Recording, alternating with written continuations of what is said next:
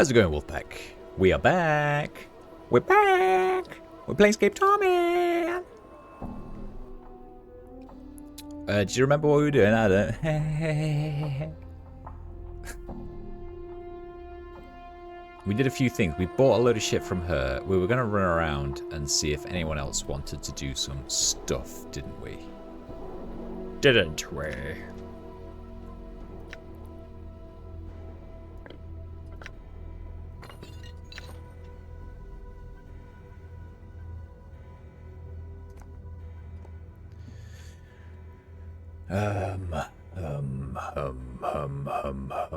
I have so much shit. Oh yeah, I bought a load of stuff though, didn't I? That would explain it, wouldn't it? Right. What did we do yesterday? We went in there. He's asking where his book is, but I don't really... I've got his book, but it won't let me give it to him. But I also can't remember if I took his book from him. So I guess fuck him. I guess just fuck him, right? We're gonna go in here. We're gonna go in here. And we're gonna... We already looked at all of the pictures and paintings and doodads. Done. There was this thing. Oh, catch one in your frost ale mug. You dip the mug into the icy wind rising from the pedestal, catching a small shard with a slight clang. Peering into the mug, you can see that the dark bird is a razor-sharp sliver of black ice. Only the mug's magical properties prevent the shard from melting away to nothing. Sweet. But why? Frost ale mug with dark bird. A shard of black ice from an exhibit in Ivana's gallery. Something, something, something. Okay. And there was also this statue, I remember. There was something about a hammer. Examine the cracks. Break a piece off. You reach for a section of the forearm where the cracks have formed. Grip it firmly and strike it with your forge hammer. There is the barest sound of metal striking on stone, and a splinter the size of a dagger snaps off. I got it. As it comes free, you feel water begin to trickle on the back of your hand. You watch a tear well up in the eyes of the statue as a splinter of the arm comes away... Wait, what? As a splinter of the arm comes off in your hand, you quickly and quietly tuck the splinter and turn away from the crying statue. Ah.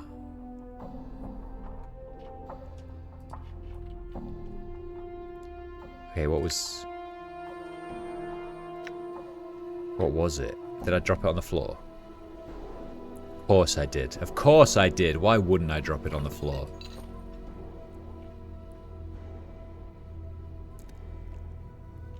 God, I've got so much stuff I don't know what to do with. What do we got? We've got the Modron Cube. Chocolate Quasit.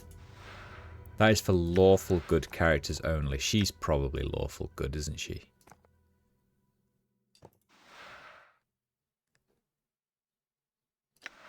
Wait.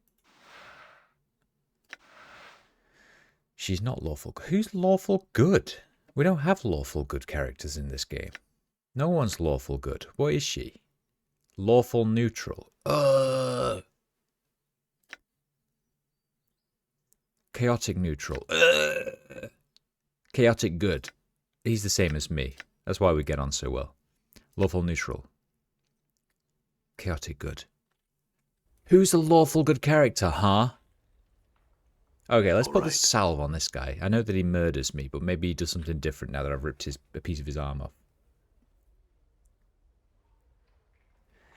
I'm free to be whatever I will apply the salve. Smear the smelling ointment on the statue. Last time I said covered my ears. Maybe this time I will say...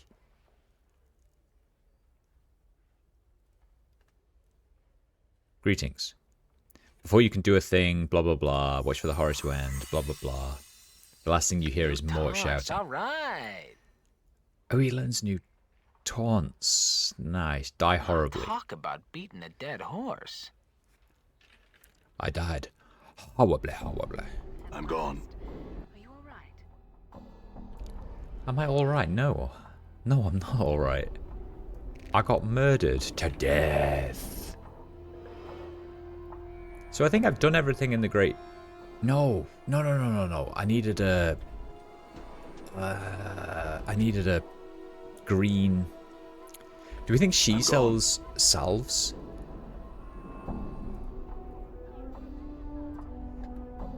Not salves, you know what I mean. The green jar. The jar of green. The greeniness. The greenening. Wait, where am I? I'm in the wrong place.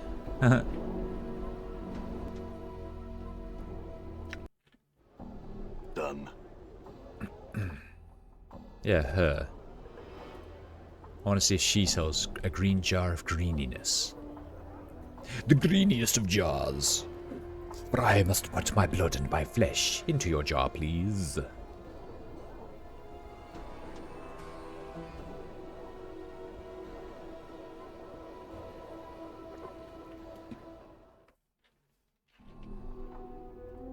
Vrishka, what do you want from me?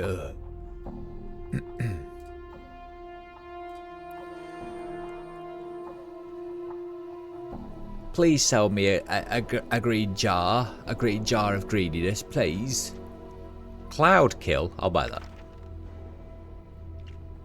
Is there anything else that looks nice? 14,000 monies. Teeth of the Fire Drake. What is all this shit? Maybe I can sell some of this shit back to her. Like... Battle Axe of Quality. I don't need that anymore. I'm a member of the... Codex of the Inconceivable.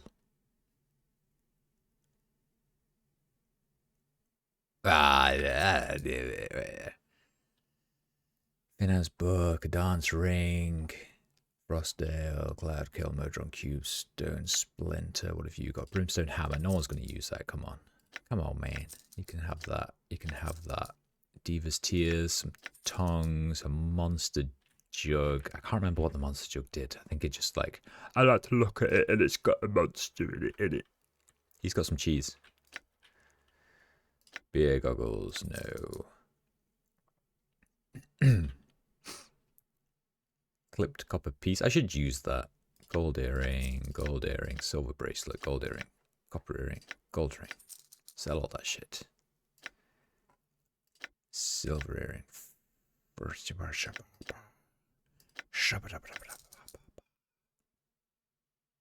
Okay.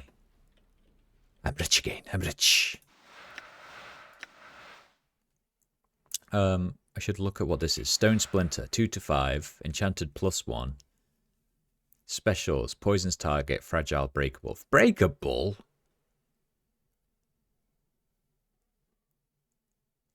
This is a dagger-shaped fragment of stone taken from the statue of Gongraidra. There's a powerful enchantment. Each time someone's stabbed with a splinter, they have the chance of being cursed. It's most likely the fell curse trapped upon Galala's lips has soaked into the very stone of his petrified form and poisons those the splinter stabs with his malicious magique.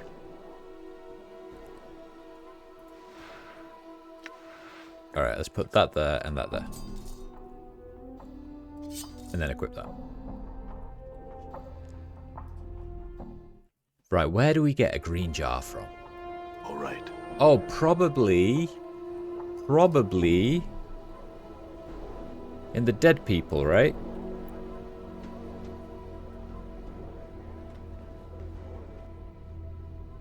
There's Finam the Linguist. Or maybe Undersigil has one. We could go and wander around in Undersigil. I haven't been down there yet. Come on, team. Let's go to Undersigil. I'd stay out of there, citizen. It's dangerous below. Heh. I'm gone. Don't they know who I am? Lava worm! Kill! Holy shit. Holy moly, run away.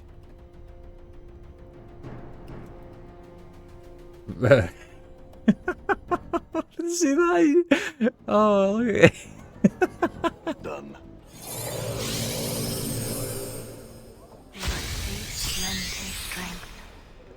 Thanks, Fall from Grace. You're a real diamond. Okay, we're not gonna go there. In that case, we're gonna go to the Underdark. That's not what it's called. We're gonna go to the Dead Land.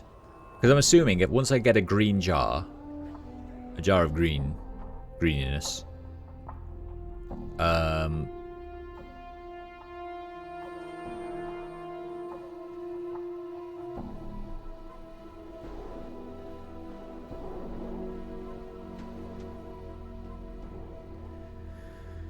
Buried Village, right? Yeah. Done. Once I get the green jar of greeniness, I'm assuming that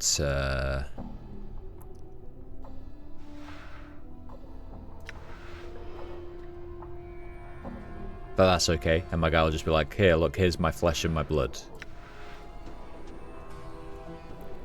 What do these guys say?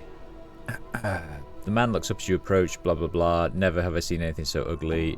You better watch your tongue or it'll be lying at your feet. He seems taken aback for a moment, then sneers again.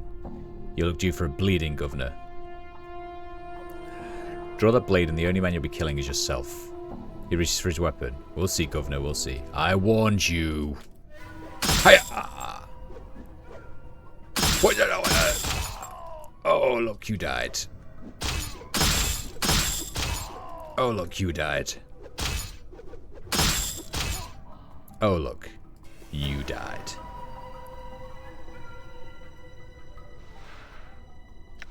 Oh, and they just carry shit on them.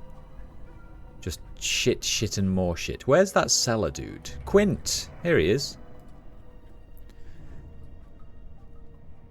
I did want to see, maybe he sells some of that shit. Hello, Quint.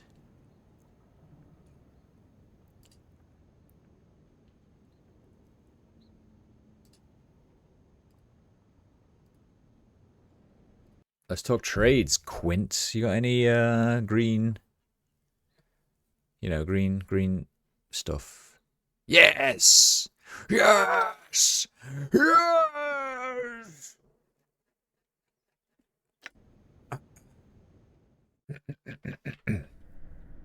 Okay. All right. Now we can go and give the green jar to the man.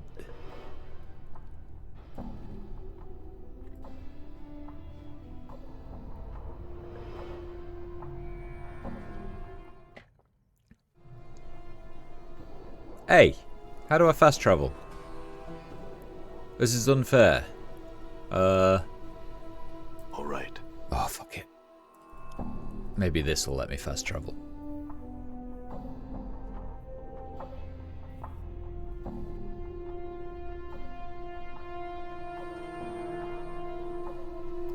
Come on, everyone, let's go on our merry old way. La la la la la.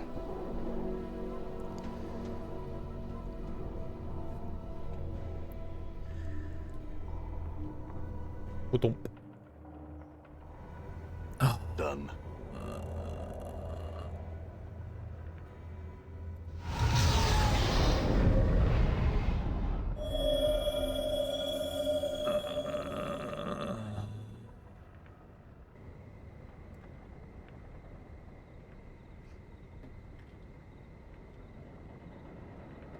I don't think there was anyone around here I needed to talk to anyway. Just collectors and nobodies. Nods we already dealt with, his quest line. That guy we already dealt with. That eater guy we already dealt with. Yeah, we can just go, I think. There we go. Okay, to the lower ward? Yes.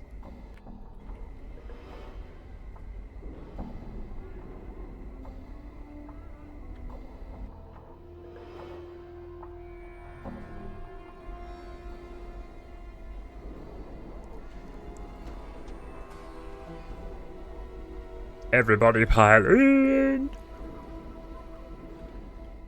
I would like to see my dream machine, please. All right. I'm gone.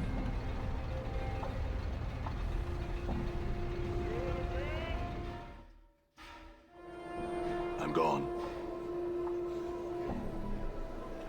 Hey! I forgot. Sarossa. Thanks to your words, my father Sandoz is alive and well. I can only hope that whatever force has scarred him this way, I cannot believe he came to this on his own, will pay for his misdeeds. What else can I do for you? Answer some questions. Do you have a special talent? Tell me yours. Blah, blah, blah. Can you teach me this skill? What is the price? Do you subscribe to the philosophy of the gods meant? Truth. Yes. Updated my journal. Then I feel no qualms in sharing my gift with you. She speaks an arcane syllable.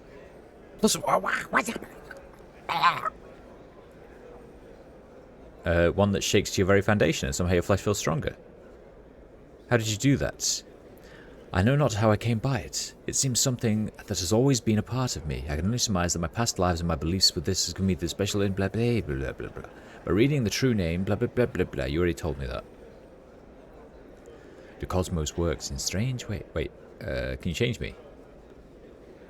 I can change you, but I cannot teach you. It's like teaching colour to a blind man or sound to a deaf man. And I will change you if the price be right. I don't think that's very... Wait, what's the price?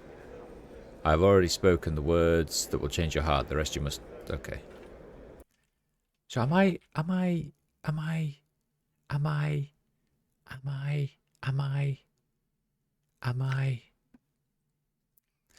I'm still only 25 wisdom now, and if I take away my +2 to wisdom tattoo,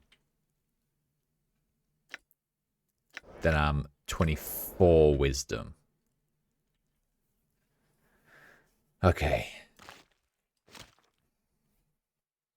So I don't really need that tattoo anymore. I can change that for something else, like another +2 to intellect. Well, +1 to intellect. Well,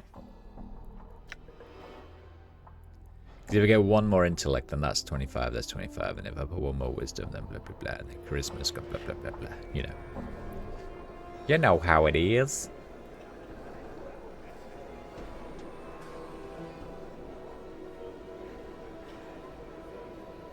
Right. Now Xander.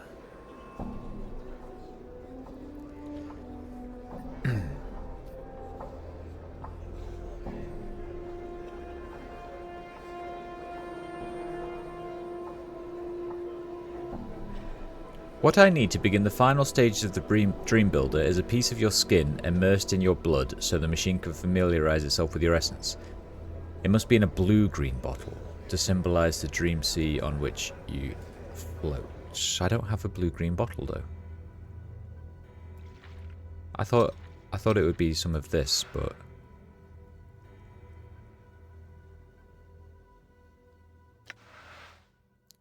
apparently that's just a healing item. I'm so sad. What's this? The liquid contained blah blah blah blacker blah blah blah blah blah blah blah blah.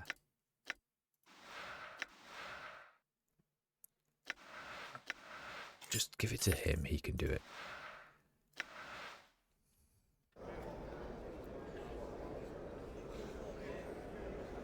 Give me my extra money. Honey. Right, I don't know what to do there then. I think we're going to have to go to the Fest Hall because that's Fest Hall. Oh, we could go and spice up Juliet's love life, actually. That was something we could do. I don't know why I'm so against going to the Fest Hall. I just feel like shit's going to go down when we go there. I don't know why. All right. All right. I'm gone. Right, let's go give this love letter to Juliet so that her Romeo can be all jealous of her. Juliet, the dice was loaded from the start, and I've been when you exploded in my heart, and I forget the movie song. When you're gonna realize it was just that the time was wrong, Juliet.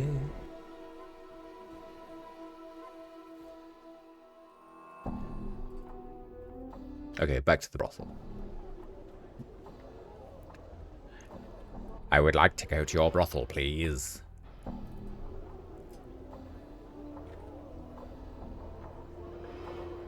Zoop. Brothel, brothel, brothel. All right. Lots of brothels. Right, who was she? Juliet. No. Here she is. Hello, Juliet. Are you sure you want this letter? Well, anything yet? What do you mean, no, not yet? Oh, I have to go give it to the guy.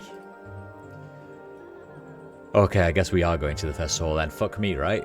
Fuck me right in my ass. I'm gone. Alright, to the Civic Fest Hall then.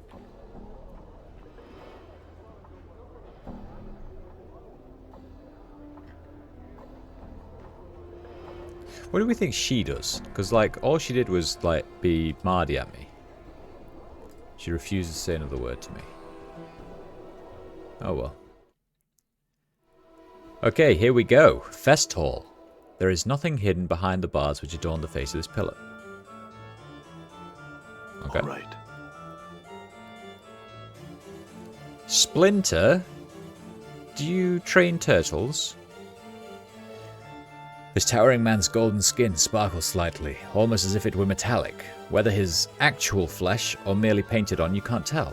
He regards you coolly as you approach, giving a respectful bow as you draw near. Welcome to the Civic Fest Hall, traveller. We are Splinter, doorman to this fest hall and priest king of Ur.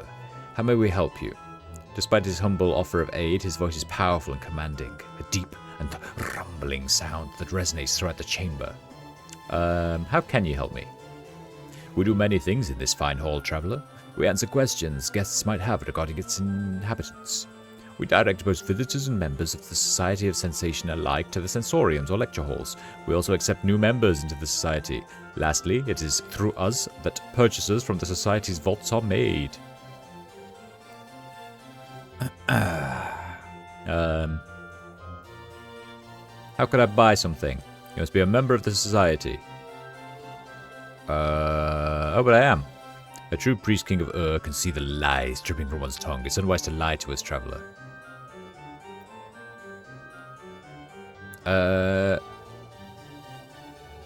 Okay, I'm sorry.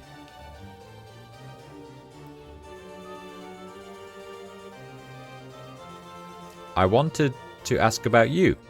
There is little to say that we have not told you. We are the splintered doorman to the fest hall, demigod son of Ishar and priest king of Ur. Planewalkers came to our world and told us of the Society and Sensation. We were fascinated and returned with them. We left Ur in the capable hands of our queen so that we might come to this place and experience servitude and humility for a time. As time does not pass here as it does in Ur, the century we have spent here will be as mere several months in our own world. After another decade or so, we imagine we shall be ready to return to Ur and rule it once more. I see. How can you help me, Splinter? What lectures are there to attend? The Fest Hall current speakers include Death's Advocate, who speaks of death and what follows, Gaius the Crooked, who speaks of the Blood War, and Three Planes Aligned, who speaks of the power of alignment and belief. Assuming they are currently here and well, we could direct you to one of their lectures. I'd like to attend Death's Advocate's lecture. Middle door, eastern wall. Continue straight down, second door. Okay.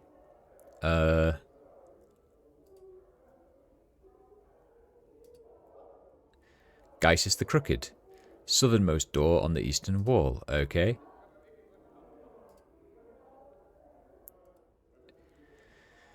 Three planes aligned. Middle door, eastern wall. Okay. And then, can you show me to the sensoriums? There are two. The public sensorium, where the visitors may use sensory stones for anywhere between 10 and 50 commons, and the private sensorium, where only members of the Society and Sensation are allowed. You can reach neither of them yourself. We must take you there. How could I get into the private sensorium? You must be a member. Might I become a member then? In order to join the Society of Sensation, one must be willing and prepared to share their own experiences. 5 are required. Oh, should I change from the Godsmen? I don't know.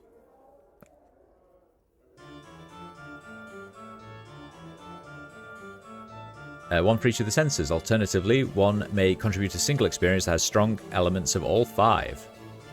These should be either new sensations or improvements upon current stock. Should we find them acceptable, they will be placed into our sensory stones, and you, having become a sensate, will be taught the sensory touch. It will allow you to draw another's wounds onto yourself, healing them by accepting their suffering. Healing them by accepting their suffering? Who do they think they are?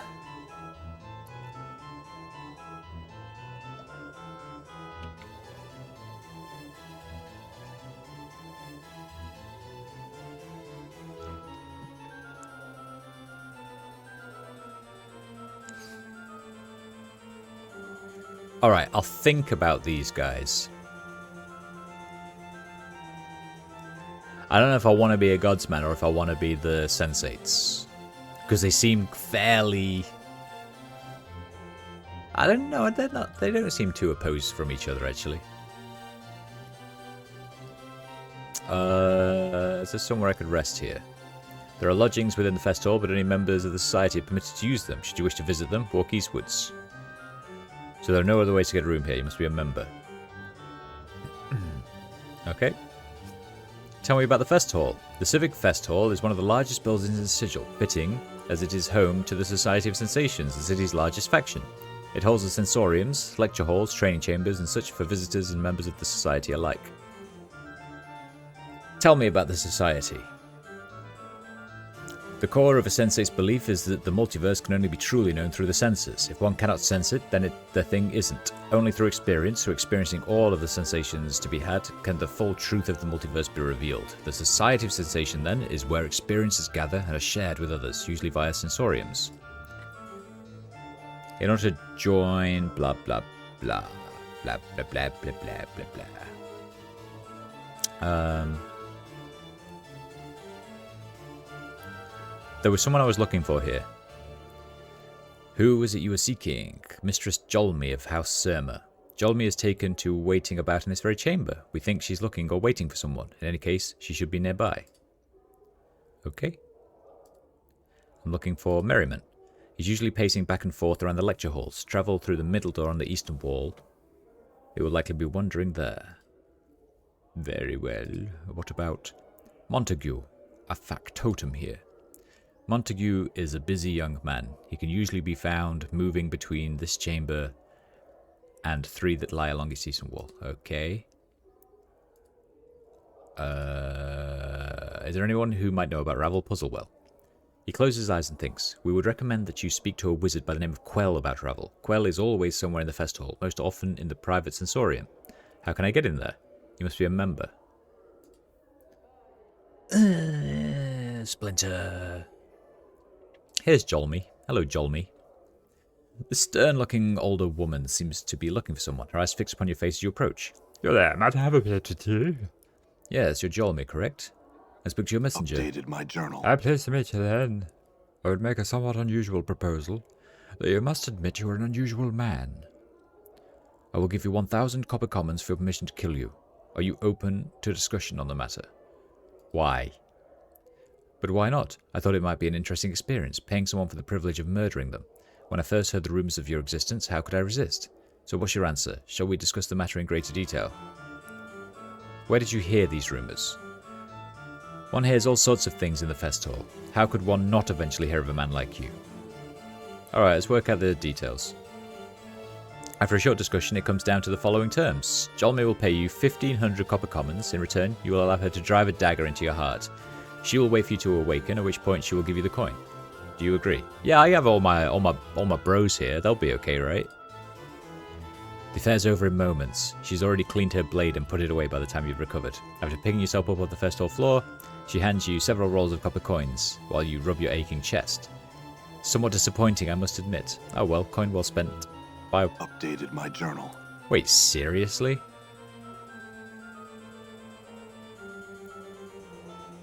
I didn't even get experience for it, or a memory or anything. I have questions, Jolmy. There are others here who might answer your questions. I should ask that you find one and leave me to my search. Farewell.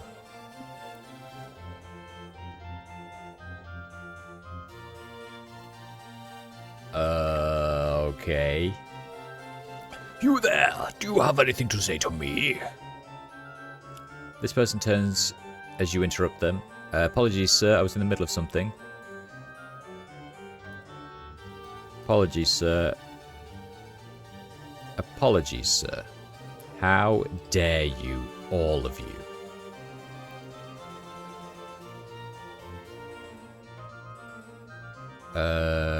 Alright, so more sensates here. Sensate. Apologies, sir. Sensate. This person turns. Apologies, sir. You there? Apologies, sir. Apologies, sir. You're all saying exactly the same thing. I hate you all. Montague, hello. This handsome young man seems lost in thought, his brow furrowed and a slight frown upon his lips. Hello. And to thee, sir, hail. What dost thou wish of me? I had questions, yes. Are you Montague? I need to speak with you about Juliet. Oh, he gives you a slightly suspicious look. Never mind, I had questions actually. Who are you? I'm named Montague, factotum of the Sensates. Factotum? Verily, sir, a member if thou like. You had said Sensates. Verily, sir, the Society of Sensation. A faction of Sigil, sir, the largest. Shouldst thou wish to learn more of the Sensates, speak with Splinter. Thou shalt find him just inside the entrance to this building. What are you doing here? I work as assistant for one of the faction's administrators, though more often than not, I find myself perplexed by one of life's strange ways, such as problems of the feminine variety. You're a female? Nay. What's the problem exactly? I don't know what's bothering her. I've tried to cheer her up. I don't know what could be the matter. How are things between you two? Other than this bout of discontent and humdrums, everything is splendid. All that orbits around us does so with tranquility. Our families are more than satisfied with our potential union, and her siblings love me. There is nothing wrong. Perhaps that's the problem. No problems. How dost thou mean that no problems are problems? 'Tis my desire that thou speak plainly, sir. Perhaps she wants a little more spice in your relationship.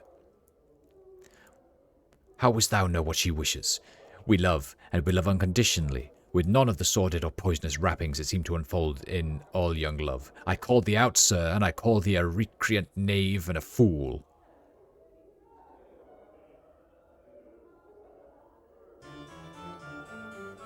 That's enough insults for now, boy. I had other questions. Yes? Had some questions about this place. Speak to Splinter. Do you know of Ravel Puzzlewell? The legendary Night Hag, no? Thou should speak to Quell, sir. He's most knowledgeable regarding such things. He's in the Fest Hall. Okay. Need to speak to you about Juliet. I overheard her speaking in the brothel. She's having an affair, you know. Thou speak falsely. I would have thee present me proof before I took thy claim as true. I found these letters. He takes the letters and reads them. Alas, 'tis true. She has found another who loves her passionately. Heartache is a sensate's fate, I think. I shall move on to another love and let this other suitor have her, considering the passion of his words. Wait, this was all a ruse.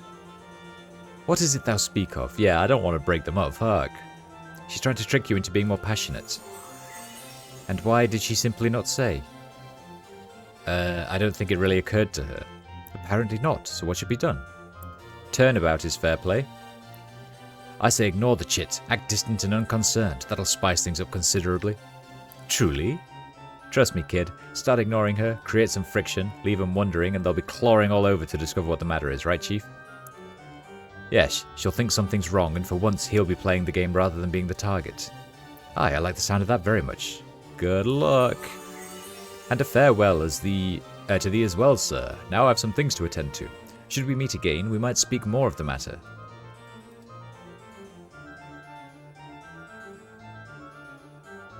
Oh, he's wandering off now. Very well.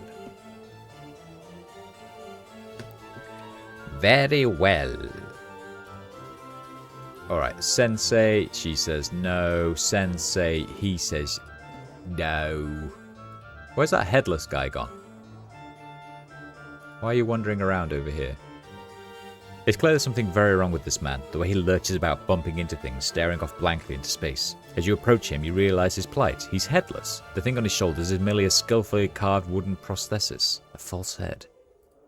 Hello? The headless body stops fumbling for a moment and pauses. His hands begin to reach out as if trying to feel exactly where you are. I'll let it touch me. After a moment, its fingers brushes your forearm. It clutches your arm and follows up your shoulder, then your head. As it feels your face and head, its hands brush your neck as if it were checking for something. Finally, it grabs your hand and shakes it vigorously in greeting. You notice that its skin is cold and slightly clammy. Can you understand me? The figure makes a series of hand motions, then waits for a response. Seems like it's asking a question. I don't understand. He taps his foot for a moment, scratching at the chin of his prosthetic head. Suddenly it raises a finger as if struck by an idea. It points at you, then at the eyes of its wooden head, then at you again. It then indicates its wooden head with both hands, shrugs and points at you. No, I haven't seen your head anywhere. He shrugs, slumps a bit and turns to Ambler. Oh, dude, I'll find your head. I'll find your head, buddy. There's like a little secret chest here. What's in here? A scroll of force missiles. That's not what I wanted, but whatever. Who's in here? Sensate. She's busy. Sensate. He's busy. Quisai. This is a life-size granite statue of a gentleman standing with his arms at his side, eyes closed. It is of excellent craftsmanship, exquisitely detailed and incredibly lifelike. So much so, in fact, that you find yourself wondering if it really is a statue at all. Touch it! You touch the statue and find that while the clothes that adorn it are grey cloth rather than rock, the skin is as cool and hard as granite. Strike it! As you make to strike the statue, its eyes flash open, it catches your fist in an iron-hard grip. Narrowing its cold grey eyes, it speaks with a voice like two boulders grinding together. Why would you strike Quisai? Sorry, I just thought you were a statue. You are forgiven. However, one feels you are lacking patience. Maybe. Hello? Oh, wait. There is still no response. You get the sense Quisai might be testing your patience. Keep waiting. A few minutes pass. He still failed to respond. Wait patiently. The statue's eyes open. He gazes at you with cold grey eyes. He speaks ponderously, with a voice like two boulders grind together. Your patience is noted. Quisai would speak with you now. He rolls his eyes and makes a gagging noise. Powers, no. Not another Berg that talks like this. I have questions about you. What is it you were meditating upon when I first found you? Meditates upon the Way of Stone. What is the Way of Stone? A philosophy, a method of combat. With it, Quisai seeks to achieve invulnerability. You'd be unbeatable in combat. Yes. Now, the way is not yet perfect. Quisai will make it so one day. Quisai knows this. Can you tell me what you've discovered so far? No one has asked Quisai to share his knowledge of the way. Quisai shall do this now. He begins to speak at length, slowly and carefully. Updated my I will journal. listen to the Way of Stone. Armor class -1. Hell yeah! After hours of listening and many, many more questions, you come to understand what little of Quisai's Way of Stone he can teach you. In combat, you will use it to resist and deflect your enemy's blows, improving your AC. Thanks, Quisai. Who are you? I'm called Quisai. What are you exactly? One is of the race called Stone Princes. Quisai is Genocide of Earth.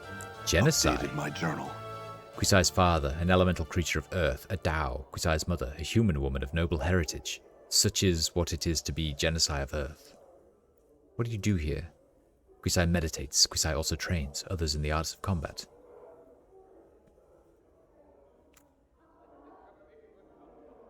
Can you train me?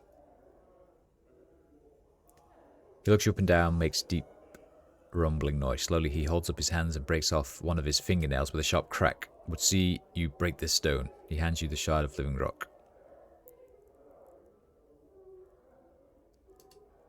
I'm going to do a quick save before I do that because I don't want to become a fighter class. I want to stay as my sorcerer class, innit?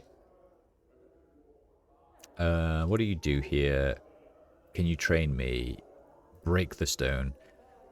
With some effort, You snap the shard of rock in two. He takes the stones from you and places them in his mouth, chewing them to dust with a harsh cracking sound. Quisai finds you physically suitable. Quisai would now ask, why do you seek training? To defend myself. Quisai finds no need for melee then. What do you mean? Quisai means to say that there are many ways to do these things. One may steal an opponent's weapon, leaving him defenseless, but the battle must still be fought. To rely on theft is a mistake. One may hide. If one cannot be seen, one cannot be attacked. One is invulnerable. But no thief has mastered stealth to such a degree, and some foes can't be hidden from. Your scent or very thoughts will give you away. Mighty spells can smite many foes more quickly than any blade. Mages are like a flask of flaming oil, powerful, but once spent, nothing. They are physically deficient. Their spells merely crush us against this deficiency. When one's sorcery is spent, the core of combat still remains. He smiles slightly, making a deep rumbling noise. Quisai finds you fit to teach. Meet Quisai in the training chamber. I'll go there later. My journal.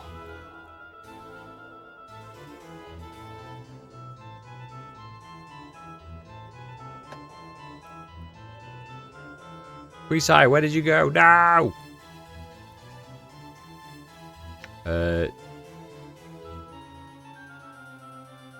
Festhall's warrior trait. I don't want to be a warrior though. Fuck you, Quisai. Just remember to not quick save.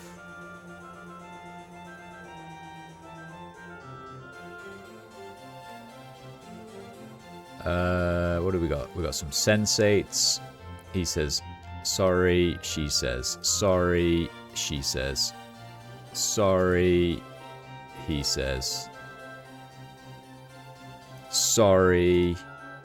He says sorry. And sorry. Okay, cool.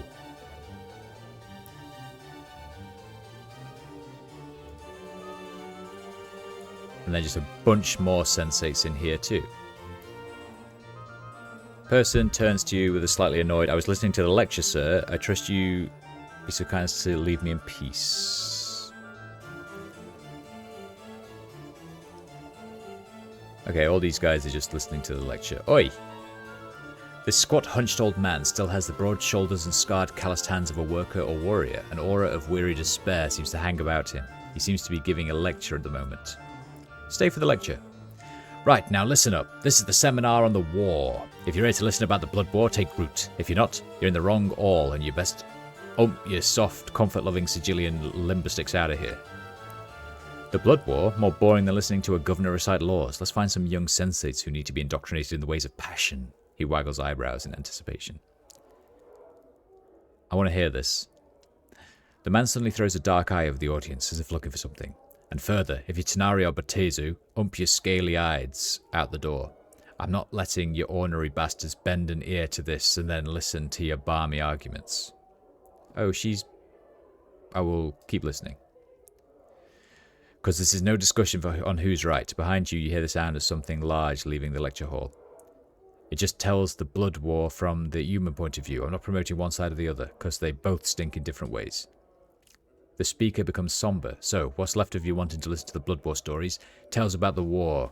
Ear to ear, the horror of it all, no doubt. The floating fortress, woven weaved of human skin. The plains-wide battleground, the blood war be fought on. He bares his yellowed teeth. Tales of fiends locking fangs with other fiends. Gar, snarl, snarl, snarl.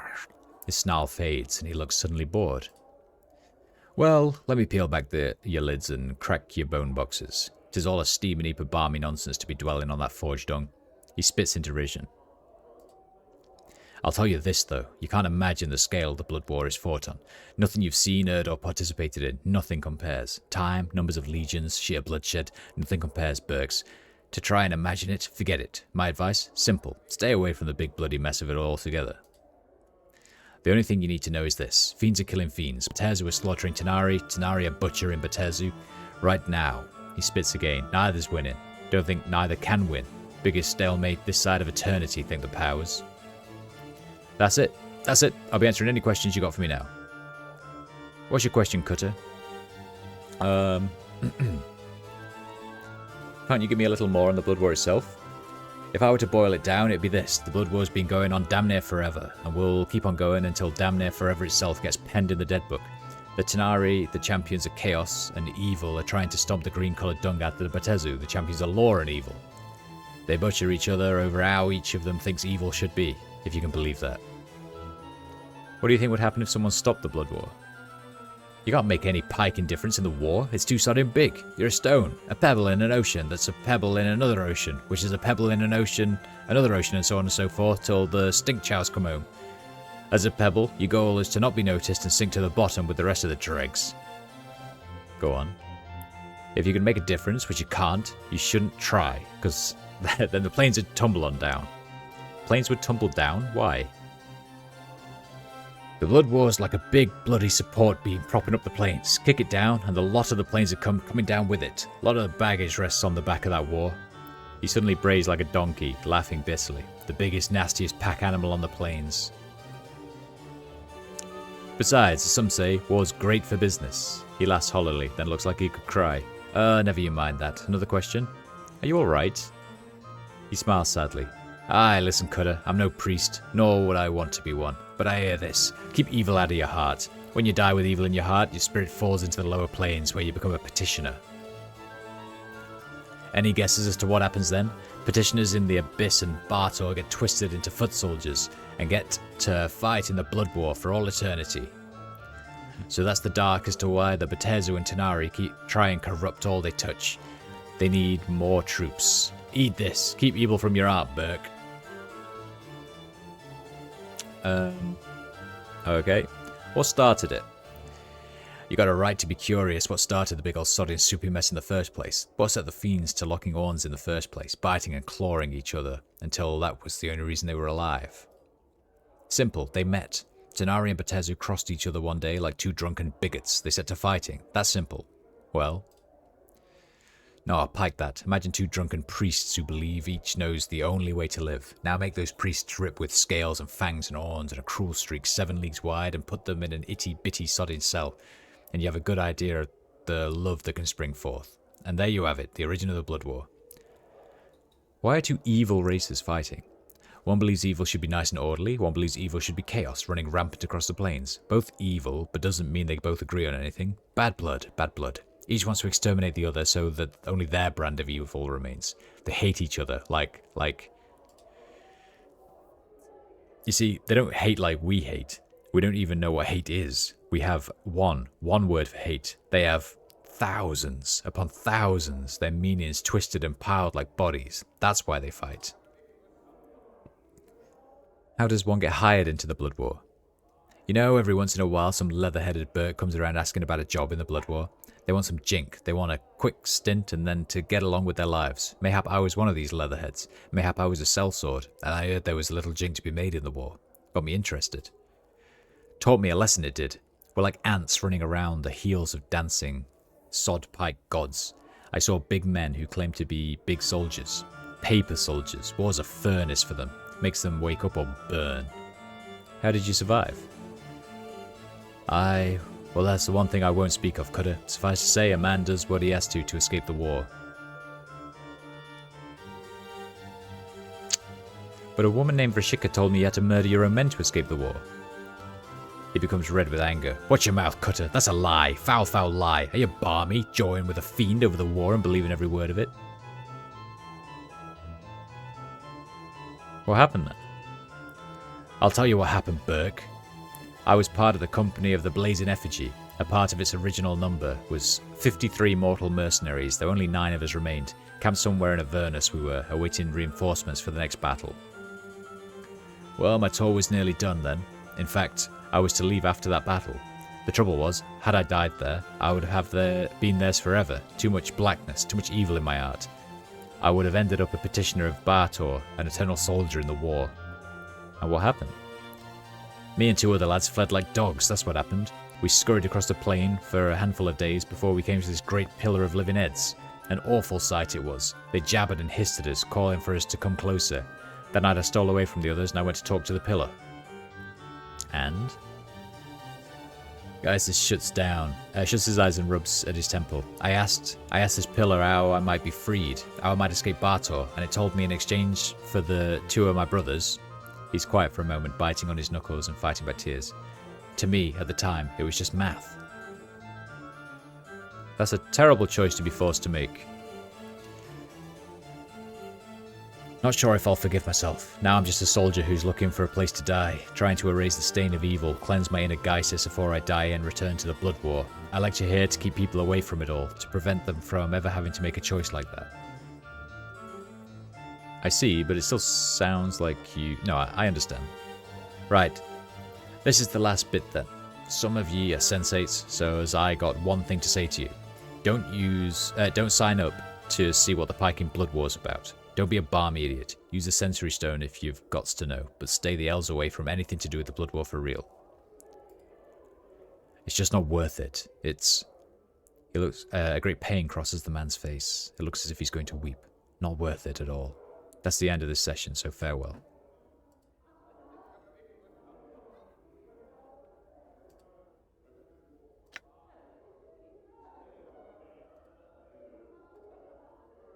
We didn't finish talking to you, old man.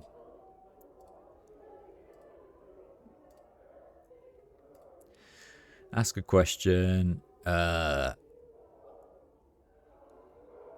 Describe the Tanari. The Tanari pay better than Batezu, but you need to be 2 or 3-faced and have a bunch of eyes sprinkled all over your body, because you can't ever turn your back on them. They're chaos. The ones with women whimsy in their hearts. Trust or upholding their word aren't high on the list. They don't care what happens so long as something happens, and 'tis evil. Mostly they attack the Batezu to keep from killing each other. Tell me about the Batezu. They don't usually pay as much as the Tanari, but they don't break their written word. They're smart though, several hundredfold smarter than they've been making contracts since time began. They know how to peel someone with words, they do. Sign, and most likely you'll be peeled and hung to dry in their legions. Okay? They plan like bastards. They put more thought and preparation into a single strategic skirmish than most human armies devote to an entire campaign. He sniffs and scratches his chin. They usually assemble their forces on Avernus, the first layer of Bartor. What's Avernus like? Avernus? It's inhabited by the damned and those that prey on the damned. The red-flecked lands of noxious sand and blistering fires that scream across the landscape. That was my first taste of Bartor, the lair of Avernus. Terrible place. What sort of forces serve in the Blood War? All sorts, aside from various mortal burgs from across the plains. Abishai and Cornigons, Lemures, Neperibo, Succubi. Tell me about Abishai. They're the grunts of most Batezu armies. They're different sorts, black scale ones being the weakest and the most common. Cornigons? They're dead hard cutter. It's rare to see more than a few of them together, though sometimes they form bands of elite troops. Usually they lead the lesser forces, like Abishai and mortal mercenaries, into battle. Lemures? Lemures are these things that look like melted people, annoying little sods that regenerate even as you're killing them. They're oblivious to danger or pain, and so will never run away from a fight. Mostly good for dying on the front lines and not much else. Neperibo? Fat little pikers that have these tiny heads, deaf, dumb and blind. They exist to die in the front line. Hard to kill too. Even the most wee bit of them will grow back to a whole one if you let it. Succubi? Tanari, lovely but dead evil they are. They seduce mortals to try and drag them into the abyss. No offense, milady. None taken, you're quite correct.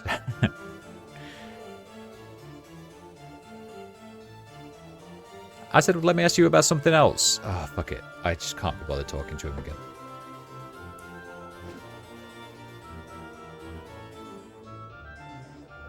Oh, here's the... Sparring dummies suffered much abuse. This wooden rack of sparring weapons holds nothing.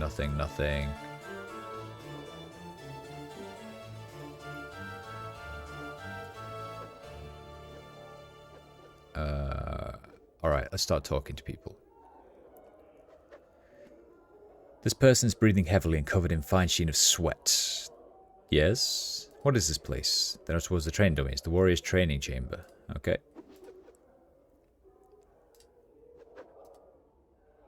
This person's practicing various combat maneuvers on a wooden training dummy. They seem too busy to speak with you. These Barrior never talk to us. I feel so sad.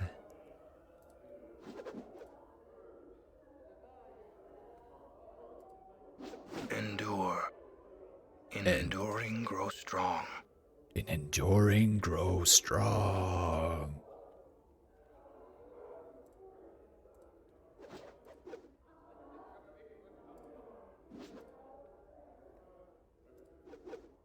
Who's this guy?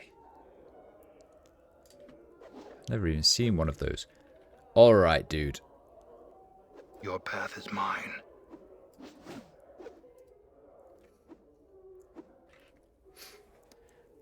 You are here to train under Kisai? No, I had questions. What do you know about Ravel Puzzlewell? Nothing. Okay, I'm not going to get trained by him. I'm gone. I absolutely refuse. Holy moly, this place is gigantic, isn't it? How big is this map? Alright, let's go up this way. Merriman! Hello, sir. I need to talk to you about something. I can't remember what, but... This man looks like a bitter, cantankerous old codger. His mouth is twisted into a frown that becomes even more severe as he notices you coming his way. Merriman my name be, but merry I am not. Off with you, young man. No time for the likes of you. He goes into a fit of coughing from exertion of shooing you away so loudly. Wait, Delora wanted me to speak with you. His eyes you suspiciously. Is that so? About what? Well? She says that you're her first love, and that so long as you hold the keys to her heart, she'll never be free to love another. She told you that, eh? I'm surprised. Perhaps leaving her under Mistress Grace's tutelage did what I couldn't. Started to develop her feelings. In any case, I won't just give the keys to you. Wait, those are literally the keys to her heart. He nods. That they are. Delora's a construct. Didn't you know that? A creature of sorcery and clockwork mechanics she is, and one of my finest creations, but cold, without emotion or character. I brought her to the brothel and set her so that she could not leave, in the hopes that the constant contact with so many others would begin to develop her own personality. The keys are the tools used to set her. She wants them because she feels that they're limiting her personal growth now, I suspect. Then why don't you just return the keys to her?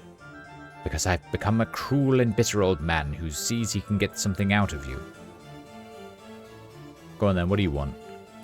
I want to forget. I've lived almost 150 years now, and I've seen every sensory stone I've cared to in this grand hall. I've little time left to live, and I'm too weak to go out in search of a wholly new experience. So I need to find a way to forget them all. That way I can start again in my final days. So do I just wallop you in the head or what? Updated my journal. No, you bloodthirsty lummox. I'll need something. Some item, some concoction that will allow me to forget. Like a draft of the river Styx, something like that. Here, take this mug. It holds a dark bird of Osanthus, a sliver of ice from the river Styx. It should wipe your memories clean. Oh shit, that's the thing we got from the museum. Merriman takes the mug and removes a piece of paper from his pocket. He tilts the mug back and takes the ice into his mouth. It melts instantly, leaving him with a somewhat startled expression. Merriman? Updated my journal. Merriman looks at you, confused, then at the paper in his hands. He reads aloud. Congratulations, Merriman. You've begun again. Thank the man in front of you and give him the key in your pocket. Speak to Splinter, the man at the door to the building, for more information. He looks to you again. Well, it would seem I owe you thanks, good sir. Here, take this key. I'd best find this Splinter fellow and find out what's going on. Thanks, Merriman. Good luck. Okay, cool. Well done, me. I'm a very clever boy.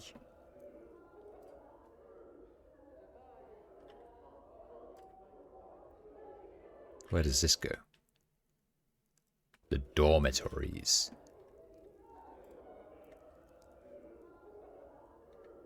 Okay.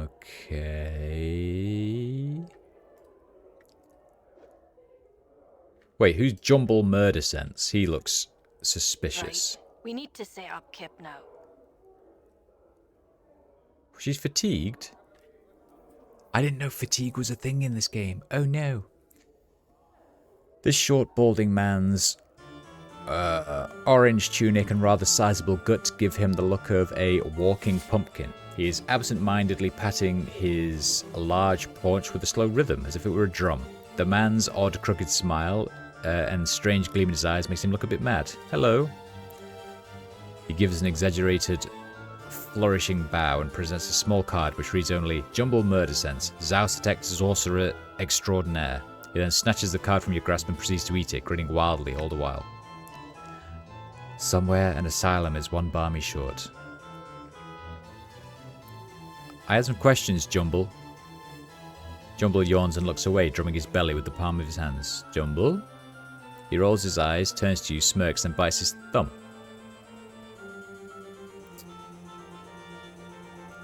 Fine, but I'd like you to remove Requin's curse.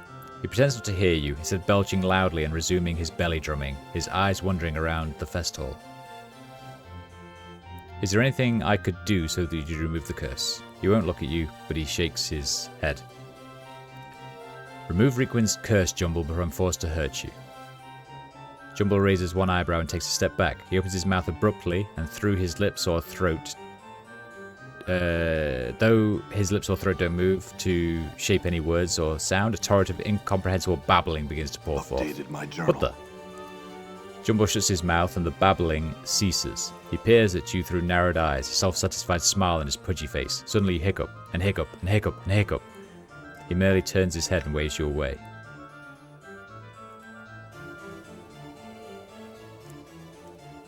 What have you done to me, Jumble? He ignores you. I better find someone who can help me remove this curse. Jumble, I need you to remove the curse. Remove it.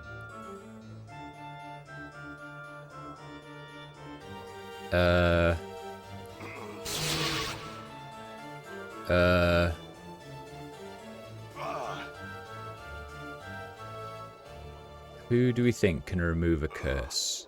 Oh wait, hang on. Yes. Don't you have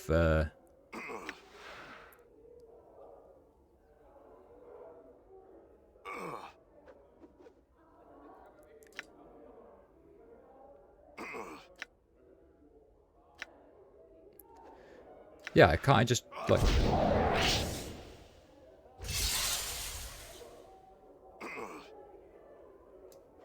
That didn't work. I'm gone. There's that guy outside. He knows all about curses. Let's just go outside. Maybe he'll help me.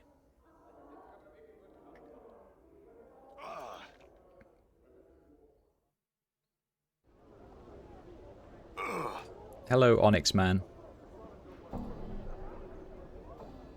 You're a master of curses. Perhaps you could help me. Help you? Doubtful. Well, perhaps I could. What troubles you? Jumble Murdersense cursed me. Jumble Murdersense? Ha! That sputtering moon calf could never best me. Oh, the battles we used to have, though. But I'm all past that now. No longer my sort of thing, you see. I don't know what I could do for you, after all. It's his curse. Not the sort you'd find on an item or some such. You know, that you could remove with simple magics. He'll have to remove it, and willingly. Could you teach me a curse that I could use on him? Well, I don't normally do that. I keep my curses to myself, you know. And besides, even a single curse would take a long time to learn. More time than I care to spend. Perhaps you're just worried your curses aren't good enough to best him anymore. You what? Of all the ridiculous... Now look here, you knuckle-dragging sack of scars. Zalabesh the Onyx is the master of curses, and there is no other. Why, I could give you but a single phrase that would render that nincompoop's cursing wholly impotent. Purse your lips, look skeptical. That's it, you've made me do it.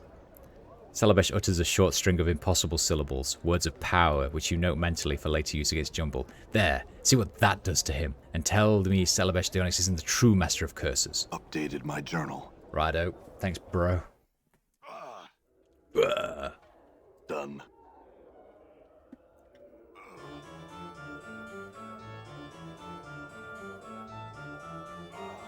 Right, where are you, little fucker?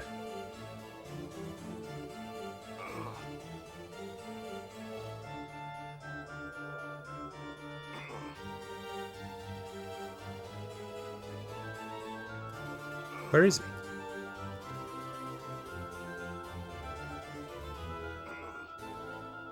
Hello?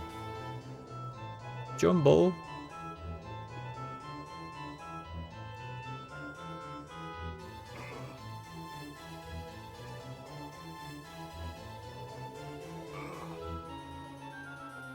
He's not in here. Did he come through here? No. Main hall?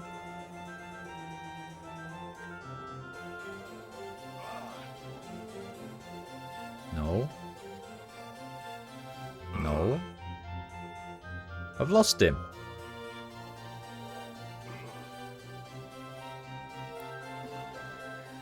Where's Jumbleweed? Jumbleweed, Jumbleweed, please, please, Jumbleweed.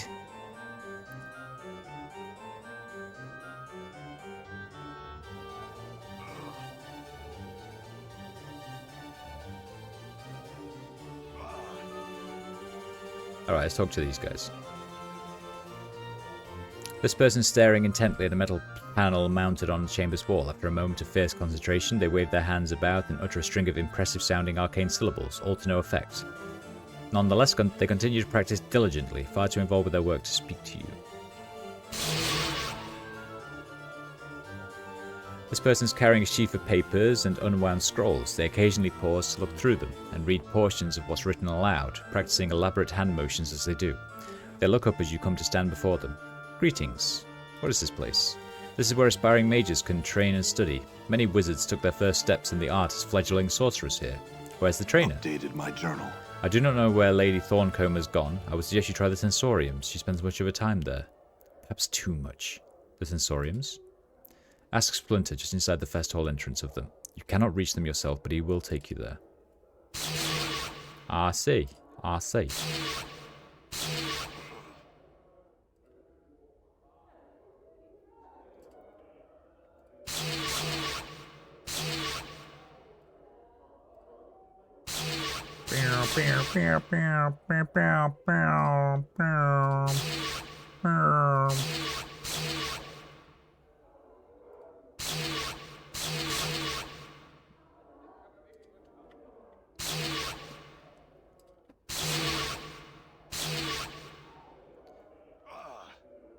Where did Jumble Tumbleweed go? That's what I want to know. Oh, thieves.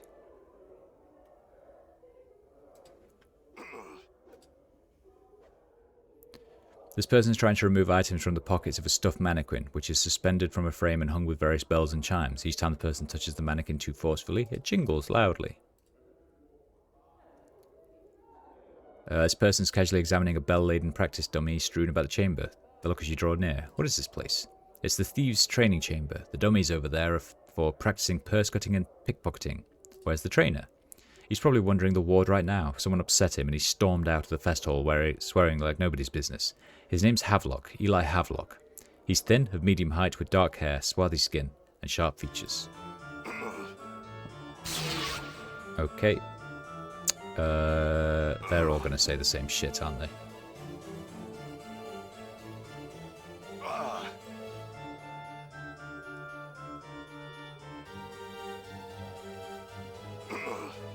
Listening to the lecture, listening to the lecture, listening to the lecture, listening to the lecture. 3 planes aligned.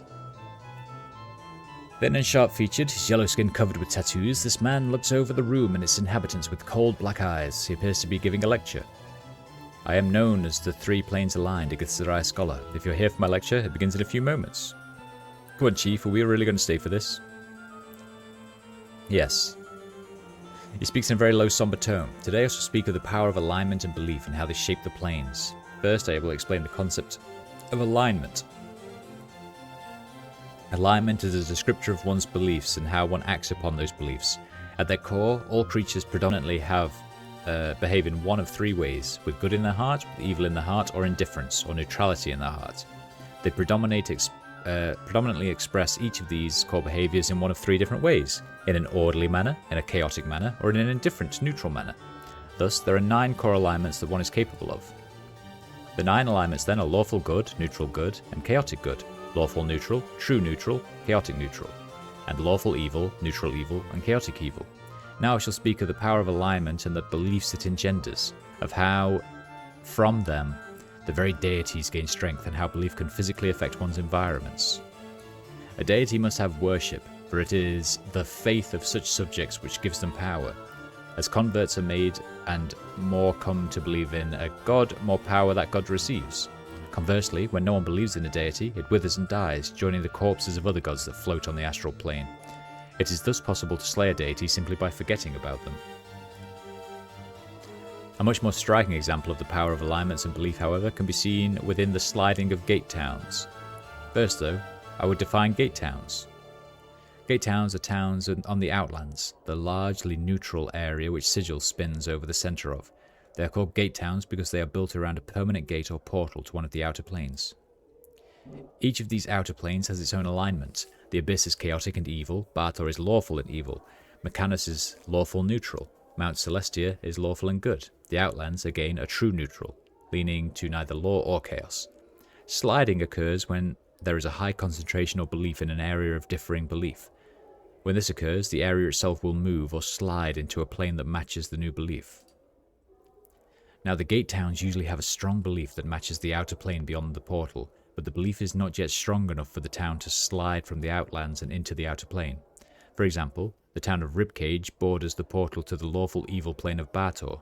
As expected, the residents of Ribcage are largely lawful evil residents, but the entire town's alignment and beliefs are not strong enough so that Ribcage will slide into Bartor.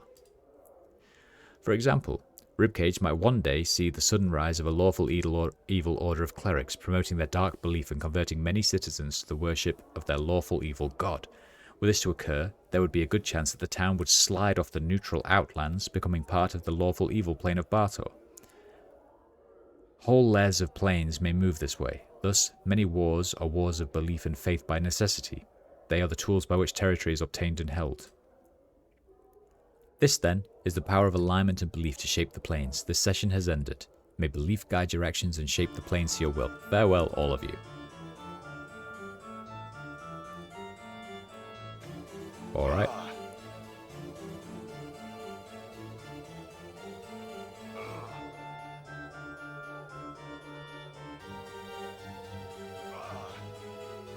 Death's Advocate. Sigilians, welcome. Please take your seats and listen to the darks of which I speak. Darks, give me a break. We're really going to listen to this rattletrap, are we? Come on, let's go find some sensate chits that have never had the pleasurous sensation of tasting the fiery passion of a skull's lips. As he begins speaking with a somber tone. Death, it is what awaits... Death, it is what awaits you at the end of life's journey. He coughs slightly, then raises his eyebrows dramatically, waving his hands at the same time. Death is not an end, but a beginning. Beginning of more suffering. Not to mort.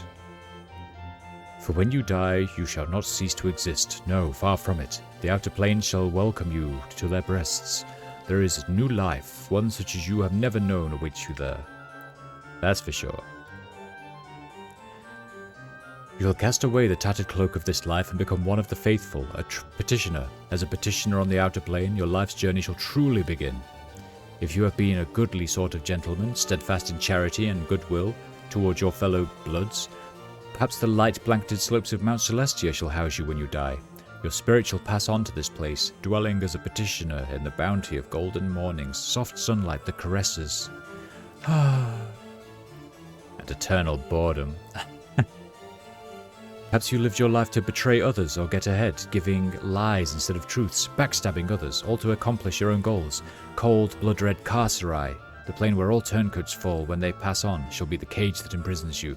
As a petitioner on this plane, you shall live a life of treachery and treacheries, of lies and lying, knowing a life without trust. Looks like we know where we're both going to end up when we die. Mort, shut the fuck up. He hunches over, his eyes dart back and forth. And perhaps you have lived a life of bloodthirsty evil, contemptuous of your fellow man, laying others low and doing as you please without a care for who or what you hurt. Then it is perhaps one of the lower planes, Bartor, or the chaotic swirling lair of the Abyss that shall welcome you, evil to the core of the spirits that come to this plane, and most are doomed to mindless cruelty and suffering or servitude in the dreaded Blood War. And that's if you're lucky. No matter where you go, know this, you shall be embarking on a new life. A new life, my Sicilians. And that's supposed to be an incentive? We get to do this all again? Oh, I can't wait to be a floating skull all over again. Whee, pike him. What a tard. Spoken just like someone who hasn't died before, huh? You shall be able to start anew without the burden of memory or your past life. Your sole goal, if you will, is to merge with this new plane that you are on, becoming one with the ideals and the very substance of the plane itself. You shall be one of the inhabitants, the petitioners on this plane, or, ideally, one of the building blocks upon which the plane is built. It is the goal of all petitioners to accomplish this goal. He claps his hands together for emphasis, must hold to your ideals. Oh, this is one big steaming load. Your ideals, good or evil, law or chaos, or somewhere in between. As you approach the alignment of the plane, your journey will end, as you become part of the plane itself. It is a glorious existence, my Sicilians.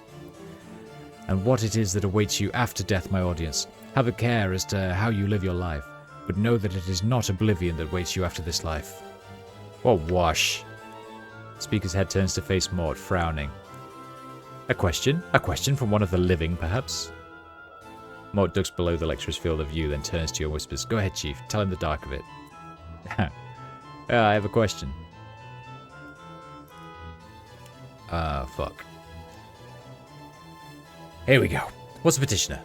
A petitioner is what you become when you arrive on this new plane after you've died. As a petitioner, you forsake memory and past life, focusing solely on your new one. And the goal of this new one is to merge with the plane. Very good. It looks as if some of my words actually have sunk into that skull of yours. Can a petitioner die? Well, yes. How? Well, through any of the normal means, really. Great, another death. Sign me up. What happens when they die? Well, you merge with the plane. What if a petitioner dies on a plane other than their home plane? Well, then that is the end of life there. But no petitioner wants to leave their home plane, friend. To do so would, be oblivion should they die, really. Why do petitioners lose their memories? Many pardons, what? I said, why do petitioners lose their memories when they die? Well, you know, who wishes to be burdened with such things as memories? I do. Looking at you, sir, I cannot begin to wonder why. So why do they lose their memories? I imagine that it's because you must start afresh, your petitioner's soul pure when you arrive in your new plane. And why should you have to do that when all your life experiences have determined what plane you end up on? Well, I don't know. That's no answer. Do you have a better answer, my friend? Perhaps one you can share? I don't remember where or when, but I seem to recall having heard that memories drift on the astral plane as memory cores. An audience member shouts out, He's right! The speaker turns to face the audience member. Oh, well, perhaps he is. Well, then, the question becomes, is a lifetime of memories more important than living life again? Yes. Then it's simple enough. Don't die, friend. God, this guy hates me.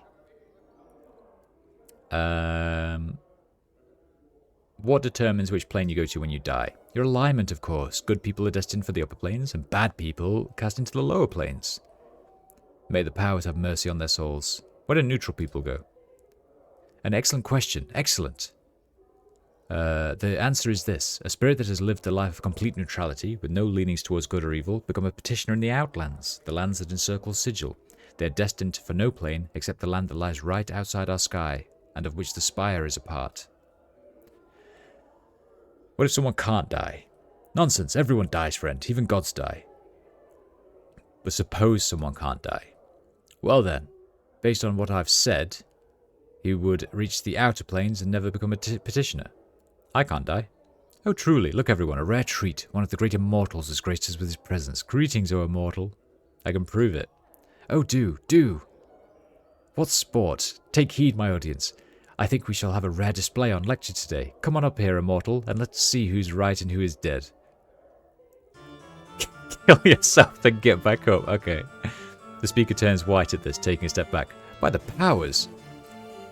I think it's only fair that you prove your points now. Eh? The audience watches in morbid fascination. Well now. Go on, die. Here, now. Prove your words to be true. Embrace your life as a position. I don't want to kill him. What the fuck? Now, I must confess that I'm not quite ready to part this life just yet.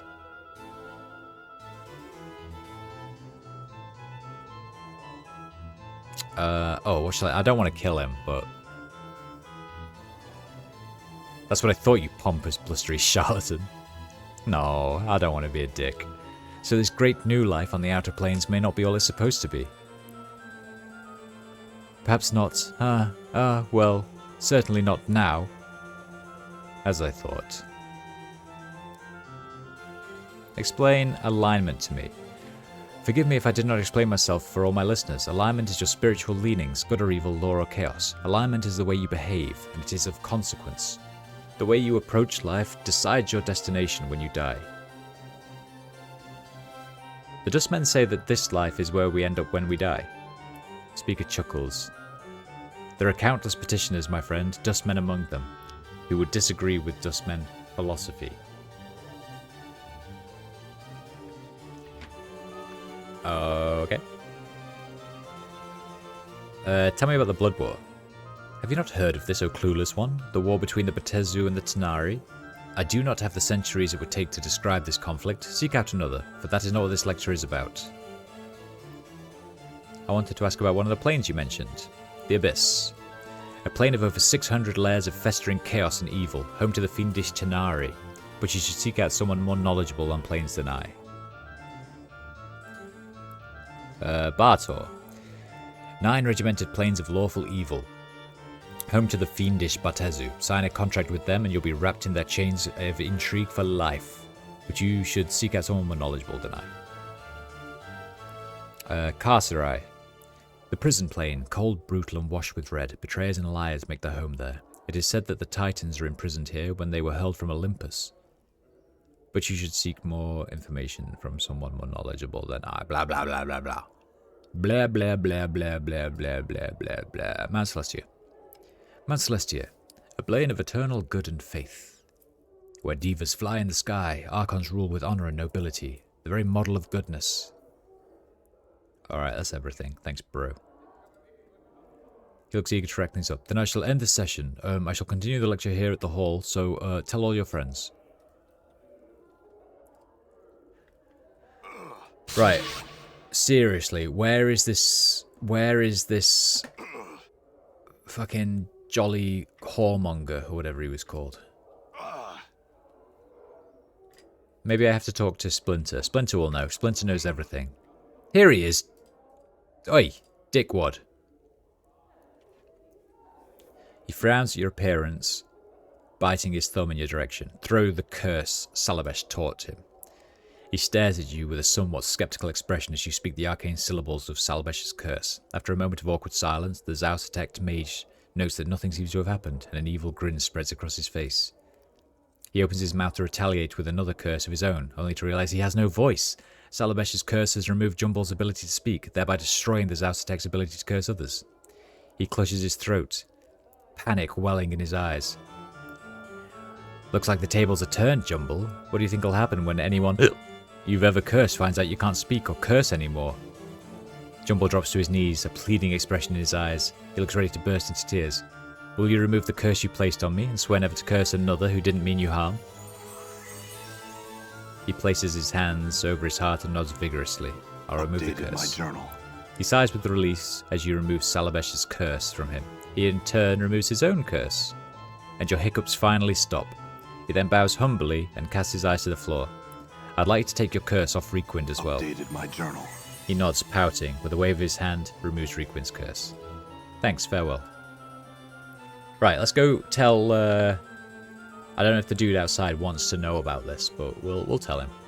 And then we'll go tell Requind, because I also need to rest, because it says she's fatigued now, but I don't really know what fatigue does in this game.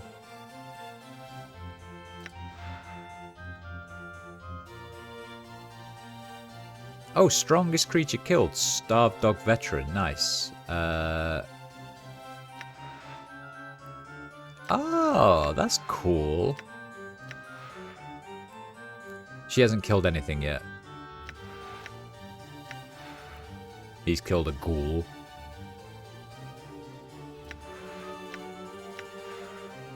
He killed Grosuk. Who was Grosuk? I can't remember.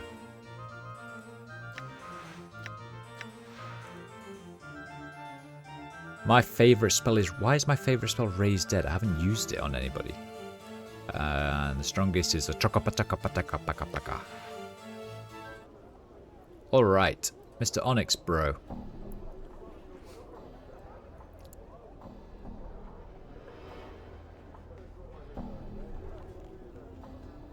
He doesn't care.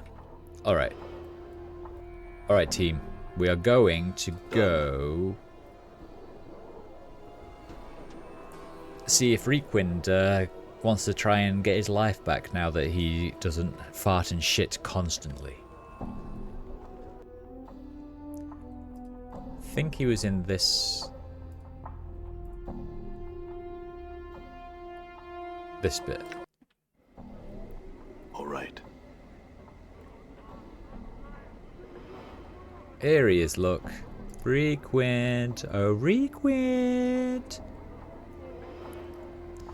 You see Reekwind, his eyes are reverted to their normal size and he is no longer assailed by the twitching spasms that you noticed before. He's smiling and he looks considerably cleaner than before. Hello Reekwind, I have questions. It stopped. It all stopped just like that. Powers above, I feel clean again. Good to hear it. Jumble didn't want to remove the curse, but I got it out of him. I thank you, sir. He looks flustered. I have nothing to pay you with, but you are in my good graces, for whatever that's worth. I will tell you the story of your kindness to all who will listen. Actually, do you have any stories that you haven't told me already? That could be payment enough. Of course. Though I've had enough of telling tales for a while. Do you have something I could write them in? I have a journal. Updated my journal. Reekwind takes the journal. Ah, he scribbles for a while, then hands it back to you. Thanks, Reekwind. If you would never use that name again, I, among others, would be thankful. Alright, what should I call you? My name is... He suddenly catches himself and smiles. No, perhaps I should keep that to myself this time. Thank you again, good sir. Bruh. Why are you going to tell me your name? Holy shit, look at this. In exchange for helping him shed his curse, Reekwind put all the stories he knew in my journal. The first of the stories was the tale of the Alley of Dangerous Angles, the alleyway near where he'd set up Kip. It used to be a street, but a great fire raged through it one night. Wait.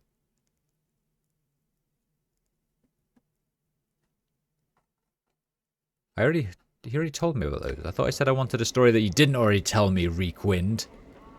Come in, Basher. Look here, the finest Toledo blade. Where's a place that I can rest? I can't remember. Grace, I need a sensory touch. Oh, Mort. Grace, I need a sensory touch.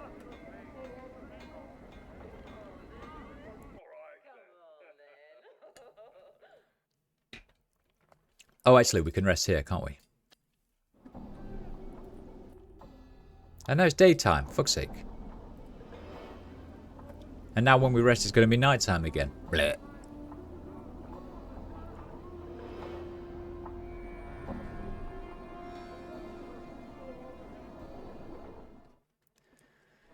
Hello, angry man. Can I sleep here, please?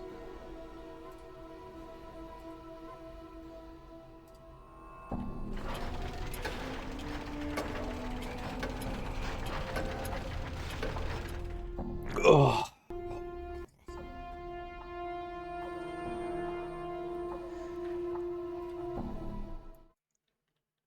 Thanks, I'm gone. bruh.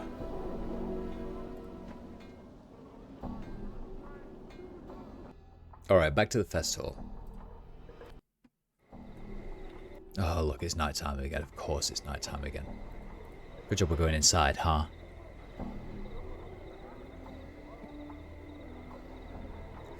Yes. Yes.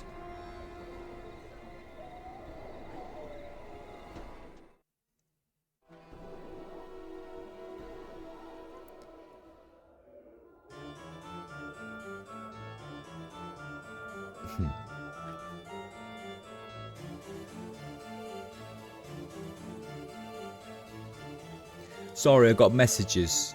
Got messages in it. All right. Alright then. Wait, what were we doing now? Return to Delora the keys to her heart. Find her scent.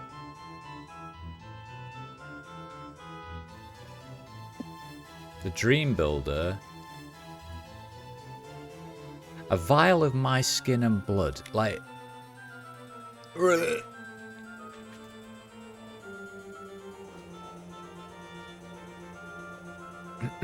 Alright, I talked to everyone in here, I'm pretty sure. Where do these places go? That leads to the dormitories. Which maybe I'm allowed to go in, maybe I'm not. Maybe I can and maybe I can't. I'm gone.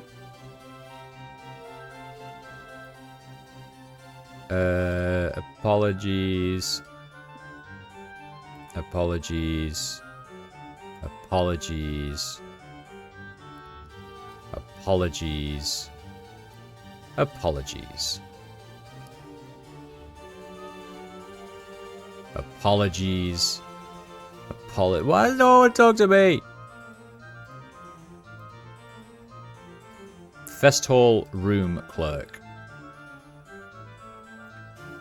The attractive young woman smiles pleasantly. Something I can help you with, sir? How do I get into one of the rooms? You have to be a member of the Society of Sensations, sir. He's just inside the entrance to the Fest Hall if you'd like to speak with him. Could I rest here? No. Wait. Often rents out any unused chambers by the evening. No, I'm good.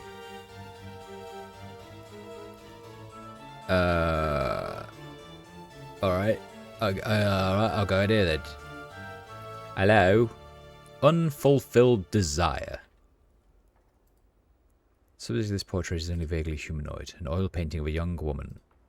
A small enclosed courtyard lies outside the window. Anna, you have a job to do. Why not? Don't let unfulfilled desire... Yoink.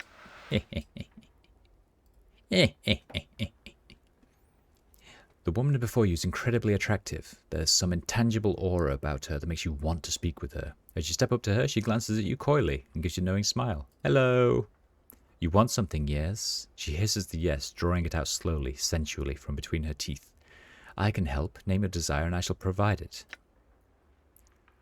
I love the Fest Hall. The woman ignores Mort, her eyes locked with yours. She awaits. Oh shit.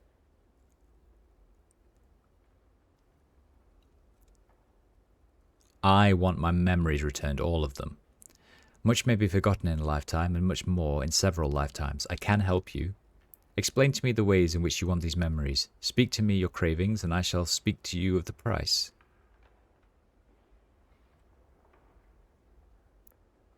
Describe the way in which you want the memories back. As you speak, her smile fades, and she leans forward attentively, her eyes ravaging your features as you speak. Her presence compels you to speak more than you normally would, and after a few moments, her eyes flutter closed and she gives a sharp intake of breath. Suddenly, the desire for your memories begins to wane. Your want slowly drains out of you, leaving only a cold emptiness in its wake. She opens her eyes again as you stop speaking. What is wrong, traveller? Do you no longer want your memories returned to you? No, I mean, yes. What have you done? She seems perplexed. Whatever do you mean? Despite her innocent demeanour, you're certain something unnatural has occurred. She has somehow siphoned off some part of your desire, stolen it away for some ghastly collection of wants, or perhaps to feed upon. Had you finished speaking of your desire, you're certain it would have been lost forever to you. Come now, is there something else you want? Then tell me of it. She just has some questions. Knowledge, such thing I do not seek to deal in. Surely you have some other want, some other need you can speak to me of.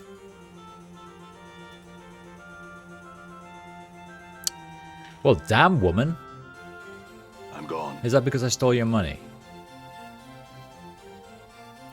It was an accident. My finger accidentally slipped Ready. into your Might as well. chest. Done. I'm here. Come on Right. then. Let's see what we've got in here.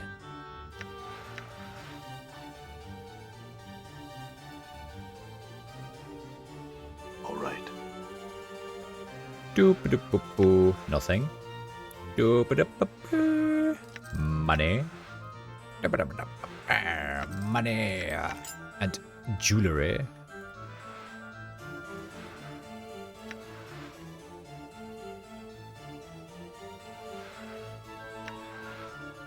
All right. A handkerchief. Lovely. I'm gone. Lovely. That's what I like to see. I like my handkerchiefs like I like my women. Crusty. Aye, what? Right. Well done, Anna. You're a I'm star. gone. You're an angel. Hello, Sensate. This person seems moderately surprised to see you. How odd. I was certain we'd lock the door. In any case, I'd asked that you'd leave. Okay, bye. What you be wanting now? But can you also... Might as well. Got it. And also...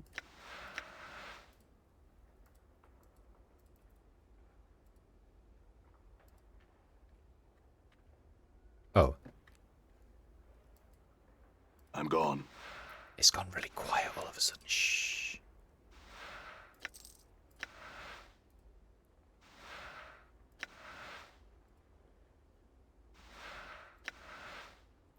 Done. Okay, let's get out of here. I don't think they were very happy with me. They stopped the music. Let's just like pretend that it didn't happen. This door is locked. You'll need a key. Will I? Right. The mechanism that operates blah blah blah. Simple. Done. What's the point of being here then, huh?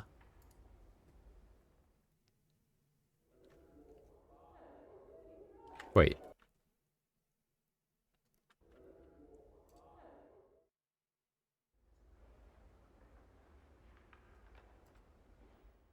Okay, this door led to here.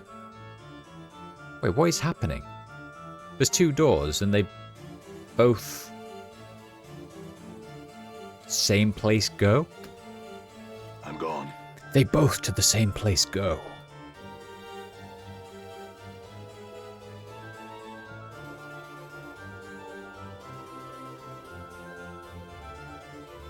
Alright, I think this bro said that he could take me to some other places, right?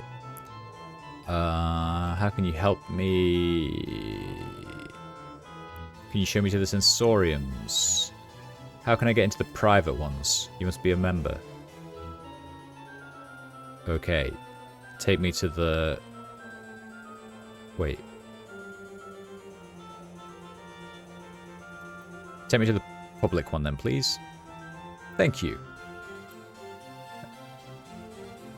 Done. Alright.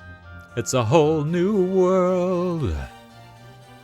A sparkling place in the sea.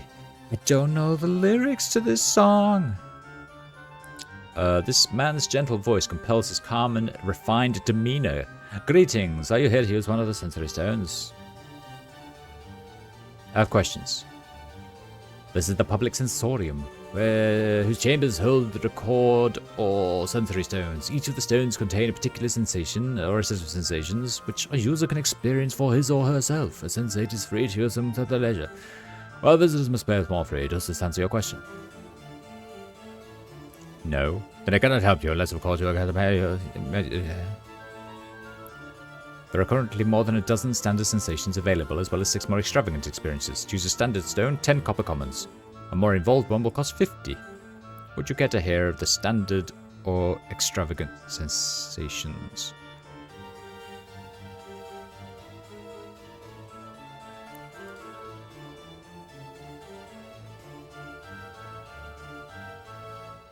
Alright, wait, what? Okay, I'll do unavoidable pain. I'll be unavoidable pain. Oh, okay. I can say no. These guides... I feel like I'm going to have to use the stones at some point, right?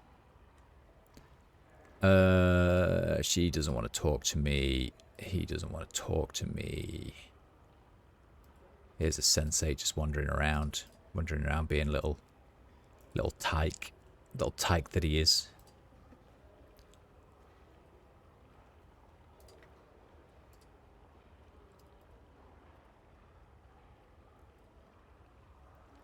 Okay. Before I use the stones, maybe I'll go into each of these places. What is this? This is an unusual greenish-yellow stone. It is securely fastened to the pedestal. Okay.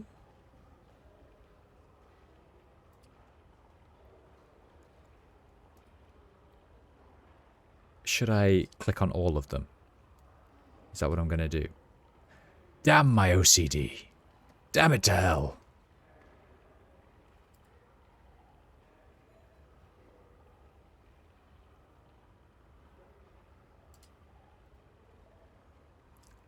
Why is it so quiet in this place? Thank you. Thank you, game. The band heard me. Oh no, he noticed we're not playing anymore. Lady Thorncombe, I see you. This comely middle-aged woman is wandering around dreamily, absent-mindedly chewing on a thumbnail. Her eyes seem focused on nothing in particular. She is dressed in an elegant yet dishevelled finery, and her hair is slightly tousled. She takes a thumb from her mouth, smoothing back a strand of hair that's fallen in front of her eyes. I have some questions. I have questions about you. As you begin to ask, you realise she's not looking at you. Hello? Very well, ask what you wish. I have questions about you. Hello? Questions about this place. Hello? Are you Lady Thorncombe? Her eyes widen momentarily. She looks away from you. No, I am not, sir.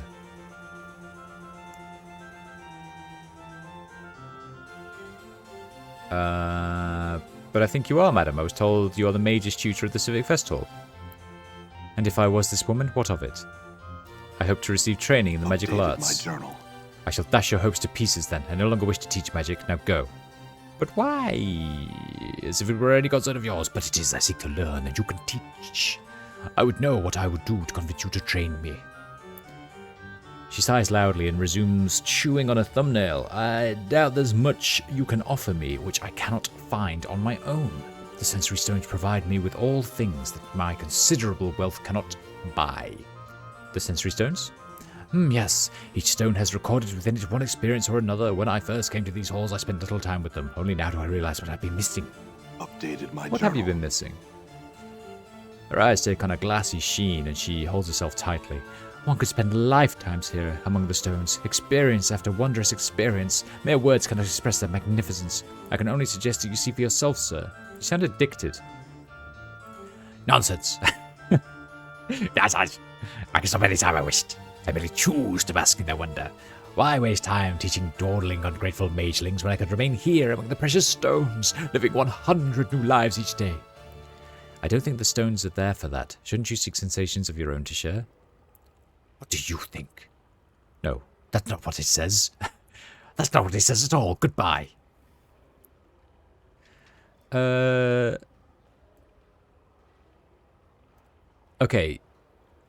Do you think that lady that takes away desires will take away her desires?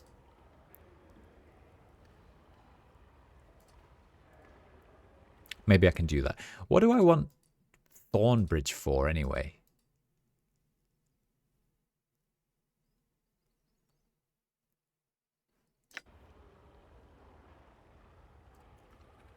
Like, what do I need her for? What do I even need her for? Ugh, what does she even do? Hey, this is a big room. Why is this one so big?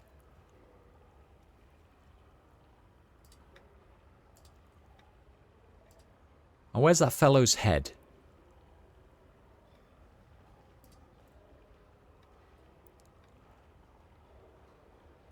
All right. All right. I'm got this purple one's also a big room. That's good because purple is the best color. All right.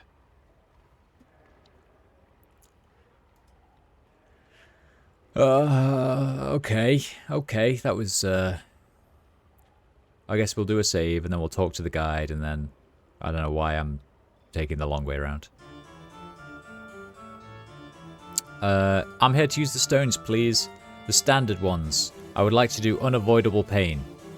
Good. The stone you shall use is the smaller chambers, one room clockwise from the stairwell.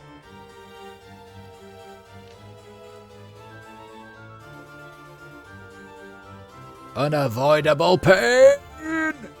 Begin the sensation. The experience is a short and violent one, struggling with another slightly stronger man on the edge of a blazing hot stream of molten lava. Your weapon hand is slowly, inexorably forced ever closer to the magma. Beads of sweat evaporate the instant they appear. The hair on the back of your hand blackens and smoulders above the awesome heat. Finally, your howls of suffering echoing from the canyon walls around you. Your hand and the axe that holds it plunges into the lava and chars to ash in a few agonizing seconds. The experience seems to have stirred some long-forgotten, vaguely similar memory in your own mind. You feel as if you gained something from using the sensory stone. Nice. Right, actually... everyone stands separate. There is no point in the rest of you doing this. Oh, I'm taking the long way around again. Hello, I would like to take the long way around, please. The scenic route, as it were. I would like tender love. A good choice. 2 rooms clockwise. All right.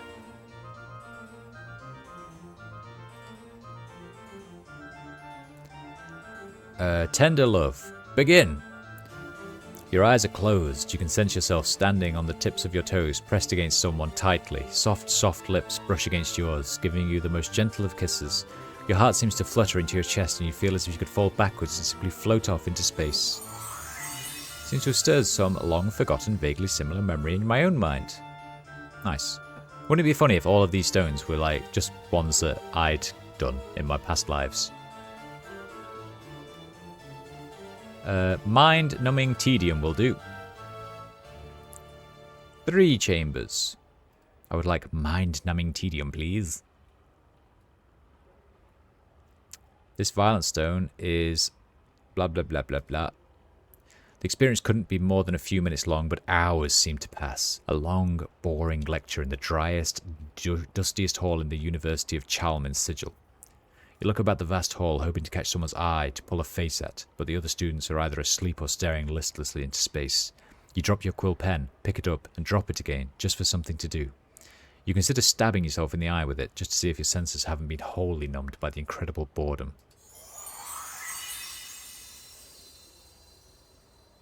I got some experience points. That's nice, isn't it? Give me all of the experience, please. I need it. I need it so bad. Sheer wonder. Sheer wonder. I'm not even reading where he's saying to go. I'm just assuming they're going around in a clockwise order. Hesitantly, you open your mouth and take a shallow breath, and water flows into your lungs like cool air. You smile and take a deep breath, gawking in all directions as you slowly sink to the bottom of the harbour, where hundreds of colourful fish weave through twisting tracts of brilliant coral. As your feet touch bottom, you peer up at the keel of your ship and laugh aloud with joy, a string of great bubbles shooting up towards the surface. Nice. Hello, please can you give me a lot more experience points, thank you.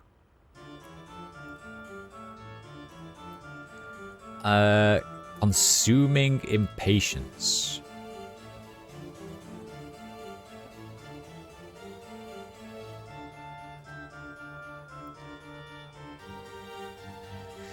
You stand debating with Amnas the horribly slow, keeper of the Lion Key, as to whether or not your quest is important enough for him to relinquish the artifact into your care. The whole experience is an exercise in sheer torment. Each and every one of his words is followed by a significant pause. Each and every point he makes is reiterated time and again before he lets you speak. You present an argument, then wait, and wait, and wait, while he makes his counterpoint, to which you shoot out a snappy counterpoint of your own, then must wait yet again for another of Amnas's drawling, meandering, seamlessly endless counterpoints. It's everything you can do not to simply lop the fiend's tusked head off and snatch the key from the twisting corpse. juicy experience points. I eat it like Cocoa Pops.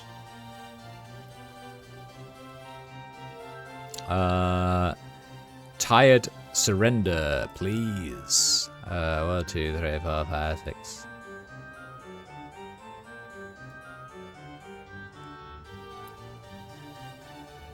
Shuddering, chattering, hoping beyond hope to be found, you curl into yourself under a blanket of snow to save what little warmth you have left. Fighting to keep your eyes open, to remain awake, you become aware that you can no longer feel your arms, your legs, the ice against your face, and tired, so tired, you at last resign to the inevitable.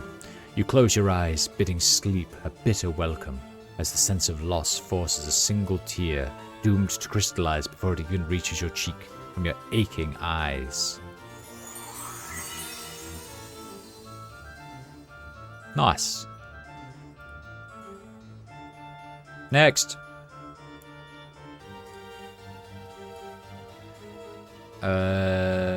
Supernatural lust. Shit. This is a succubus. I can just do that with Fall from Grace. Hey, Fall from Grace, won't fuck? You find yourself coupling with a succubus. See? I knew it. A creature of such intense otherworldly beauty that even her fiend's horns and thrashing tail give you no pause. She gasps under you. You desire her so completely that the whole of your existence seems focused towards this single goal. As your life explodes from you in a starry burst, you hear the delighted laughter of the succubus as she drains you dry, leaving your body but a soulless husk. Even that stirs something vaguely familiar in my memories. Lol. Okay, next.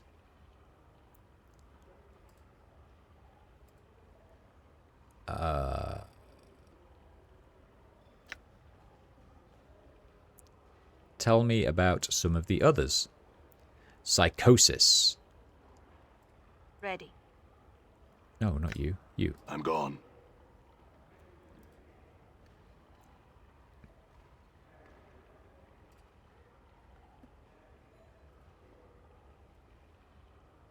Wait, where was Psychosis?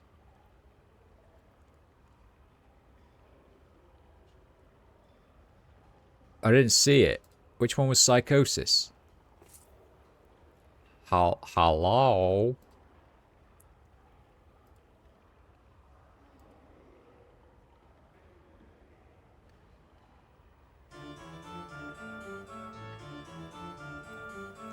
I didn't see it. I wasn't paying attention. I'm sorry. I assume we just went around like another session. Standard. How about some of the others? I would like Psychosis. Good. The stone you want is in one of the smaller chambers, one room clockwise from the...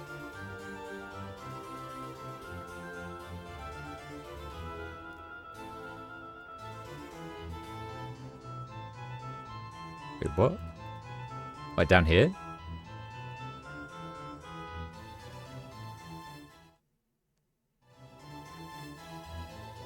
No. What? Oh no, clockwise. Wait, that was the first one though. What? I want to go to the public one again, please. I want to go here. I hope they don't charge me again, bastards. Psychosis. The experience is a strange one, very disturbing. You've the point of a knife pressed to someone's throat, your hand clamped over their mouth and breath hot and heavy in their face. You begin to stab them, slowly. The knife dimples their skin and eventually breaks it. There's a hot rush of blood over your forearm, the sound of a strangled respiration, a horrible sense of perverted glee, and it's over. That definitely sounds like something my guy would do. I'm gone.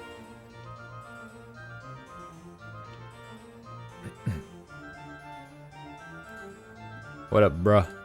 I would like festering jealousy, please.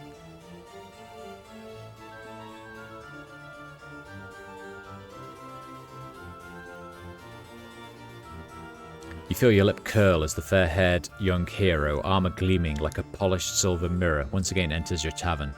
Hanging his velvet cloak on a wall peg, he surveys your patrons with a pair of eyes like sea gems and a smile that sets the serving wenches swooning. You set the mug you're cleaning down and harumph loudly, thinking of what it'd be like to turn him upside down and shove him in a rain barrel. What?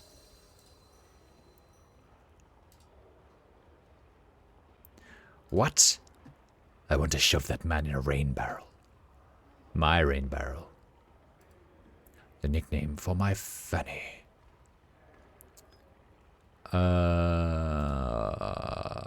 Bitter loathing.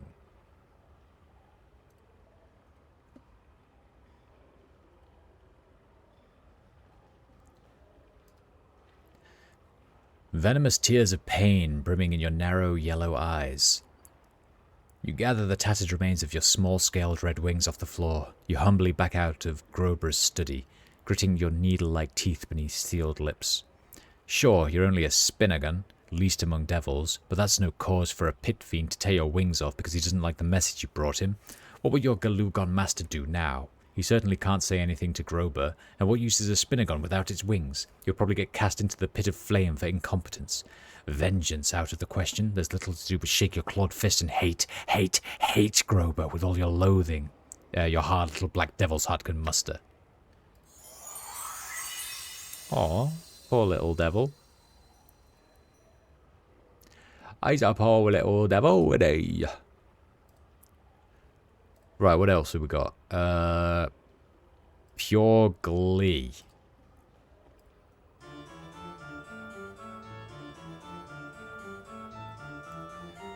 Dancing and leaping about in rhythm with the wood elves' bouncing festival music, you and a dozen other dancers spin through the forest clearing like a whirling dervish, smiling and laughing like mad. As the cheering forest dwellers whoop, clap, and dance alongside you, fairies careen through the air above your head, leaving sparkling trails of coloured light. That was boring. That was a boring one. I like the devil one, where his wings got ripped off at the end.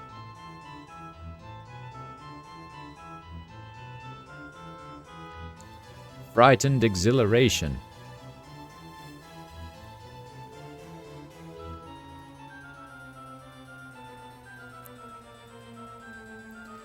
You twist your head to look up at the large contraption strapped to your back. A set of 4 bat-like wings extend from it, each made of leather pulled taut over a wicker frame. From the precipice you're perched on, Dilgar's floating fortress appears as but a tiny speck suspended in the blue-grey sky, miles away from nothing but empty air. This is how everyone travels on the plane of air, they said. It's easy. You smirk, step back a ways, and make a running leap off the cliff into the cool wind below, leaving your stomach behind. As the wings suddenly catch the air, an amazing rush shudders through your entire body as you soar out over the nothingness and towards the elemental prince's abode. I think that man is going to die. Wait, does any of them die? Because don't they have to come here to give their sensory experiences to the stones? So none of these people could die. Even that person who was in the snow pit.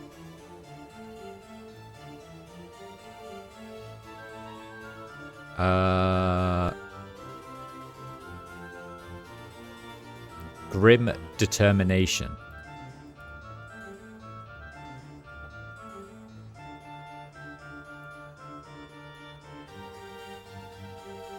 The entire hall was in ruins and still in the process of being destroyed as dozens of combatants hurled weapons, deadly, arcane magics and themselves at one another in a desperate struggle to be the last one standing. Plumes of acrid green smoke rose from the pile of limp bodies you dragged yourself out of, having barely escaped the wrath of some fiendish spell. There it was, across the way, through the battling throng, through the bloodthirsty battle ahead of you, sitting untouched on a miraculously upright table. Your pint of mead, and you'd get it back if you had to kill every last one of the brawling tavern patrons to do it. Oh, that was funny. Because it was acting like it was a big battle, and then at the end, the illusion was ripped away from your eyes, and it was actually a tavern brawl. Do you understand?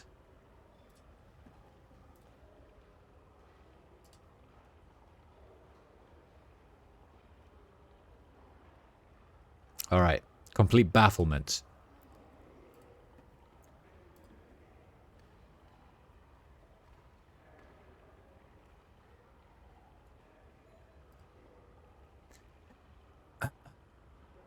You awake from uneasy dreams to find yourself transformed in your dank lair into a rather small, four-limbed fleshy thing. You're lying on your shellless... Wait, what? You're lying on your shellless, as it were wholly unprotected. Oh. Okay, you're lying on your shellless, as it were wholly unprotected, back. And when you lift your tiny head, unadorned with its usual sensory antenna, a little you can see your pinkish... What? This one's written so awfully. You awake from uneasy dreams to find yourself transformed in your dank lair into a rather small, four-limbed fleshy thing. You're lying on your shellless, as it were wholly unprotected, back, and when you lift your tiny head, unadorned with its usual sensory antenna, a little you can see your pinkish belly, partly covered in soft curling hairs quite unlike the black bristles you're accustomed to seeing there. Your only two, legs now jut from the end of your torso, rather than up from around your abdomen. They look thick and ungainly in proportion to your body, and lie there limply, making no attempt to right you on their own. Only by actively concentrating can you move the things. What has happened to you?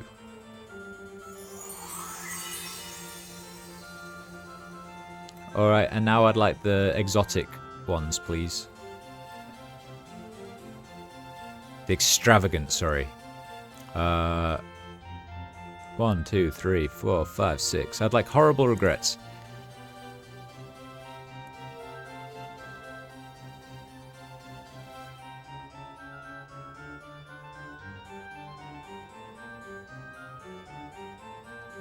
You stand on the deck of your flagship, the Divine Hammer, as it floats over the continent of Argaheim, held aloft by the winds of magic. The very landscape roils and shudders beneath the bombardment of your fleet. 1,000 ships' cannons and bombards, hurling their sorcerous fire down like vengeful gods. The shockwaves begin to hit your ship only minutes ago, a constant vibration that sends shudders through the whole of the ancient craft and moves to your very bones, accompanied by a constant rumbling bass.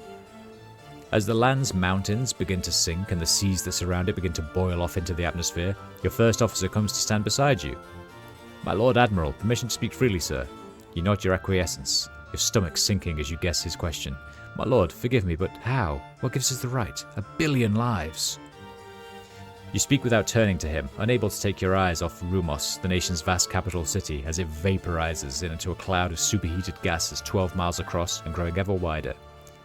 If you only knew the full treachery of the Agarites, First Officer Felm, one which is beyond most any man's comprehension, then you would know. You would speak outright to annihilate them.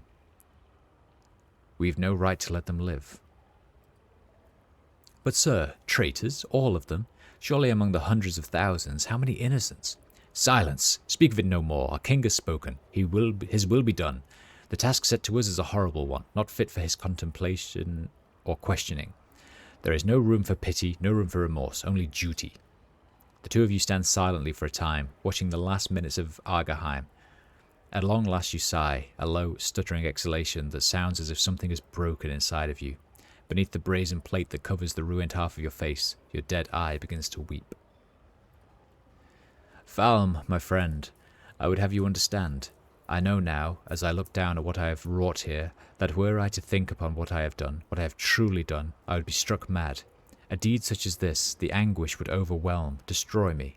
So, First Officer Felm, it must be that there are no innocents in Argaheim, no mothers, no children, no people, only traitors, vile, cunning traitors, who deserve no less than the full brunt of our most holy king's wrath. Do you understand this? Yes, my lord. Good, now go, I wish to be alone here. By your command, Lord Admiral. Falm bows his head and returns below deck, leaving you to stand over the end of a civilization.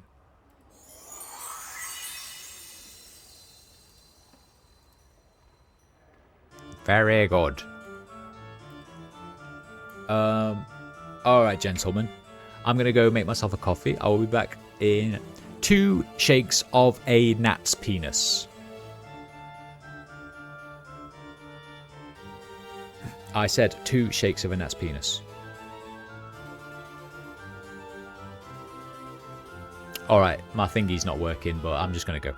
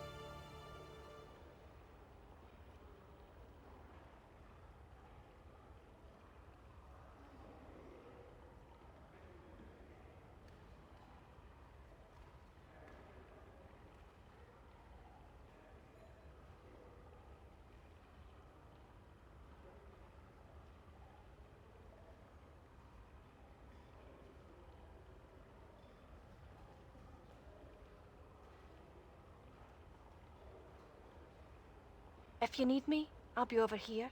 Bored?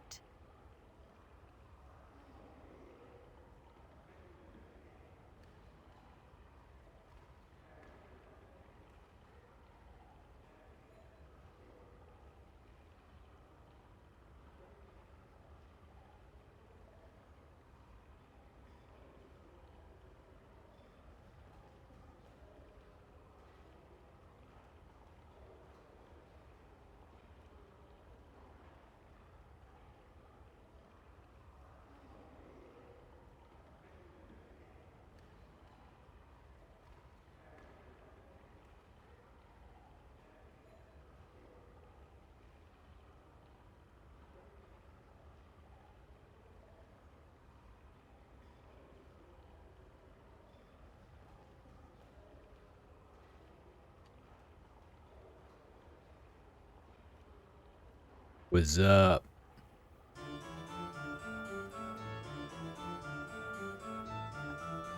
Guess who's back?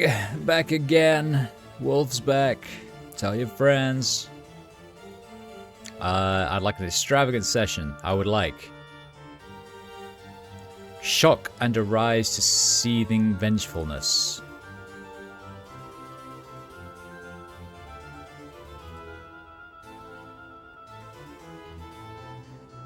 You stand somewhere in the nether region of the plains, a sweltering place where the ground is beaten copper and the sky is of brass. Here, the bodies of sinners, petitioners in this horrid place, are rolled against iron brambles and bronze scorpions until their bones are fine grey dust. You squint at the horizon, the bone dust rising with putrid-smelling gusts of wind that carry with them the sound of agonized moaning. There is nothing but flat metallic landscape as far as the eye can see. The dust is everywhere, in everything. It stings at your eyes, coats the insides of your mouth with a pasty film. You spit, wiping at it with your fingers, but it's of no use. The stuff's taste has fouled your mouth completely. You look down at the key in your hand, a minute platinum orb, and picture the man's face who solemnly swore to you that the magical portal you just passed through, now gone of course, led to the green fields of Bytopia.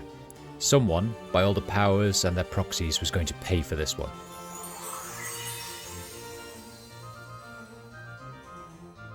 Huh. I wonder if that's what Mort did to me. Slowly dawning horror.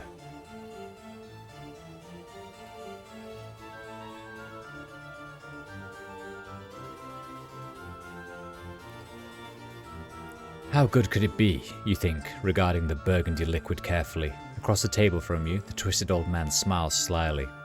Please, sir, try, he whispers, his hushed voice the sound of dry leaves blown over a roughly cobbled street. Thou shalt find it more than lives up to thy expectations, I'm sure. You nod at him and lift the crystal goblet into the air, watching the light play in the crimson liquor. You'd come a long way for this drink, searched long and hard for this old man. You'd be damned to let anything rush you now. The moment was to be savoured. You raise the glass to your lips, inhaling the stuff's aroma. The bouquet is light, sweet, intoxicating, almost dizzyingly so. You've tried countless drinks, written tomes about them, their flavours and smells, means of manufacture, in your journeys across the plains. But this stuff was supposed to be legendary. No living man you'd found or heard had tried the stuff. The stories were ridiculous. Nothing could taste quite so good. But if there were the slightest bit of truth to them, this would be some fine liquor indeed. At last you drink the goblet, a cautious sip. Incredible, indescribable. As the flavour washes over your palate, you fight the urge to shudder with delight. Nothing you have tried in all your long years has tasted quite like this. You look up at the old man, startled to find your glass empty. You had drained it all in a single draught. You wipe your eyes with the back of your hand. Not entirely sure when you had begun to cry. Tears of joy, eh? The old man laughs softly. Quite pleasing to the tongue, is it not? Wouldst thou like some more, perchance? He smiles at you once more. Yes, if I might. Surely, he replies, refilling your glass. Try as you might, you cannot resist downing it in a single gulp. You thrust your finger into the goblet in an attempt to find some last hidden drop of the stuff. Several times more does he fill the goblet, and each time you gulp the stuff down as a starving man would devour a feast, unable to control yourself, to deny yourself another exquisite taste of it. He chuckled softly once more. A drink such as this, a man must do anything for it, no? You nod without hesitation. Yes, a man would. Looking at him, his sly smile suddenly takes on a whole new meaning. A sense of horror begins to creep over you as you begin to yearn painfully for more of the blood-red liquor. Yes, yes. The old man grins, his yellow eyes gleaming. A man would do anything for it, in the thrall of such a drink, even the most terrible, the most heinous of deeds, as thou shalt see, my newest servant. That was a cool one. See, I told you purple was the best. It's the best around. Blah, blah, blah, blah, blah, blah, blah, blah.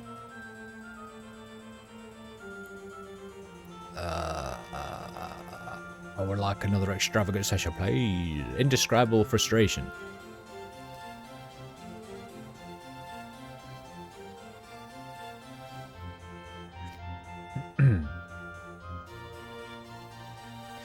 You can see it now, the crown of Hathon, gleaming upon the marble pedestal, no more than 20 strides away. It is...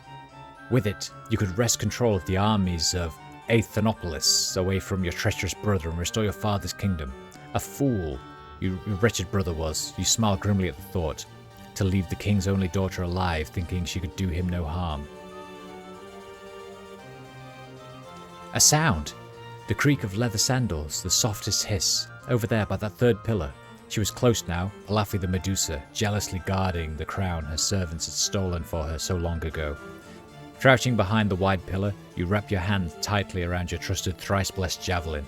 With your helm of swiftness and the 100-mirrored shield, even a beast such as Palafi would be no match for you. Any moment now, she would round the pillar and meet the sight of you. Even if she turned away from the shield, your javelin would surely find her throat. Suddenly, there is a gentle touch on your shoulder. You gasp, spinning around to face, of course, the Medusa. Accepting the inevitable, you only have time to loose a piercing cry of frustration before your lungs and every part of you solidifies into cold grey stone. So, how did we get that experience if that person had died? I would like a vastly important secret.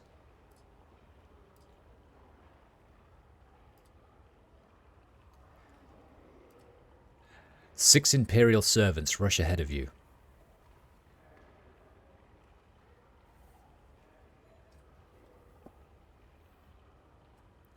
Ahem. 6 Imperial servants rush ahead of you, swinging the golden doors of the Dragon Palace wide. Long live the Empress, they cry in unison. 1,000 years! Long live the Empress! 1,000 years!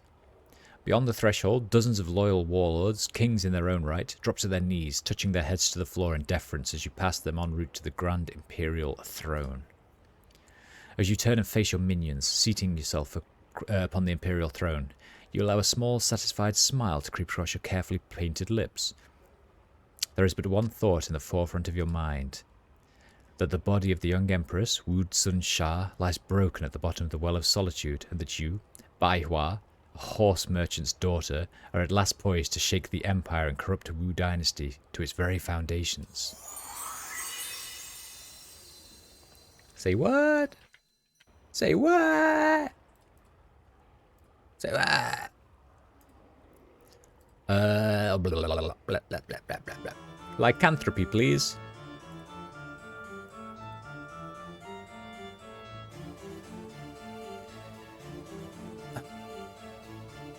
Suddenly aware that the hour is almost come, you leap from your bed and run flying from your cottage and into the surrounding woods. Stumbling in the dark, you come to a small moonlit clearing, the one you had found last week and decided to use tonight.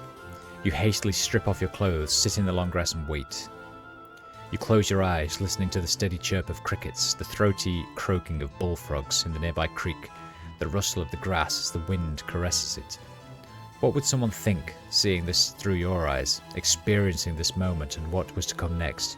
Soon you would travel to the city, find a cleric to rid you of the curse, but for now, may as well make the best of things. You rub your hands together with anticipation, grinning like a bearded, fire-haired giant of a madman, sitting naked and alone in the forest clearing in the dead of night. A prickling sensation runs across your skin, and your senses sharpen dramatically. You breathe in through your nose, inhaling the scent of everything around you, the damp earth, the sweat on your cast-off clothes, the opossum clinging fearfully to the tree behind you. You open your eyes and look down at your forearms. The faint moonlight reveals the slightest quivering across its surface, but in moments the flesh begins to ripple impossibly, tufts of thick brown fur sprouting forth. With a grisly crackling sound like popping joints and grinding bones, your back and shoulders begin to hunch and broaden, uncomfortable, but not quite painful. Your muscles, your entire body mass doubles, triples in size and continues to grow. Still fascinated by the transformation yourself, you watch as your fingers wither away to nothing, hands swelling into meaty paws from which burst fur and massive black claws. The night seems to become brighter as your eyes transform, become accustomed to the darkness.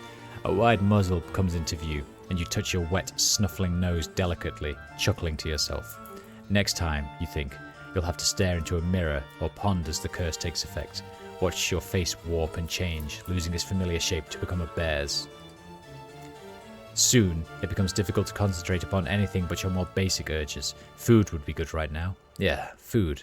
Perhaps you'll get lucky and find a nice fat catfish in the creek. You rise off your massive haunches in a huff and begin to amble through the trees on all fours, heading for the water's edge. Sweet! Alright, we've done everything. Wait, so what do we need to do now? I guess I can give Delora the keys to her hearts.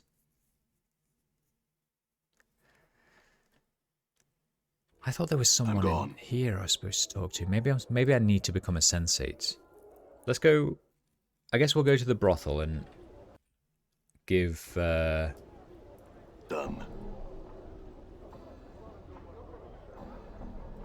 Give Delora her keys. And maybe that'll trigger something. I've played this before.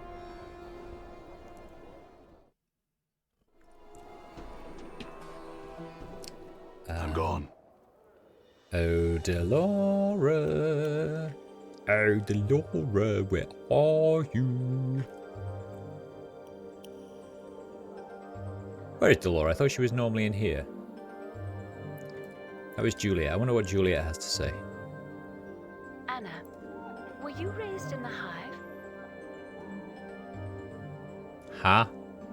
Mind your own business, succubus. I've nothing to say to you. Very well then. What was that? Jill looks at you hopefully.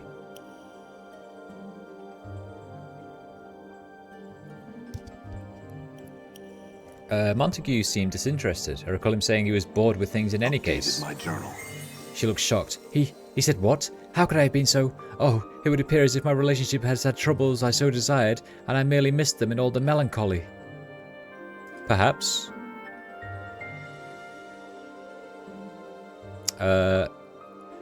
What can you tell me about the silent prostitute? Oh, 'tis Echo thou speak of.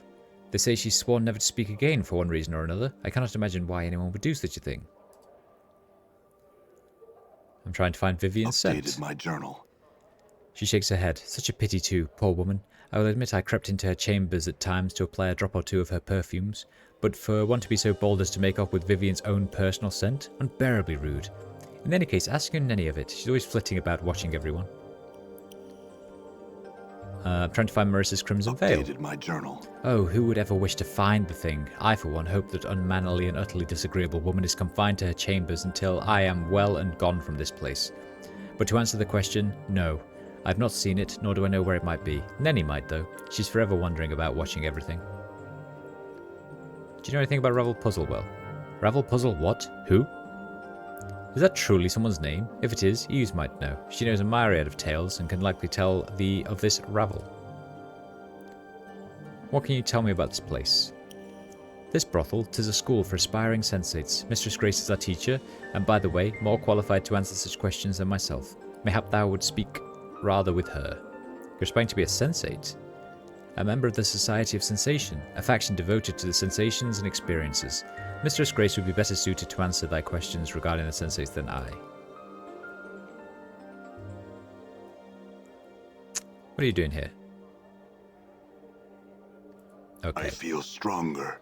I feel stronger. Where's my AC 0? It was a -2 before. Saving throws improved. Spell memorization improved. 1 characteristic, 1 hit point.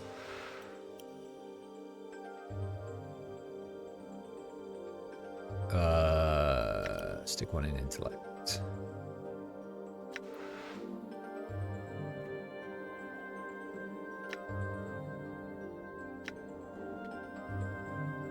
Why is my AC gone, like, up, which means down in this game? Did I lose AC from those experiences?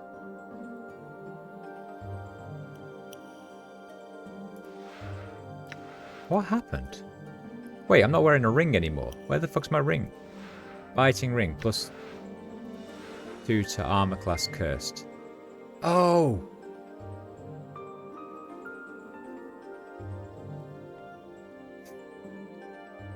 This is cursed. Plus 2 to armor class. Memper was a mage obsessed with the possibility of having her own magic items lost or burgled. Memper's biting ring, whose powerful aura protects its bearer from bodily harm, is one such an item. Once placed upon one's finger, the ring bites down. So the curse is just you can't take it off. Which I'm really okay with. But did we have another ring? No, we didn't. Alright, I'll wear this one then.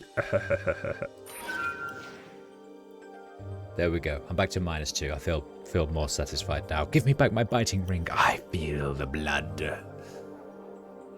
Right, Dolores. Oh, Dolores, where did you go? I have some keys for you.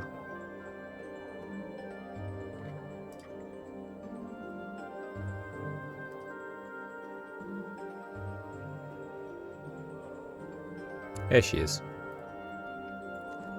Dolores' eyes flash as she sees you. Did you find him? Has he agreed to return the keys to my heart? Yep. Updated my journal. At last. As she takes the keys from your grasp, her hand brushes against yours. Her skin is dry, but icy to the touch like cold metal. These will be of great use to me, I thank you. I have some questions, Dolores. Of course, I will answer what I can. I was hoping to learn more of your nature. Merriman never told me much regarding my construction.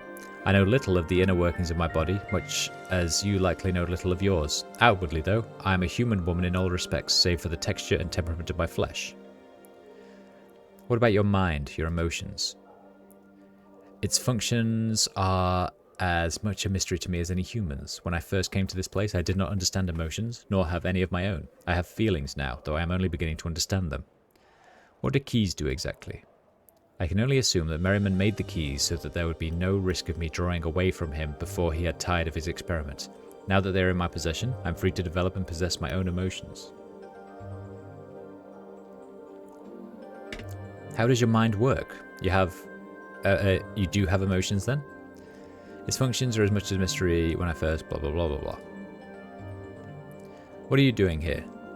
I, like the other women here, am a student of Mistress Grace. She teaches us in the ways of dialogue and verbal intercourse. Most of the students will go on to become members of the Society of Sensation, having come to study beneath the Mistress in preparation for the faction's initiation rites. Do you enjoy it here? I'm learning much. This pleases me, yes. He says something about initiation rites. You would do well to seek answers from such questions from Mistress Grace. She would explain them better than I. Okay. And then, tell me about the society. Okay. Can you tell me about this place? Yes, I can. The brothel of slating intellectual lusts is a school. Its prostitutes is tutored in the way of dialogue and verbal intercourse. Blah blah blah blah blah blah blah blah blah blah blah blah blah blah blah. I'm trying to find Vivian's scent. Do you know where it might be? I will assume you mean her personal scent, which she alleges has been stolen from her by one of the prostitutes here. I do not know with whom it now rests. You may wish to ask Nenny. How could someone's scent be stolen? Vivian utilizes an aspect of the art to create, change, and enhance the olfactory aspects of an object, living or dead. Perhaps the thief knows some of these skills as well. Her scent would have to rest in an object, however, and not on the thief. Without the case, else Vivian would know them by their smell. Do you know where the Crimson Veil is? I have not seen Marissa's veil since she last wore it outside her chambers. That was some time ago. She shuts her eyes for a moment, then speaks again. Nenny sees much of what goes on here. Yeah, I already asked Nenny. Do you know anything of Ravel Puzzlewell? I know that she was, or is, should she still be numbered among the living, a night hag of great power and inestimable evil. The Lady of Pain banished her to an extra-dimensional prison for crimes against the city of Sigil. You would do well to speak to Eves of her. She knows a great many tales and could likely tell you rebels. Alright, bye. Looks like my skills have increased. Nice, Mort, nice. +1 to fisting. Amazing. Fighting skills, 10 hit points for... Nice. How much HP does Mort have now? You'd think it would say on his stats somewhere, wouldn't you? But...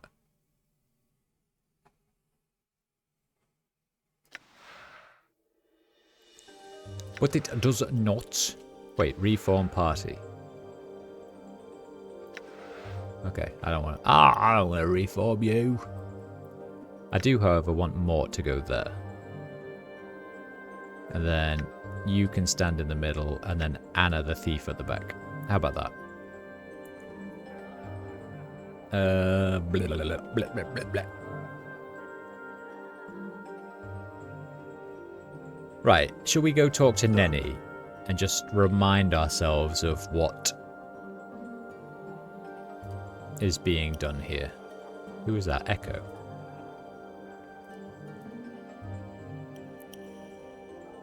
Nenny's not here. This was Nenny's chamber, right?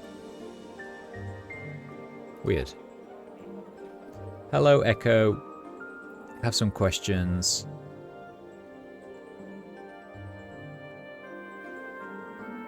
That's why you can't communicate. Did your voice cause someone's death or some other tragedy? She pauses, opens her mouth and frowns. After a moment she shakes her head.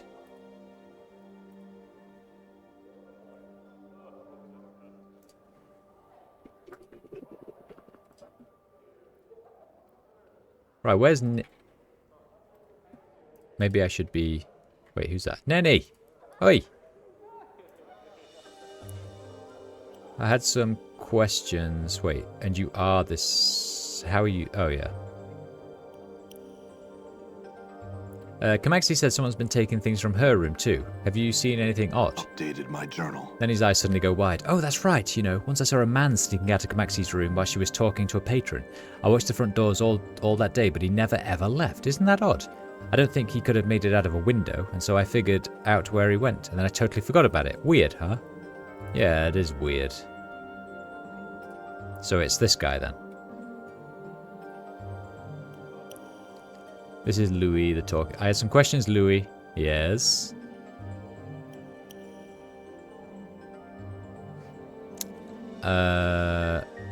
Nenny told me she saw a man leaving Kamaxi Adatong's room. I think this was you, Louis. You think? Think? How could you be so alarmingly rude? So incredibly, ludicrously presumptuous as to spout forth such an accusation without being absolutely certain of your charges? How dare you, impertinent brassy cur? Why I ought to... As Louis rails and curses, his drawers open and close. You notice a small bundle of crimson cloth tucked alongside some clothes. The repeated opening and closing of the armoire drawers makes it difficult to grab, however. Make a try for it. You simply cannot move your hand quick enough to snatch the crimson cloth from Louis. The most you could accomplish was getting your finger crushed. Give me that crimson cloth. Shan't, won't, never. Pull the door open. The door remains closed. You hear it puffing and wheezing from the exertion. Go away, you barbarian. Beg and whine for the cloth. Oh, please stop that rubbish. It's quite tiresome and transcends all known meaning of the word boredom. Give me the crimson cloth. Pull the drawer open. Pull the drawer open.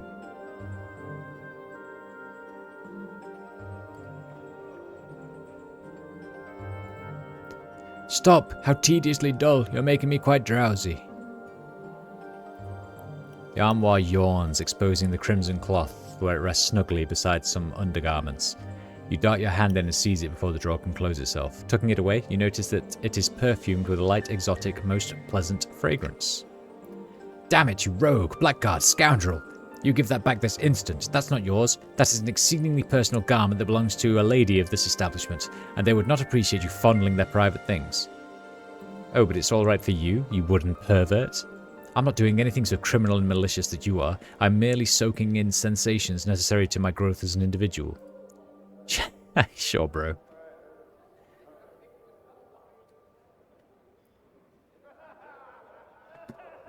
Sure, bruh. Bruh. Bruh. Bruh. Bruh.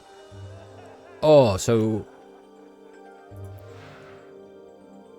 This is a beautiful perfumed crimson veil. Whatever textile it's made of is so light and gauzy that it's like a sheaf of pure brilliant colour, rather than an object of dyed cloth.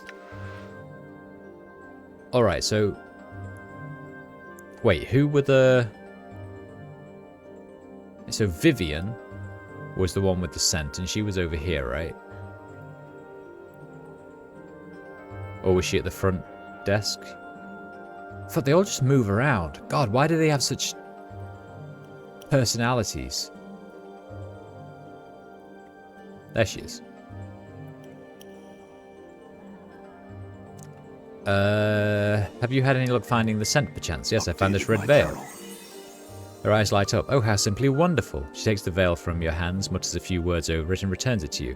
She shakes out her crimson hair, and in moments you're surrounded by the most intensely exotic and arousing scent you've ever had the pleasure of smelling. That smells great. It does it not? And as you have done a favour for me, so I wish to perform one for you. Stand close to me, scarred one. Approach her.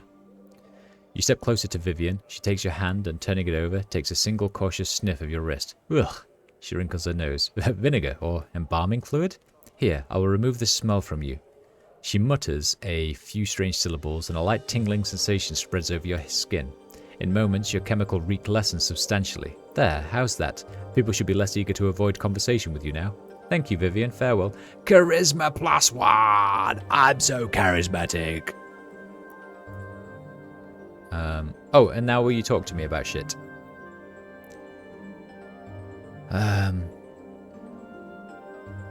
Even her regal beauty is eclipsed by the splendour of the wondrously erotic scent that surrounds her, her exotic personal smell which she recovered for her. Got a question. What are you doing here? I'm one of Mistress Grace's prostitutes, one of her students, here in the brothel. I'm working to get myself into the Sensate faction, and my family recommended this establishment as one means by which I could examine my inner self to see if I wished to join. The Sensate faction? You may wish to ask Fall from Grace, or better yet, someone at the Civic Fest Hall about the Sensates. They'd be happy to speak with you. Can you tell me about this place? Mistress Grace's brothel? 'Tis a school where she tutors us in the art of language and conversation, the ability to affect another with one's words and to gain new insights into both them and ourselves. Okay. What can you tell me about the silent prostitute? You mean Echo? She's a dear, quiet. I think I already spoke to her about all this shit, actually. Trying to find Marissa's veil. Do you know where it might be? Were I to know its location, I'd set it alight. Wait, didn't I literally just take it off you?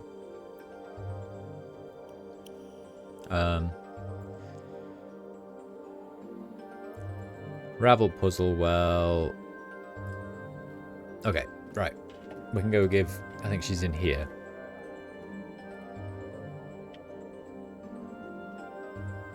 Marissa!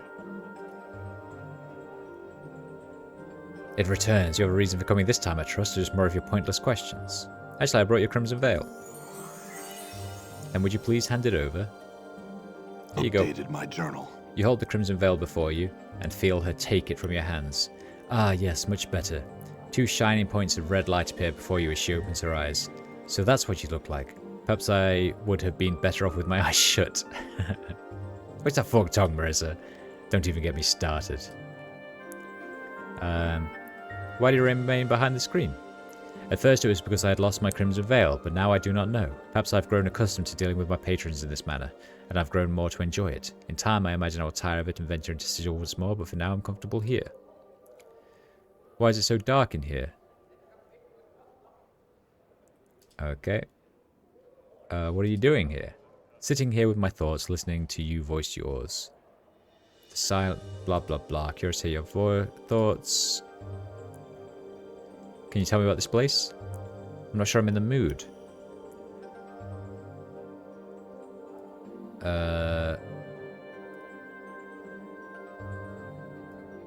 I've already spoken to you about that.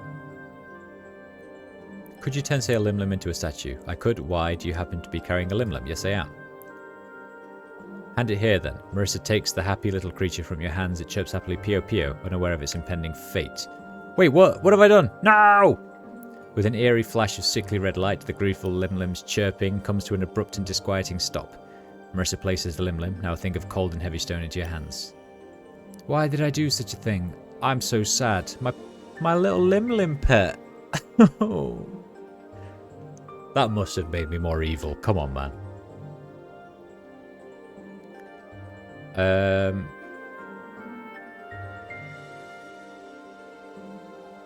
What can you tell me about the silent prostitute? Yes, Echo. I knew another Echo once. Do you know anything about Ravel? No, do you? Go ask Eves. Experience has increased my skills. The experience has increased my skills. My skills are exponentially improved. Give me 5 lore. I don't know what that means, but well done. Right, what we got left? I don't know about this. Skin and this. Well, that's the same thing. And then find the hag. All right.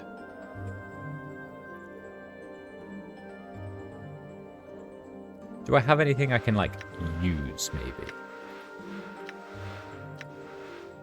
Oh, I didn't even know that. If I use that... This is literally just, like... the cube thing that I did. Fiend's Tongue. That, like, surely I have to give that to Echo. I don't know why I can't. Jar of Embalming Fluid. I have a stone Limlim. This was your pet Limlim that you had Marissa tend to stone. It weighs at least twice as much as it did before. Its tiny, smiling mouth has been forever transfixed into a manner that you can practically hear its gleeful chirp. Pio. I'm so sad that I did that.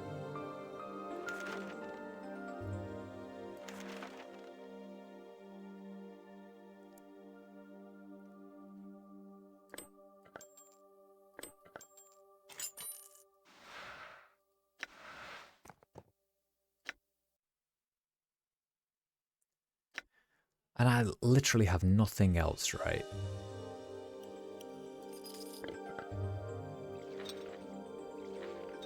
Got some tears. I got that bronze sphere that we can't do fuck all with.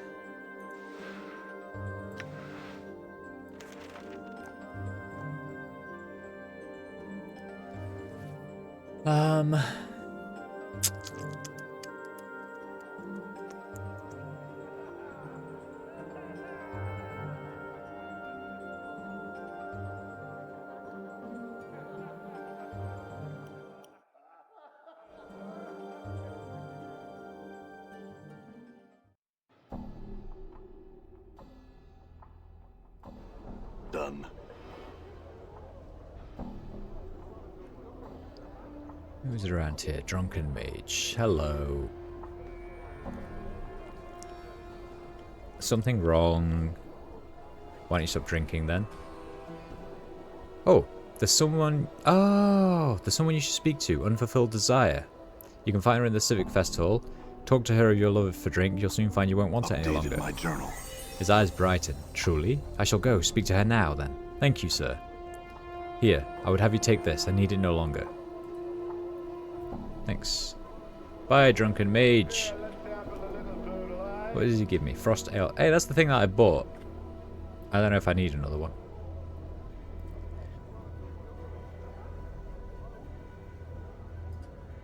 Abel Ponderthought. What do you know of the Blood War?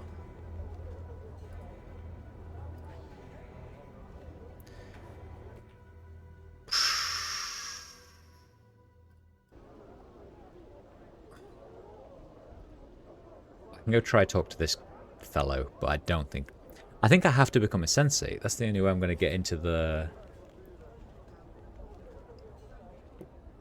those other rooms, I think. Has some questions. Never mind that. Like he's saying, where's that book? But...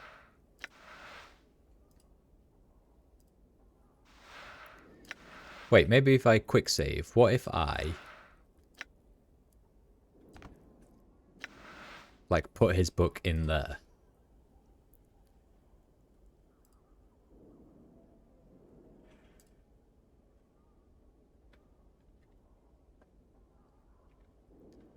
Where is that book? Go and look in that cupboard. Or just wander around in circles.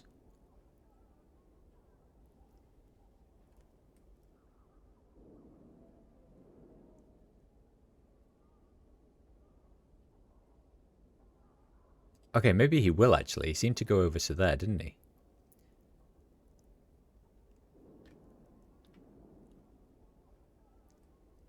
Where is that? That's it. Go on. Go in there.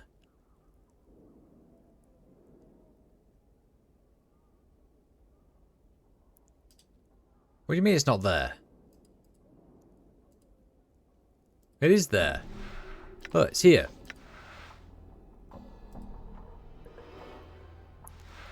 What if I put it in this one?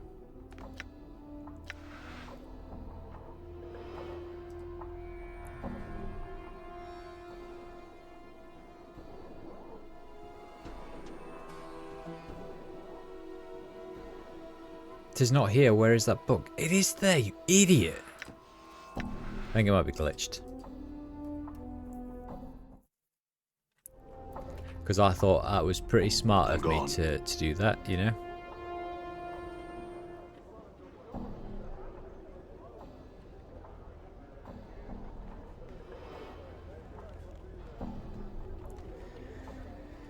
Alright,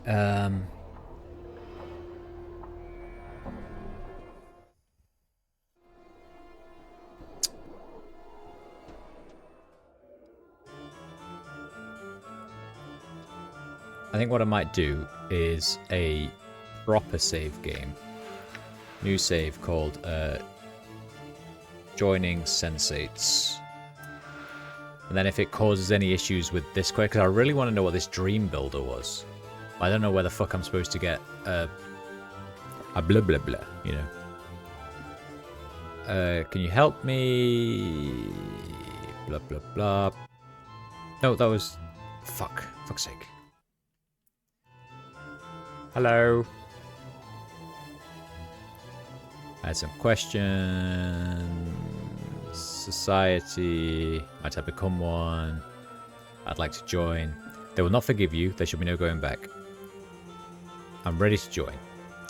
First, what smell or experience involving it would you offer to us?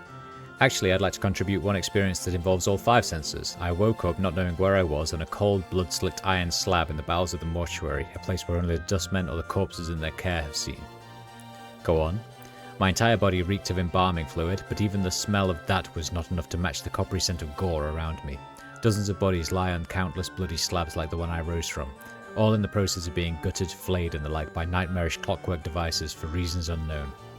The only sounds were the squeals of laboured metal and the unsteady tread of undead workers as they pushed the slabs about the mortuary and rusted iron tracks.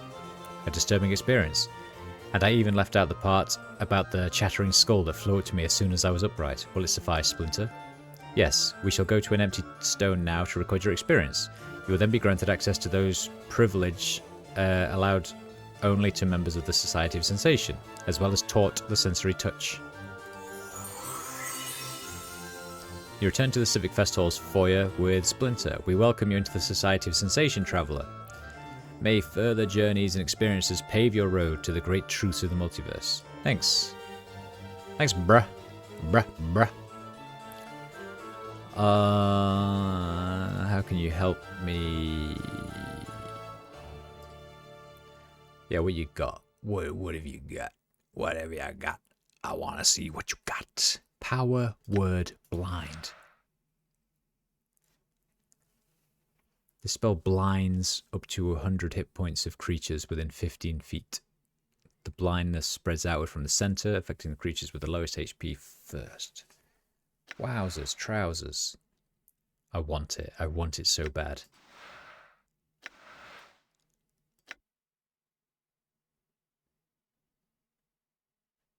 Wait, what's blur?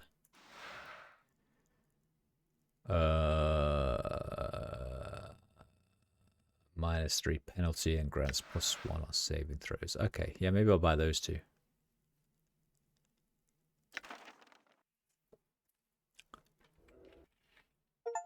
Oh my goodness. Copy the spell. Copy the spell. That spell's already in my spell. Fuck. Okay, you can have it. I got an achievement, join the sensates. I'm so sensuous, they gave me an achievement. I'm gone. So sensuous. Can you help me? Show me to the private sensorium. Alright. I'm gone. Let's go see what the people in here have to say. Nothing. Nothing. Nothing. Nothing. Oh, this was worthwhile, wasn't it? Quell! Who are you, Quell? Just a bunch of stuffy sensates and Quell, it looks like. What's in here? Nothing. Where's that bro's head? Quell, I'll talk to you. You look like a mage. You look like a magely fellow. This older man is chewing on something, muttering softly to himself. After a moment there's a crack as he crunches down on the object in his mouth and swallows it. His bushy, brassy white eyebrows furrow for a moment, rise, then furrow again. Hello! Without so much as looking at you, the man reaches into his tunic, pulls out a puce-coloured ball, regards it curiously for a moment, then pops it into his mouth. Hello!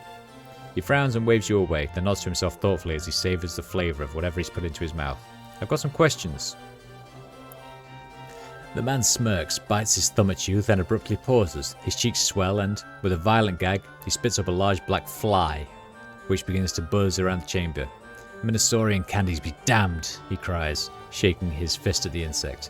He whirls on you. What? Minosaurian. I have questions about you. He pops a small red candy into his mouth. Do you always traipse about molesting puissant mages with your ignorant prattle, babbling, blathering, chittering, chattering? The candy shoots from his mouth on chattering, flying high arc to land on the floor with a wet plip. He stares at it sadly. I'm sorry about your candy. It was so tasty, too. He looks up snarling. Sorry, as you should be, you piking dung beetle. Mages deserve respect, and bashers like you should know their proper place. He begins to jump up and down. Proper place, proper place. Who? Is he a child? I only meant to ask you some questions. I care not, you yeasty beef-witted pignut. His eyes bulge out and he jabs his finger at you. Now off with you, off with you! And do not return without being prepared to show proper respect. Come bearing tribute, a gift. He suddenly draws close and whispers from the side of his mouth. Candies or chocolate would be nice, but nothing common, mind you. Bring something exotic. Now be gone. I've got this imported chocolate. I could... Oh, I've got the chocolate imp. Oh? Very kind of you, very gentlemanly. May I see? Show him the chocolate quasit. He takes it from your hands. Oh, quite rare these are, and most delectable. He bites off a large piece and tucks what's left into his tunic. Now I had some questions. He frowns at you, licking the last of the chocolate off his fingers. Who told you to bother me with the inane questions? Come now. What is it you want to bother me with, or be gone? He fishes a malt ball from his sleeve and eats it. Who are you? I am Quell. He holds his hand up imperiously as if to stop you from introducing yourself. And don't bother to introduce yourself. You must be the most insolent, annoying pest this side of Sigil that I've heard so much about. A true pleasure to meet you, and thank the powers it couldn't have waited until you had curled up and died, thereby sparing me the pain of being forced to barter words with you. I would gladly trade my formidable sorcerer's powers for but a minor enchantment that would pierce your thick skull and introduce at least the idea of manners. Manners? What about the chocolate I brought you? He opens his mouth to speak, raised fingers, then, you have me there, sir. I thought so. Questions. Okay, who are you? I want to ask about powers. Can you teach me? Teach you? Are you even a mage? Yes. Oh, what wonders the multiverse holds for Quell today. Come, let me see your spellbook. Yeah, here you go. He tears it from your grasp and stares at it furiously. What is this trash? I'll tell you. Dung, dung, dung, dung. How do you even plug the spells from these stained pages? Have you been using this book as a bar towel, so stoked in spirits, glues, and blood as it is? Hey, do you not care for your spellbook? How can I teach someone who does not respect the art? It holds my spells. Its appearance is Oh. Ridiculous, preposterous, a most laughable notion if I ever heard one. Whoever taught you the art? a midwife in Ragpicker Square, Mebeth. Then shamed be the name that be spreading such ineffable twaddle. And look at these spells. What is this addled crap that they've been spilling out, sullying magics with hoodoo names and mumbo-jumbo wash, trivial, tiny, flickering, candle-like magics with grandiose names. So why does this appearance matter? Your spellbook's appearance should reflect your respect for the powers it holds. That trashy little book of yours is suitable only for the basest of words. True spells should be recorded in rare, precious inks on sheets of vellum edged with gold leaf. Everything in its proper place or not at all. He begins to hop about madly. Proper place, proper place. So, can you teach me? He shuts his eyes and massages his temples for a moment. Finally, he speaks in a cold, level tone. It's obvious I can teach you nothing. I may, however, have some spells you might wish to purchase from me. Would you care to see them? Yes. Armor, identify, magic missile, friends, blindness, luck, blur, ball light, Elysium's tears.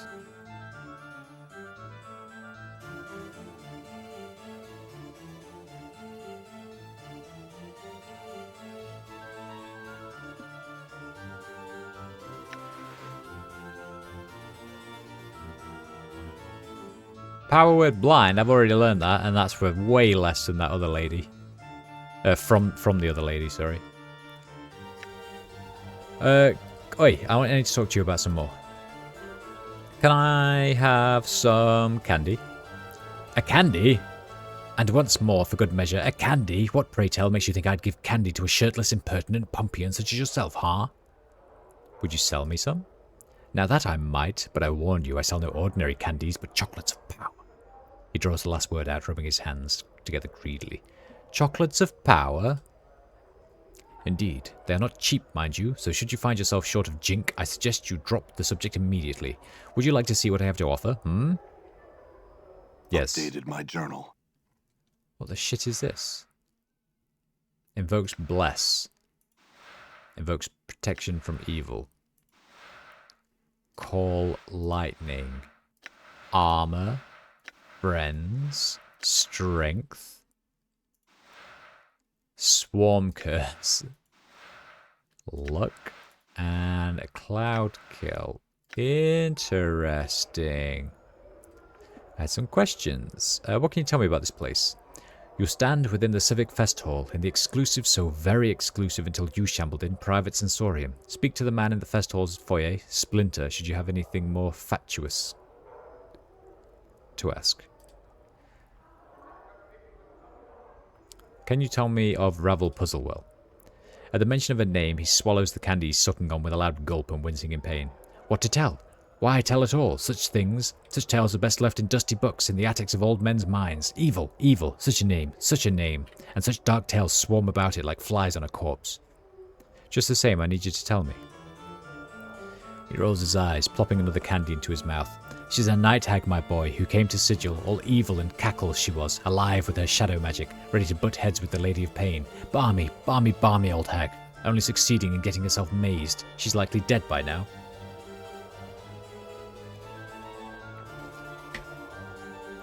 Shadow magic? Yes. He seems uneasy about speaking of her. Ravel dabbled, no, not dabbled, but excelled in all schools of magic. She knew shadow magics, magics of illusion and shadow substance, shadows, residues of dead things.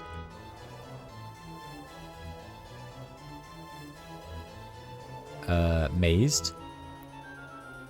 He nods grimly. The Lady of Pain, she rules the city of Sigil, keeps the powers out and such. One of the punishments she reserves for those who cross her is mazing. She breaks off a piece of sigil, twisting it about and banishing it to who knows where. The offender trapped inside. Gone they are to the plains then.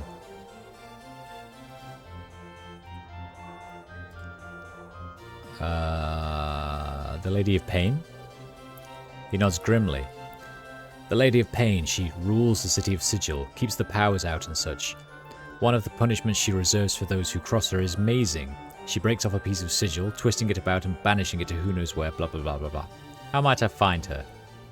Why? Why would you ask such a thing? Are you mad? What could you possibly want such an evil creature? She knows something about my past. Doubtful. She was mazed many centuries ago. Gone. Penned in the dead book she is, and even if she were somehow still clutching to life within her black and sooty... with her black and bloody talons, what could she possibly know about you? If she wasn't the spitting image of cackling evil, that is, and was even willing to help you, I'll just have to hope she's alive and will help me. By Lesh's 6 teats and her swollen tummy, what a flickering candle of hope hurled into the howling winds of pandemonium that is. Flicker, flicker, whoosh. Don't be any more than the fool than you need to be. I still must seek her out, whether she's dead or alive. So if she's dead, and she most likely is, then what is your plan, may I ask? You have everything all figured out, do you?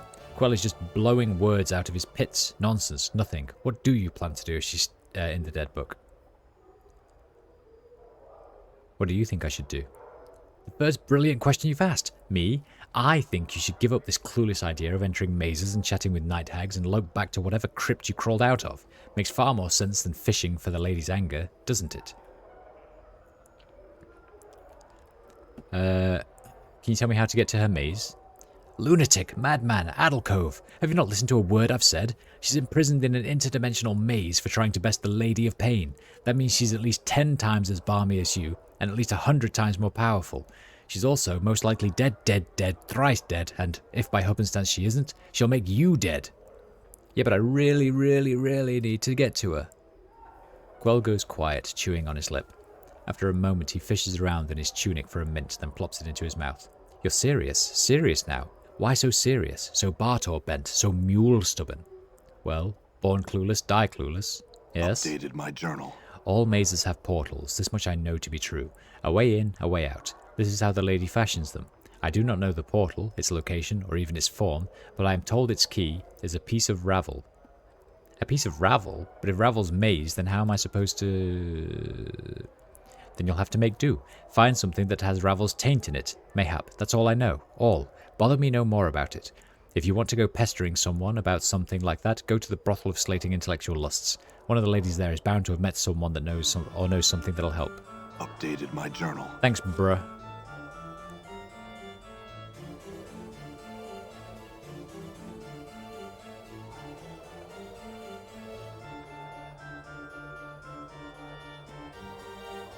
This sickly green stone is securely fastened to the pedestal it rests upon. The inscription beneath reads The Messenger. As you touch the stone, its green interior sharpens, clashing, brightness becomes more than you can bear, blah blah blah. Close your eyes, submerge into the experience. As you close your eyes, you feel the skin along your arms begin to numb, as if all sensations being bled from them. Tired, so tired. You try and blink, yet the darkness remains. Your lids feel soft and sluggish, unresponsive. You're sitting on what feels to be a dirt floor, and around you is the smell of coppery blood and herbs? Why are you here? You came to be here to what?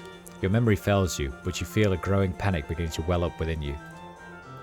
Ah, awake now are you? A questioning all are done? The voice is an old woman's, thick and scratchy, as if it's trying to force its way past a thick layer of dust. Try as you might, you cannot open your eyes and see the woman, but you feel a shiver of fear. Something's wrong, terribly wrong. You try to respond, but all you can manage is a ragged croak. You can't feel your tongue, and your eyes? What's wrong with your eyes? Now, see me, you did. I spoke, you did, and poorly, so the price you have paid, The crone sounds amused, then her tone drops sharply. No more of your questions. Now you will listen, and you will remember the words. For in minding me, you shall live. Not if you hear me, or another bit shall I take. Nod. Remember me, traveller, remember me to a stone, one of the pretty glimmers of your festive hall. Use it like a cup, pour what you feel into it, and know this. Remember me to a man who wears a skin of scars and tattoos. He seeks memories, but has misplaced them. If smart he is, he will know the knowing of me. Tell him to find me, or if I am not to be found, tell him to come to Glimmerstone, and we shall speak. Wait. Tell him to come to the Glimmerstone, and we shall speak. My precious man and I. She pauses, then hisses again. Not if you will hear me, ragged thing. Not. Ah, pretty polite to listen so long. When he comes to the Glimmerstone, tell the man to speak my name. And your pain shall not have been in vain. The crone's voice trails off as if distracted. You try to speak again, but there is only a sick, gurgling noise. What happened? Who is this person? Why are you... And you begin to feel yourself slip into unconsciousness. Updated my journal. Your vision clears and you're standing once again before the hideously green stone. It looks different than before, more horrid somehow.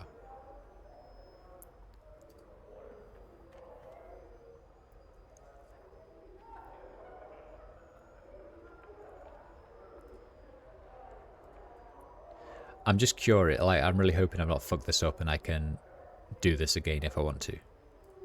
Begin the sensation. Close your eyes. Try and get your bearings. Okay, cool. Because I want to do these other two first.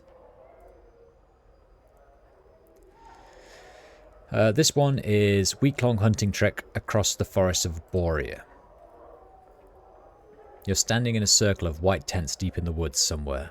The trees around you are by far the largest you've ever seen. Suddenly, though, there's an odd prickling sensation at the back of your skull.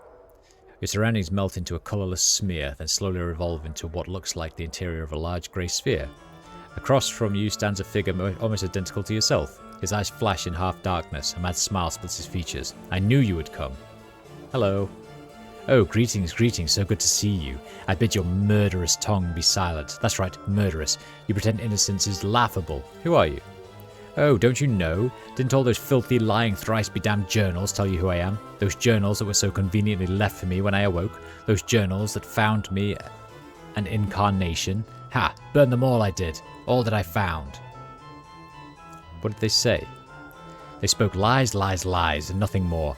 Filth about a man who forgets himself, other incarnations, of preserving their experiences in writing so later lives could benefit. Thieves. It's my life, mine. You all want to steal my body and you won't have it. So you're one of my earlier incarnations? If you put stock in such trash, yes. What did those lying journals say?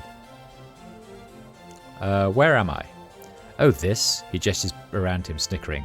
Just a little trap is all. I realise that killing you body thieves might not be enough. I might have to trap you, ensnare you for eternity. You may have realised by now there's no way out of this sensory stone. Your mind is locked here. You'll note the rather sparse surroundings I left for you, all to help the madness set in good and quick while your flesh rots away. I have some questions then. How did you make this trap? Can't tell you that. It'll never be replicated. The magics used in its creation were lost, even to me. Clever it is, though. One experience hidden beneath the others, so that no flesh but my own would set it off.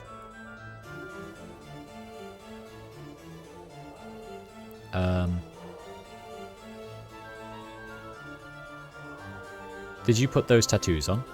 No. That one incarnation, that practical one did. I've tried to burn them off, but the skin regenerates with the tattoos still on them. I've tried to tear them off. Stain them with acid. I hate them. But why? It is maddening to feel the eyes upon you, reading your body like a book. How did you make this trap? So there are actually two sensations within this stone. Yes, that is of the Arborean hunting trip and that of this trap. He suddenly looks wary. Why? Try to force your way into the other sensation through sheer willpower. Wait, what are you doing? Stop that! Continue to force your way into the other sensation. You will last push yourself to the surface. I want to go back in. I didn't finish talking to him. This inscription, leave the thing alone. Oh man. Oh man.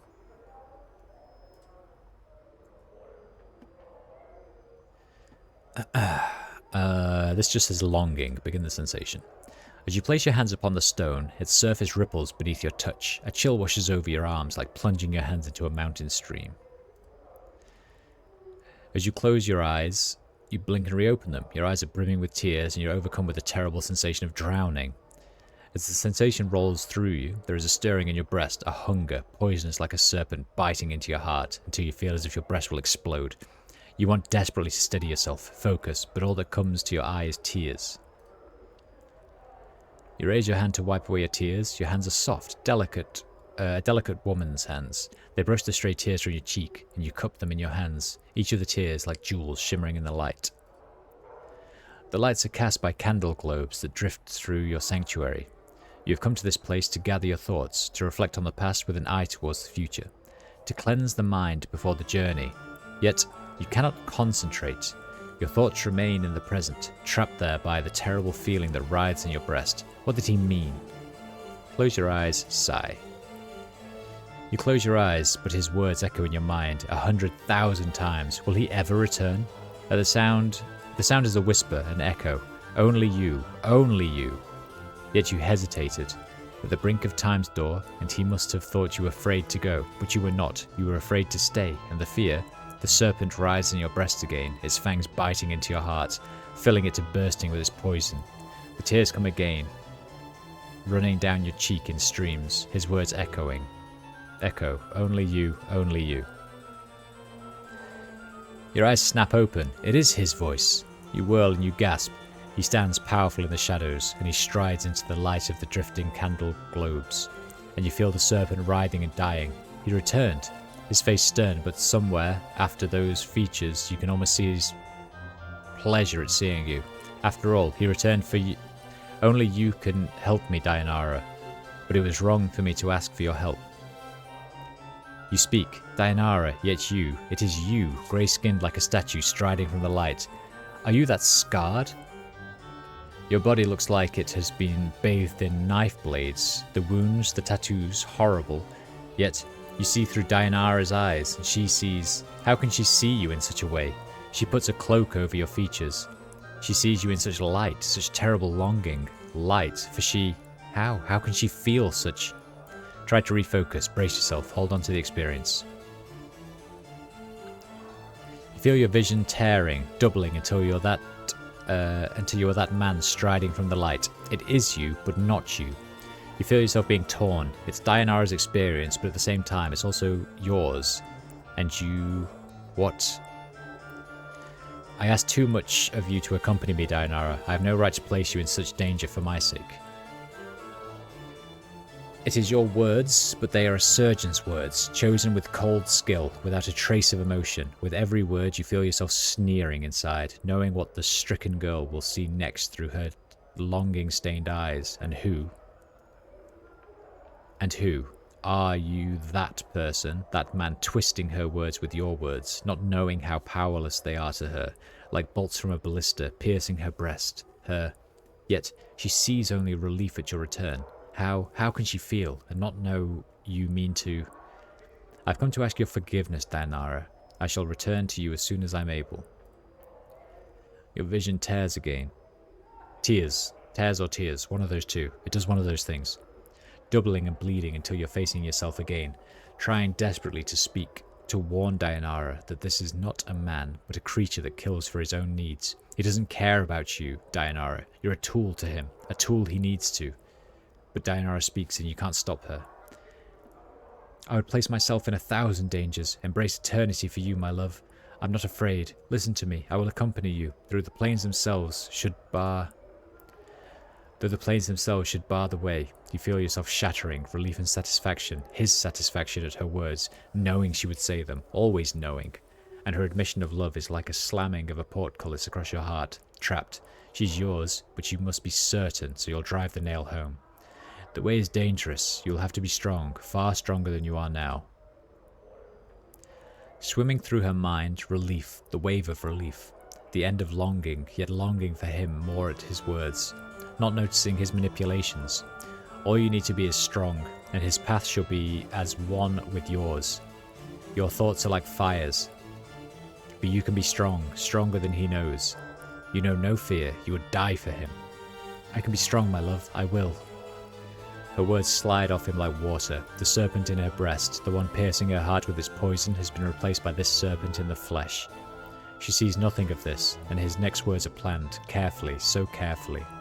I can't say if we'll succeed, Dayanara, but I'll do my best to protect you, and I will expect nothing less of the same from you. You may be required to make some sacrifices. At that final terrible word, you feel yourself being torn apart. He means to harm her. He means you harm, for you are her, and he means to hurt her, yet you need her to be harmed. And you want to scream at her that she's in danger. Run, Dayanara, for his eyes unmake all things, and... Of course, my love, life is sacrifice, this I've learned. You, she, her, you speak the words, and in it you feel yourself dying inside. You're a spectator. You've watched a woman die, but the words are a death sentence. Yet still she speaks, unheeding, uncaring. I left a legacy in my father's keeping, my love. Ask for the 6th, the 3rd, the K and the S. In it I bequeath everything to you. It's not much, but with it I left. Updated my journal. him. A wave of irritation washes over you. You clench your teeth to prevent the irritation from crossing your features. Must she always continue to prattle, even when you do not prompt her? Must she? But no, keep the irritation inside. Only a trace slips out. Come now, I cannot die, Dainara. There's no need for such foolishness. She is overcome with fear. Fear that revolts you. And the fear wells up inside her. You as you watch him frown, and you hasten to correct him. He must know the reasons and know the wisdom behind them, so he's impressed with your planning. Speak before he turns away. I know I often act foolishly, my love, but you said yourself that you can forget things if you're badly hurt. There are things in the legacy that could help you remember should you forget yourself. Updated my journal. You coldly regard her through your eyes, tracing your gaze along her furrowed brow, wrinkled with worry, desperation. She's acted as you expected, yet there's something in what she says. Perhaps, yet, I hope nothing in this legacy is of value. I do not want you to leave anything here in some safe that could be of use on our journey. Her illusion is shattered just for a moment. You watch silent as the emotion falls to the ground, splintered like silvered glass. Of some use, such a casual statement, yet even Dainara sees, and you hope, just for a moment, you hope that she sees him for what he is, the serpent. The serpent.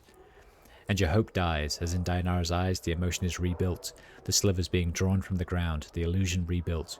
But the slight sliver of pain remains. He thinks you have done something foolish, yet you did it for him. You must make amends, but how? You must convince him the legacy is unimportant, but it isn't, it's everything. The legacy, my love, it just has a few things to help you remember. The scythe of words falls on Dainara, so quick, so sharp, you cannot follow its arcing path. A legacy? The things you do, Dainara, such romantic gestures. No matter. No, you, Dainara, you've driven him away again, like you did the night before. You feel the serpent stirring again, reborn, curling around your heart. There is the softest of hisses, yet he does not hear. Would you wish to leave a legacy, my love, for yourself or for anyone you would want to? It might help you remember if you left something for yourself, for the ones you loved. The word scythe falls again, terrible and swift. Yet this time the illusion holds, and the serpent is cloaked. The serpent is cunning, and it shall not reveal itself until it strikes. A legacy for myself, not likely. The things I would leave for myself would not be safe in some advocate's office, Dainara. But enough of this, I must leave. He's leaving, you must make him remain, and the experience swirls around you, terrible, the spiraling towards the final scene. The question, she wants to ask. Don't ask it, Dainara. Don't ask it, be silent. Be silent. My love, before you go. His anger, his irritation, what now, girl, what now, you mewling banshee? Before I go? It looks like I am in no danger of that. Come, Dainara. Can't these questions wait for the morn? There is much... She is desperately drowning. Say it, and you speak it. Do you want me to come with you, my love? The rush of emotion dies in your mind. This is the end. The words you are about to speak are true, but the truth is not the truth she sees. There are no lies, only cold calculations. Of course he wants you to come with him, Dainara. You understand it clearly, too clearly. He has invested too much in the poor girl to let her go. Of course, Dainara. I would not have asked you to come with me if I did not want your company. You know how I feel about you. There is a cold silence in his mind, then a hissing of a thought. A response sharp and deadly, like a dagger blade. The lie comes swiftly, unburdened by emotion. I love you, Dainara. And you want to scream as you feel the lie wash over her like a radiance, but it is a shadow of truth, a serpent's kiss, and he means you harm. And she can't even see you want to call out, but she's crying with joy, even as... Cry with joy, with frustration, with joy, with despair. The emotion washes over you, and you are drowning, and you need to speak. You long to speak, but you cannot, and you scream as you tear your hands away from the stone, bloody tears rushing from your eyes, running in streams down your arms, your hands, to coat the stone, blood, her blood, and you can't warn her, and you can't stop crying. And suddenly Fall from Grace is there, and her touch is gentle like silk. And she brushes the tears from your eyes, even as you feel the screams welling up in you. She shhs you, cradling your face through your bloody tears. I can't bear it. I couldn't stop her. I wanted to, but I couldn't do anything. Wolfram Grace looks into your eyes, and she nods sadly in understanding. And that is the nature of longing, the desire for that which you cannot change or possess. She studies you, withdrawing her hand, now soaked in blood. Will you be all right? Yes. Very well. We'll continue when you're ready. As much as you want to hurl the memory of the experience from you, you hold it fast, because you know it's important to remember it. It was you in that experience. It was Dayanara's experience. But because it was you, your memories flooded you, and you could feel both sides at once. Who were you? Who was that shade of you? Holy moly! Once again, we have learned that in our previous lives we were a cunt. Right, I need to do that, but I think maybe I should go and talk to Dayanara's daddy first. And then we'll finally talk to Ravel through whatever that stone is.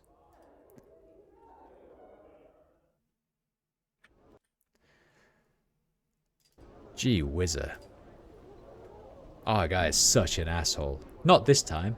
As I'm playing him, we're a lovely person, helping people and only killing a few people in return.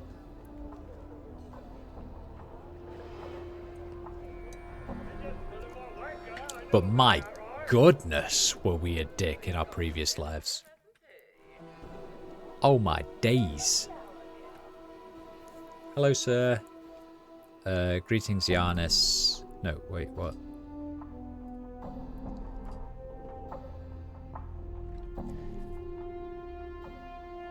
Should I tell him about that?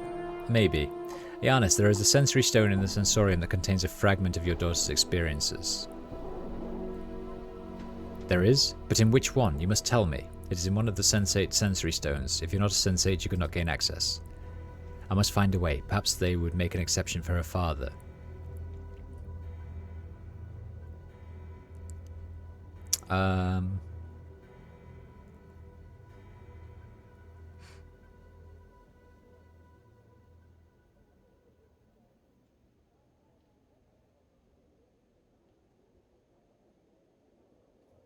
Oh, do I say I could help her, or do I talk about the... if you wanted, I could speak to someone. Updated my journal. If you could, I'd be most grateful.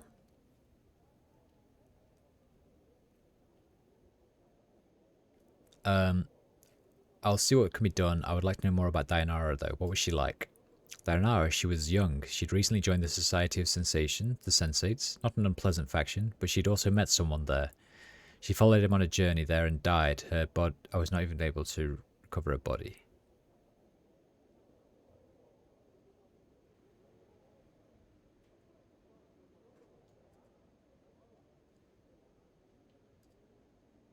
Wait.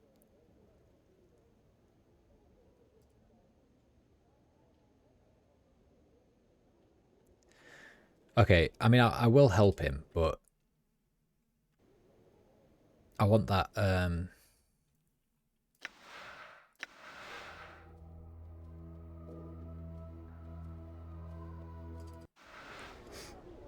want my legacy, goddammit. Bruh.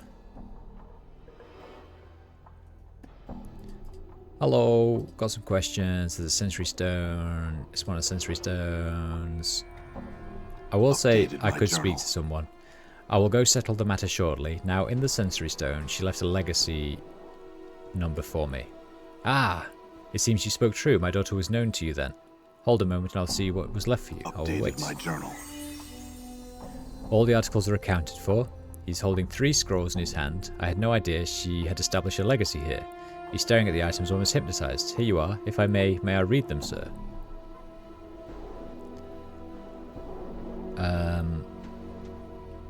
Let me read them first, then I shall decide. Of course, he seems broken, but please, I beg you, I have little left to remember my daughter by.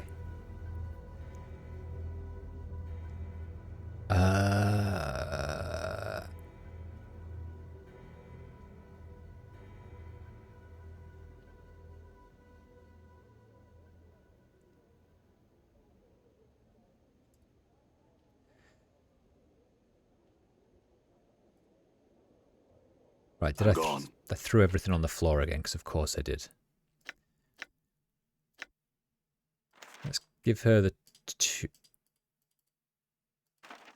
Alright, give him the tomb plans. You can have that. That's Dianara's legacy. Healing scroll, some heart charms, handkerchief, Frostdale mug. I don't need a dance ring, Godman token, silver bracelet. What is that? Enlightenment. What is enlightenment? Wait, what? What?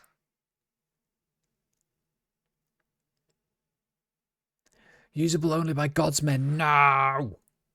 God damn it. Alright, I guess I have to use a dance dagger then. That was so much better though. Healing scroll is nice.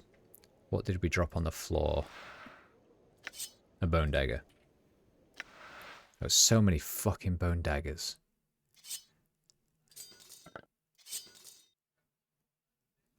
Dianara's ring, though. Dianara's wedding ring. +1 to all saving throws. +1 to armor class. +3 to armor class versus piercing. This ivory ring was part of Dianara's legacy. Radiates with a slight glow, and though it is cold to the touch, its chill is strangely comforting. What does that do? +1 to armor class. So I can take that off, and I will wear Dianara's wedding ring. Very nice.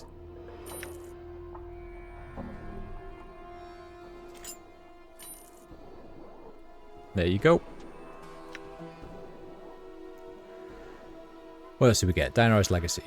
My love, if you're reading this, then the tragedy I have seen has come to pass. I have died and you have remained to suffer the loss. Know this, my love. I know why you were forced to shield your feelings from me. You sought to protect me from the terrible burden you carry with you. The distance you kept between us was your way of protecting me, and the brief moments when we were alone and you let your feelings be known, that was when I knew you cared for me. Carry no regrets with you, carry no guilt, for I came with you on your haunted... Hey Mossy, welcome in. How are you on this fine day of dayness that we're in? Carry no regret with you, carry no guilt, for I came with you on your haunted journey of my own accord. No matter how death came for me, I know that you did everything in your power to save me. Our lives are intertwined, my love, and death shall not be a wall between us. For my sight has seen what is to come, only in staccato segments, but it is enough for me to know that we will be separated for a time, but we shall be reconciled again. Thus, do not see my death as a farewell, but only as an interval before we meet again. Carry my ring with you, and these other pieces of me, and think of me. Keep me in your mind and heart, and that will be the beacon that brings us together forever, Dianara. God, we were such an asshole! My God, I hate myself! Are we having revelation? Yeah, we've had a lot of revelations. So what did we've been to the sensates, and we've been through a lot of the sensate stones. Yeah. Did we have some Dakon revelations yet? I don't know. I mean, I got achievements for making him find his way. I don't know, but that was a while ago. That was like 2 or 3 streams ago. I will hear you. So I know about, like, that we saved him and he's basically a slave. And I don't know if there's much more to learn from him, but I got, like, the achievement of, like, he's found himself and blah, blah, blah. When I fiddled with the puzzle box of the... Yeah. And we did a bit more than that as well. We found a Githzerai who had a bit of a conversation with him, and then because I know his language, I was able to, like, understand what they were talking about. And that's when I asked him about this, this, like, Shrek lore. And then he told me that I was the one that gave him the circle, and then we did a bit more from that. Hey, Hazy, welcome in. How you doing, buddy?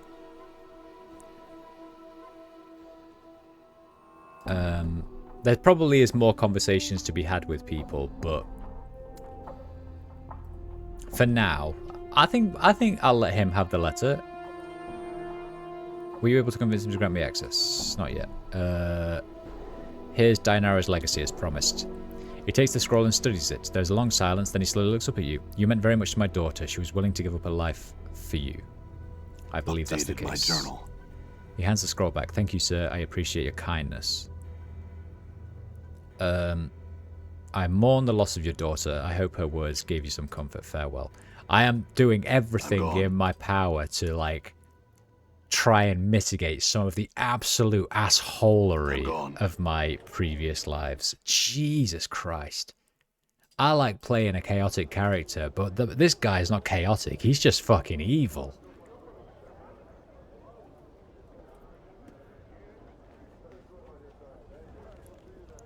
Right, come on, team. So the only thing... So I know that one of these, I can talk to one of the sensory stones and tell Ravel that it's me, and I think that's that. I don't know how to do this. It says I need a vial for my skin and my blood, but I don't know what the vial is or where I find it. Like, I'm completely lost. His alignment is a mortal stupid, yeah.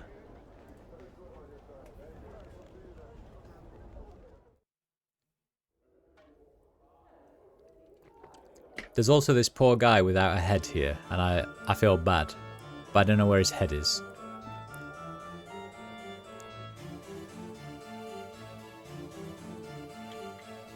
I would like to find his head. Maybe this guy.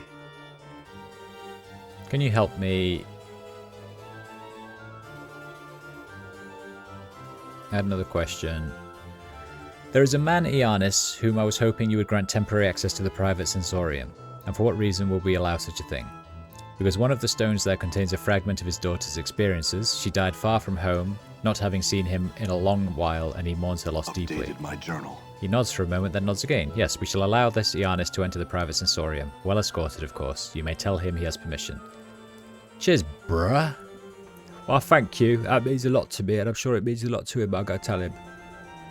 Have you had this great discussion with one of the philosophers in the fest hall about death and the planes? Yes. Yes, I did. And then I killed myself to prove that I'm immortal, because he didn't believe me. And then I said, it's time for you to kill yourself to prove your point. And he was like, I'm not going to kill myself. And then because I'm not playing an evil guy, I was like, alright, fair enough, but you understand now that he's just spouting bullshit. And he was like, that's the end of my lecture, everyone. I'll be back again soon. Bye. And that was about it. Yes, they agreed to give you access to your daughter's sensory stone. I thank you, good sir. Thank you. I'm in your debt. It was no trouble, Ianis. Please go see the experiences of your daughter. I think they might ease your troubles. Updated my journal. I mean...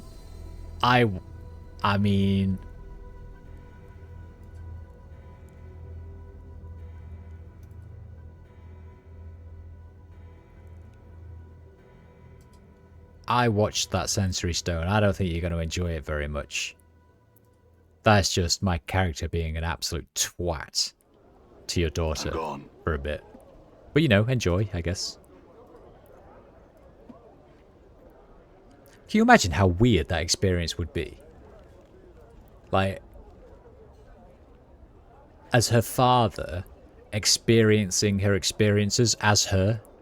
So not only are you her dad, but you're experiencing the experience as if you were your own daughter, who is dead. Like BD and Cyberpunk. Yeah. Alright. Yeah, this whole place is like the BDs.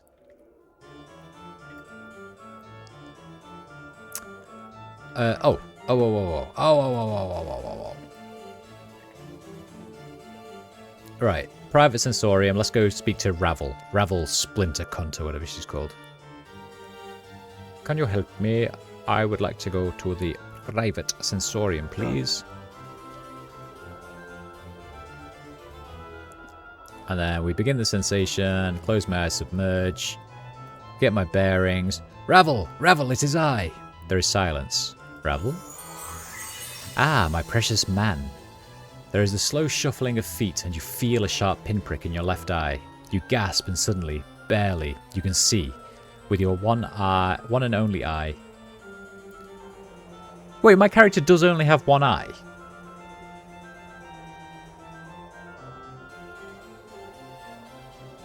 Suddenly, barely, you can see with your one and only eye. Now he only has one eye. Oh, okay, I think I understand. You lie in a grey hut upon a dirty floor, where blood, your bright red blood, has seeped into the surrounding grey dust. Your arms are gone, your legs have been hacked off at the knees, yet you feel numbed, and there is no pain, only fear. There is someone above you, someone looking down on you.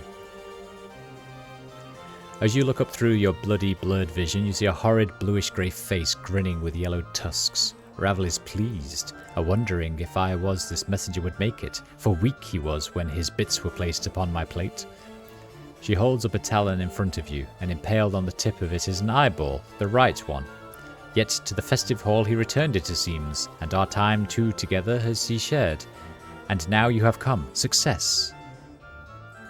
I think this is a... Yeah, this is a well...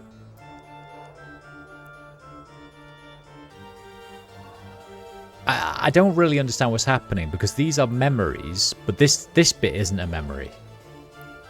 Because, like, this one over here, that was a trap that one of my previous incarnations had set for me. So there were 2 experiences, but it trapped me at, like, in present time. So it can't be an experience, right?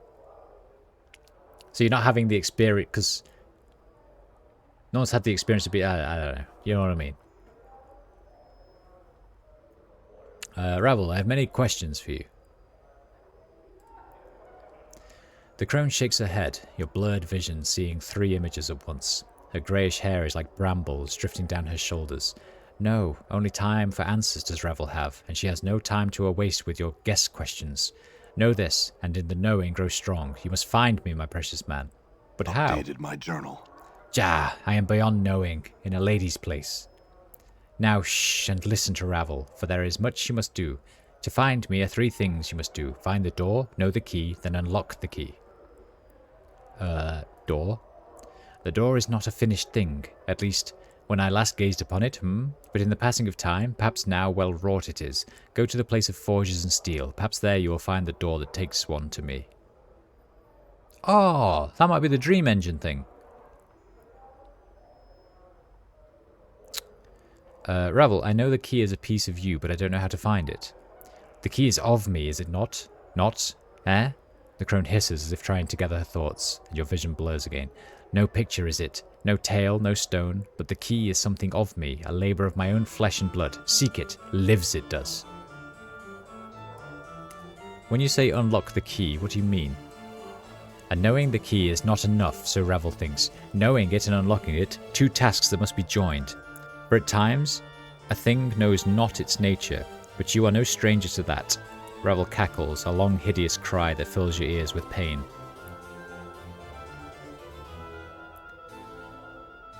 What door do you speak of? Ravel, how am I talking to you if this is someone else's experience? Of stones and experiences, and telling will Ravel do, but not the telling of how she speaks to you now. She speaks smoothly. Many are the branching and twistings of Ravel, and many are her secrets. I need you, and I need you knowing of this.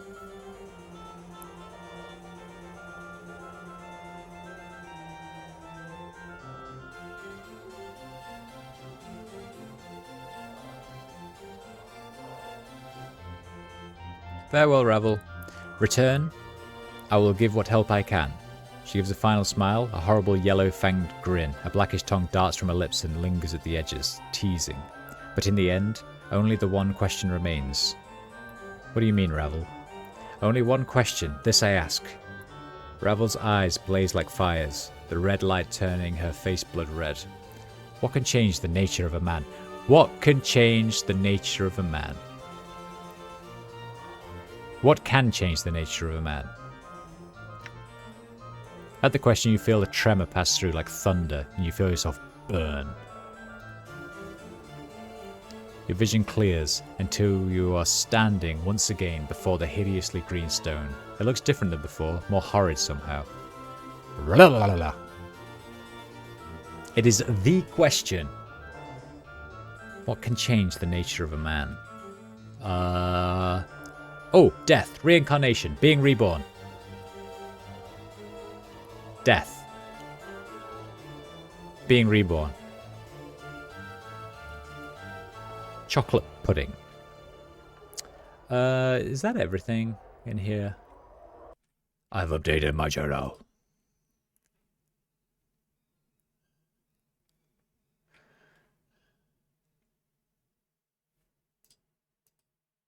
Find the port. Nil Xander has asked me to help him complete. No, a mage named Quell told me the key. Right, where's Quell? Quell!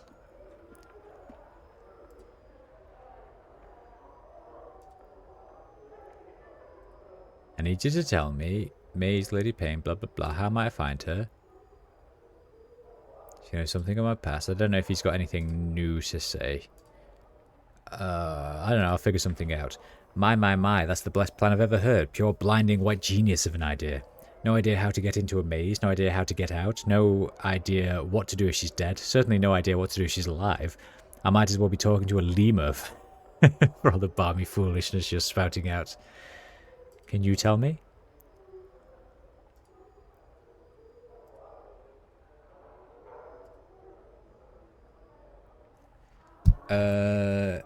Okay. Thanks, bruh. What can change the nature of a man, and why is it Colonel Sanders' extra spicy chicken nuggets? Why is it Colonel Sanders' extra spicy chicken nuggets? Alright. Alright. So there's two remaining bits and bobs that I can think of. Wait, hang on. I'm gone. The first is this dream thing in the Godman's Foundry place. And the second is the mute. The mute prostitute. Now, I'm almost certain the mute prostitute is I used this tongue. Fiend's tongue. It said that once placed into the mouth of any living thing, it will give the ability of speech, even if there was none before. But it won't let me do it. So there must be something else we have to do first. All right. Right? This was a door that was locked, but I'll need a key. Aye. And I don't think you could open it. Right. Yeah. Done. Maybe this lady will open it for me.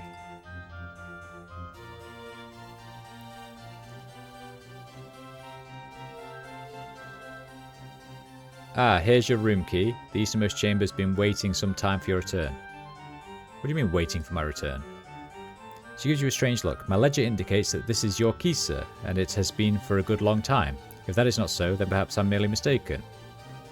Not right now, farewell. Wait, so...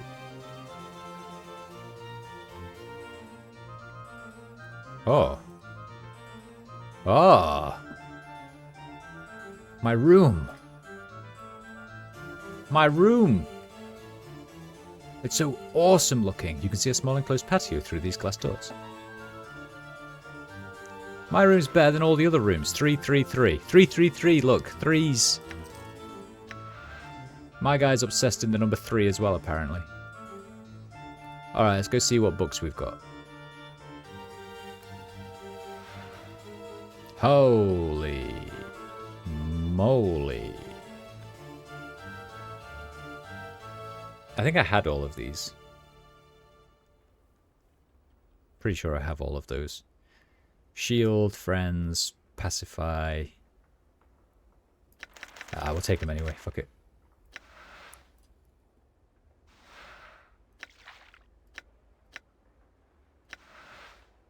I'm gone. What's up? Sure, why not? All right. Yeah, okay.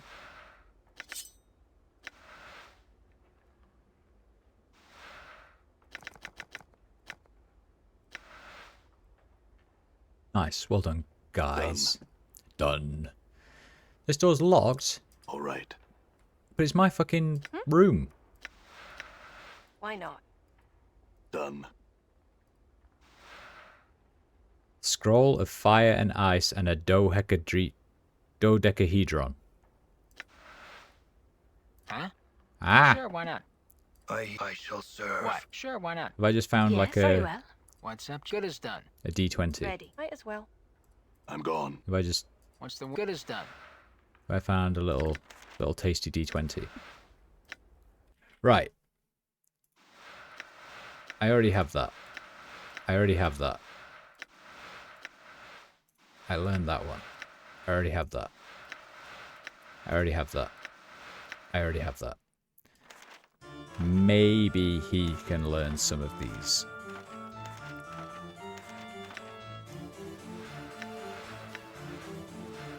Already got. He can learn that one. He can learn that one. This character's spellbook is filled to the maximum.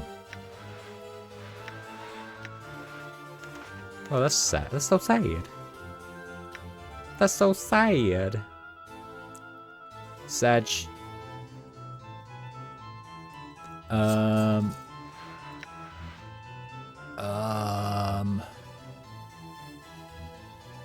Oh yeah, dodecahedron and that.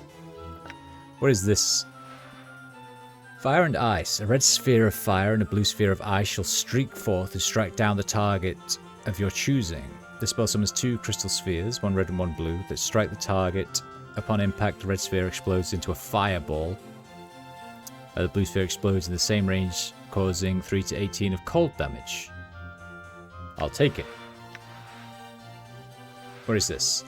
This heavy dodecahedron, about the size of both your fists balled together. It seems inexplicably familiar to you. Its texture is cold and smooth, but whether it's metal or stone, you can't tell.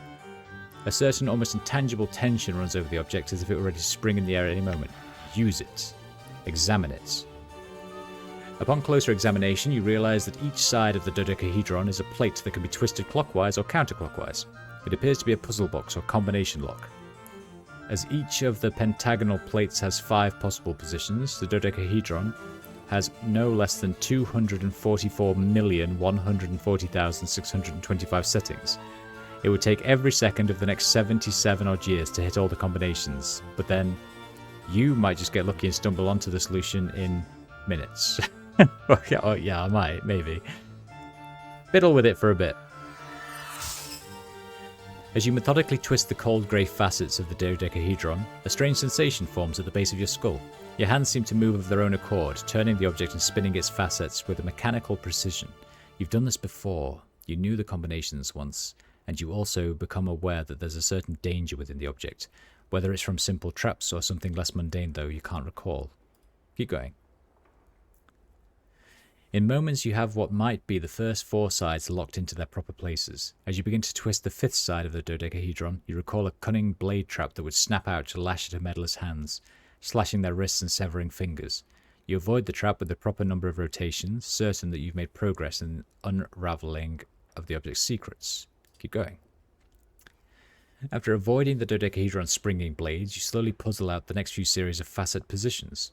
As you start to turn the 9th side of the dodecahedron, you suddenly remember that a second trap, jets of toxic gas that would form a billowing cloud of lethal corrosive vapor around a curious meddler.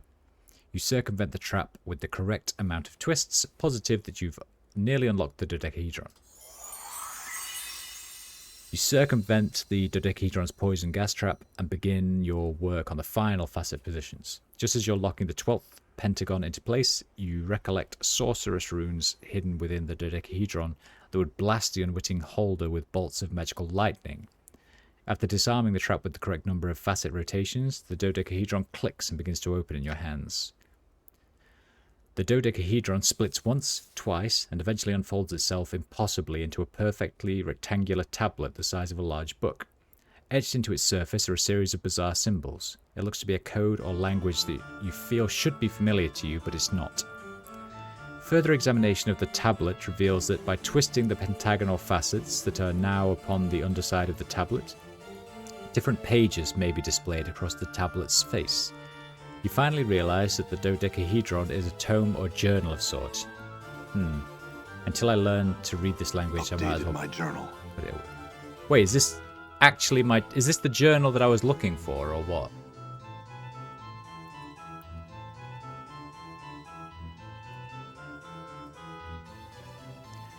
Because I do...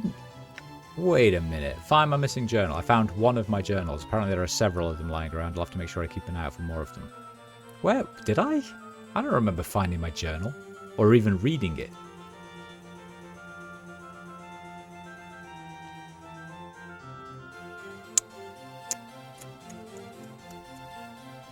Did I indeed find a journal? And if I did I give it to someone?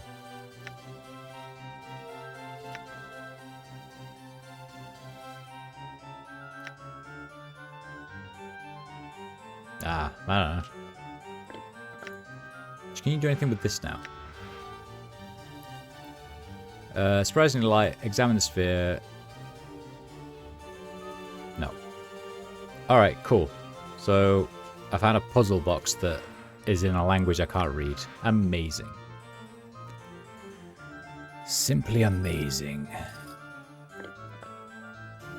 Here you go, Mort. You carry my eye.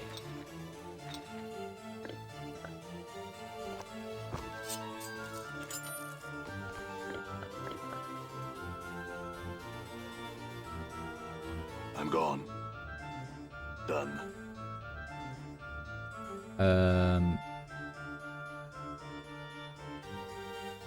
Okay.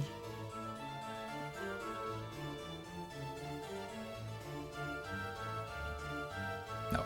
Oh, wait, I know. There's the language man. The language man refused to speak to me because he couldn't find his book. Done. And I have his book. But for some reason, it wouldn't let me give it him back. And maybe it's because I needed to wait until I needed to learn a language, and now it's all like, haha, I will give you a book if you teach me this language. Ah, ha, ha, ha. Or maybe I can just use his book. No, I'm guessing I've got to go get... We'll try, anyway. We'll try. Who was it? This guy.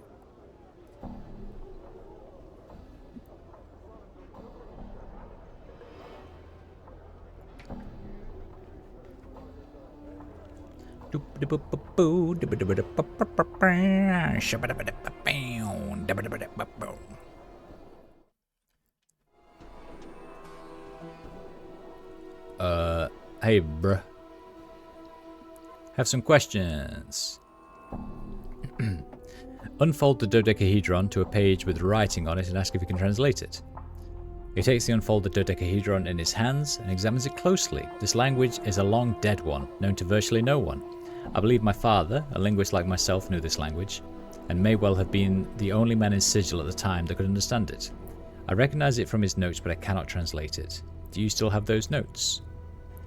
They'll be of no use to you if you're looking to translate anything, and the few actual books he had pertaining to that language disappeared around the time of his murder, I believe. Your father was murdered? He nods. Strangled he was. He was left to tutor someone. He taught various languages to supplement his research income, and was discovered dead in a side chamber of the Civic Fest Hall. The killer was never found. This was some, 50 years ago now. I was but a child. He knew the language, though, and could teach it. Surely he did and could, were he alive today. My father was said to be a great teacher. I have his skill with language, but not his patience for others, sadly. Is he interred in the mortuary? Updated my journal. Why, no. His ashes are kept here. He points to a bronze urn sitting atop a cabinet beside a bouquet of purple flowers. Why? A necroscope, are you? Speak with the dead? I have no wish to speak of these things any longer. You'll have to excuse me, sir. Farewell. Bruh. I'd like to see them. He gives an annoyed sigh. I'm not certain where they are just now, and I'm looking for something else at the moment. My research journal. Perhaps when I've recovered it, I could spare the time to find those notes for you. Is it this book right here? My journal. Zybra's Arch. Well, yes, it is. He takes it from you, then begins to rummage through his pockets. Here you are, then. My father's notes. Square, then, are we? Good. I have to look over my notes now, so if you'll excuse me, thanks for them. I've learned some new tricks. I've learned some new tricks, so I have, laddie. Saving throw. Fighting skill, 5 hit points, 1 hit point. Nice. Alright, then. Finn Andley's notes.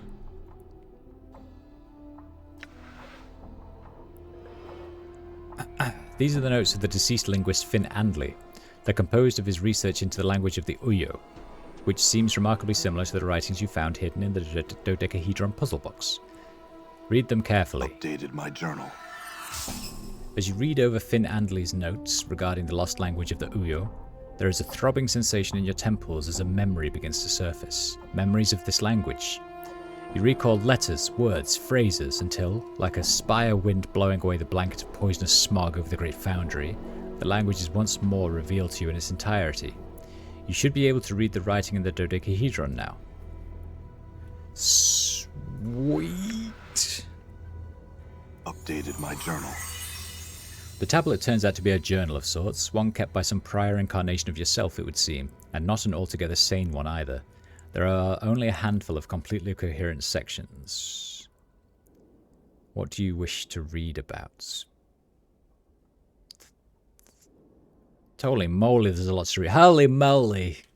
Here we go. The Whispering Shadows. The whispers are not the shadows moving, they are speaking, plotting, talking to each other. I can understand some of what they say. Female Ghost. The book tells me things, whispers things. It tells me to avoid the ghost girl. Avoid her. I don't know her and she torments me. Read about hiding something within your own body. And so I swallowed it, hoping I'd catch it in my bowels. I can make someone remove it when I need to. I've already done that. Read some paranoid ranting. I have learned that my life is not my own, and I will not allow you to have my life. You will have to pull my life from my broken body if you want it. It's you who will die, and if I cannot have it, neither will you. You are responsible for this treason of flesh. You will not live to live my life. Oh, this might be the guy that tried to trap me. Read about the accursed tattoos. The accursed tattoos will not leave my skin. I have tried to burn them off my skin. Failed. I tried to cloak myself, but I always feel that people are reading my flesh, reading me like a book. Whenever they look at me, I want to tear their eyes out, pluck them from their sockets and crush them beneath my heel. Yeah, this is the guy that tried to trap me. Read about dreams and Ravel. Why can't I dream? I used the goblet of Samir to force a waking dream. I saw a hag. She tempted me, threatened me with shadows. I've never seen her, but she came when I dreamt. I must not dream again. I must always be aware. I destroyed the goblet. She says she is someone of power and that she will have me.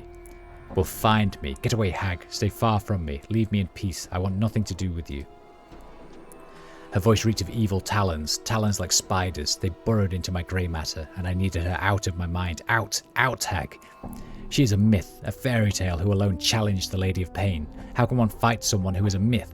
I don't have the weapons. I need weapons that will kill her should she come find me. I need a strategy so she cannot defeat me when she comes for me. I must devise and think. I shall beat her. Read about the danger of names. Fear names. Names have power and identity. Names can be used as weapons by others. They are a hook that can be used to track you, find you, hunt you across the plains. Remain nameless and you should be safe. Read about the killing in the fest hall. I went to the fest hall looking for the path of my false self in its halls. So glaring was it, and those I did not know, the false ones, welcomed me into their confidence, treated me as a friend, showed me my room, attended my needs. I had to restrain myself from launching out against them. That would have been premature. First, I needed to protect my identity. I found the one who knew the exclusive language of the Uyo, learned it as I could, then killed him. Then I went to the sensorium and prepared to end the matter. Soon. Soon.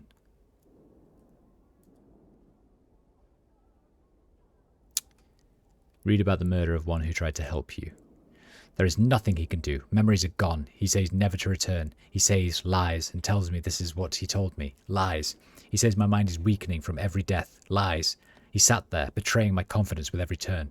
He says that only after 3 more deaths, 3 more lives will I gain the benefit of keeping my memories, but that I myself will die. When I die, how can one be immortal and still die? He could not answer, so he was of no use. I butchered him so that no other incarnation will ever benefit from his uselessness.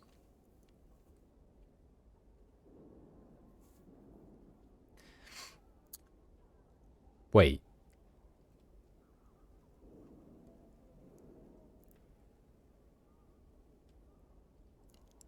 He says that after only 3 more deaths, 3 more lives, will I gain the benefit of keeping my memories. But that I myself will die.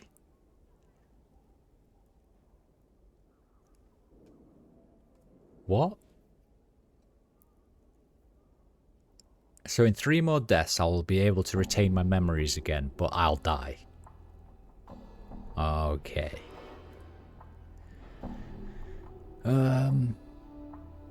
Read a cryptic answer from an unknown source. You have been divided. You are one of many men, one in many men. You bear many names and...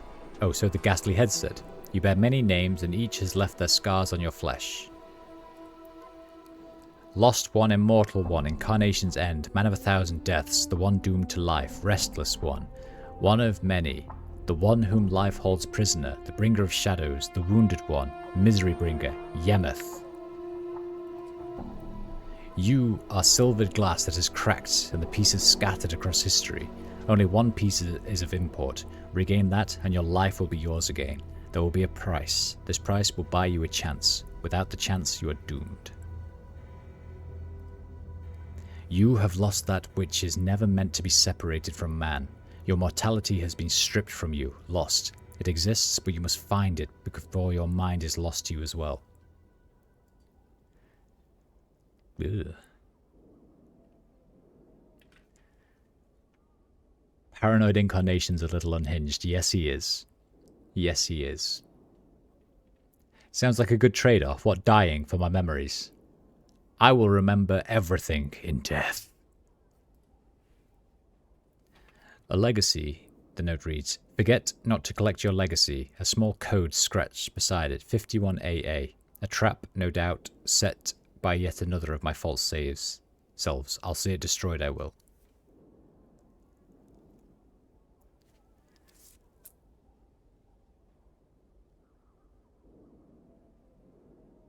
"51AA?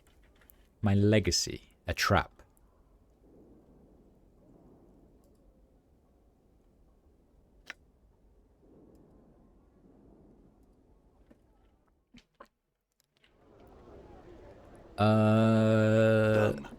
Alright. That was interesting, but... Right. In terms of a legacy, maybe this bruh. Done.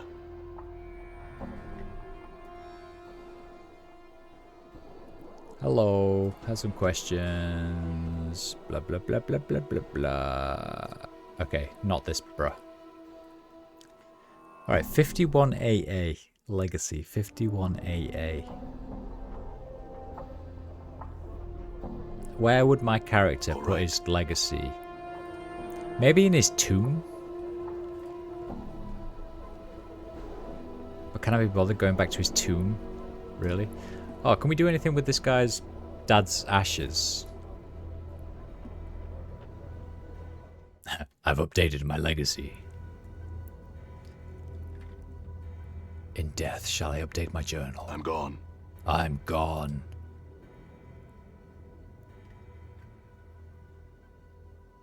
Are we good? Guys?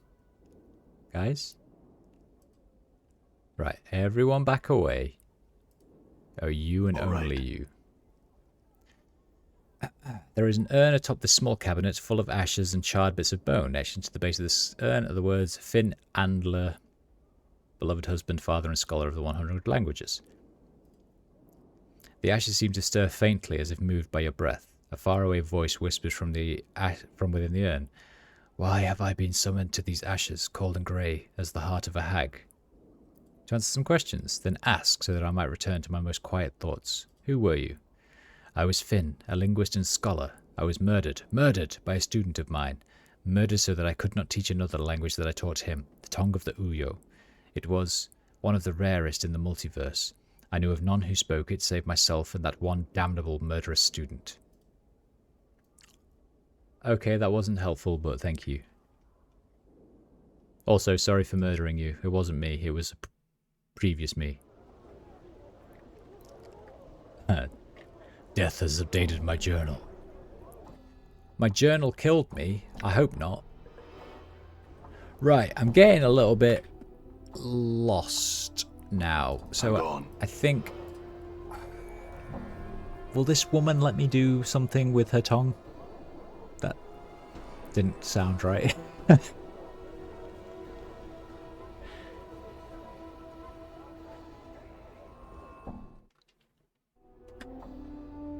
All right. Right.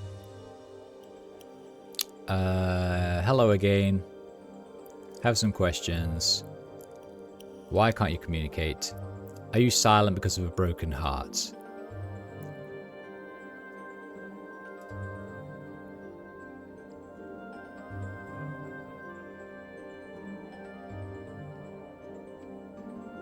I think there is a quote bot. I just can't remember how to use it.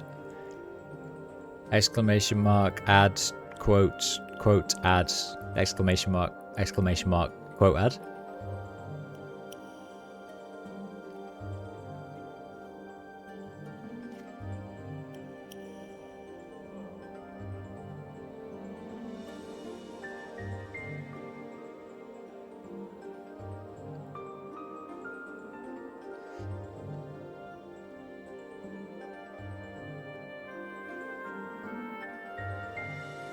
I wonder if we have a quote. Okay, so there's definitely quotes in there. I promise I can read. I have no context for that though.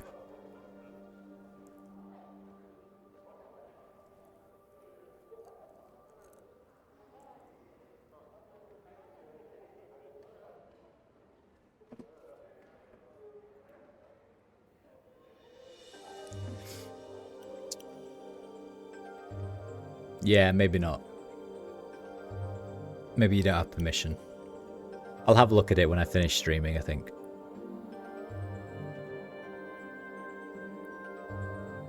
For now, if there's anything you want adding, send it to me on the Discord and I'll add it manually. When I figure out how to do it. Okay, right. I am a bit lost. There's this like secret basement with all of the lady's stones in. I wonder if now that we've got her on our party, maybe we can experience some of their stones. Wait, yeah, maybe we can experience Echo's stone.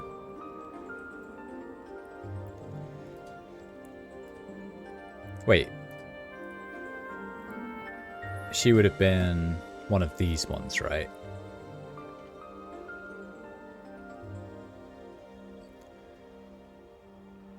The writing's been scoured away. Alright, so someone, an old student, that's Juliet. The dice was loaded from the start. And I've been when you exploded in my heart. This is Echo, but I still can't do anything. Come on, man. I got this that I don't know what to do with. Alright, journal.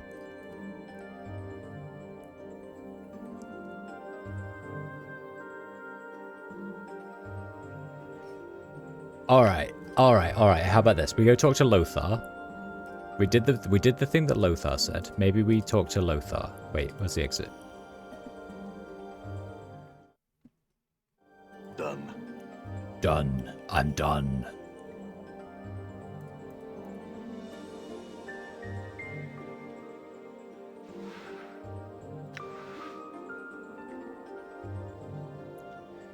Or Yes? can you tell me about the Tanari, Fall from Grace, Sensei? Can you teach me anything of the arts?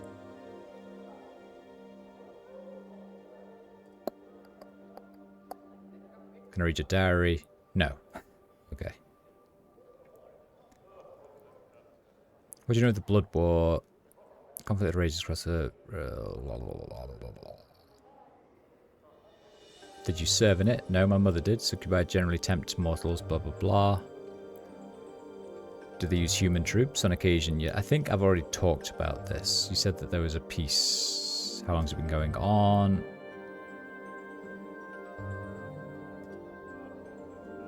Can you tell me what you know of Ravel? She was blah blah.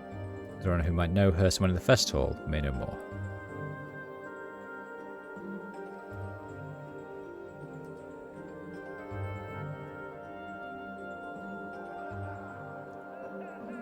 All right.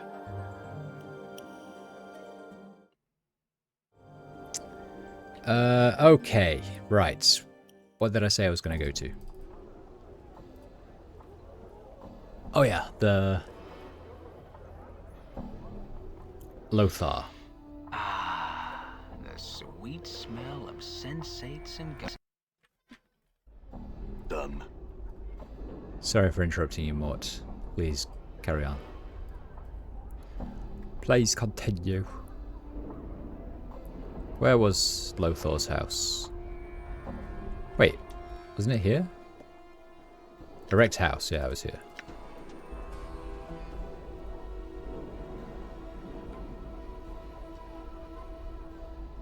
We'll never know, Mossy. The sweet smell of sensates and...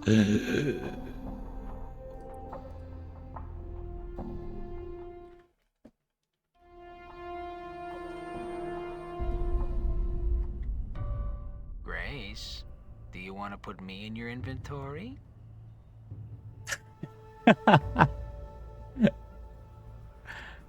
Want to put me in your inventory?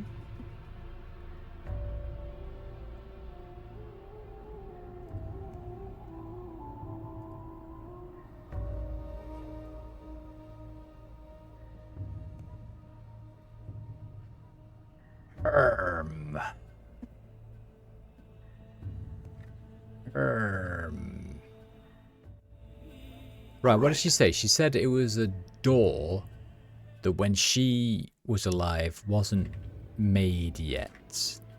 Maybe the siege tower? All right. And ink used to update one's journal. Let's try the siege tower. That's one of those places that just hasn't done anything for me, ever. And if it's not here...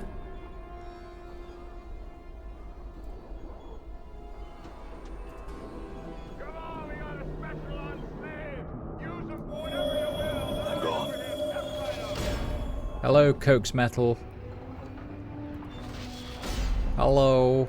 Will you talk to me? Is there anything you want? Anything at all? Like, what are you banging on? What are you banging on about? What are you banging on about? Bruh. Bruh. Oh, what the fuck? It lets me talk to him. You should be able to talk to it. Yeah, I literally just saw that. You see an iron creature, its size is staggering. It is. I've been in here like 4 times and never noticed that you could talk to this thing. I think there's like a tiny little bit that registers as a speech bubble. If it stood full height, it would shatter the roof of the siege tower. Thundering echoes rattle from the walkways as the creature hammers away in its forge, and the smell of soot and ash fills the air. Hello. Updated my journal. There is a screaming of metal on metal as the giant turns to face you. You suddenly realize the golem is built into the siege tower itself. Girders pipes and huge braces run through its lower torso and into the walls, and the bottom portion of its body makes up the forge itself. What are you? I am iron given purpose. What purpose? I forge the implements by which the multiverse will be unmade. You mean forging weapons? That's your purpose? Metal is like flesh, both carry potential in their veins. When tempered with heat and pressure, the potential surfaces. My purpose is to bring forth this potential, allow it expression.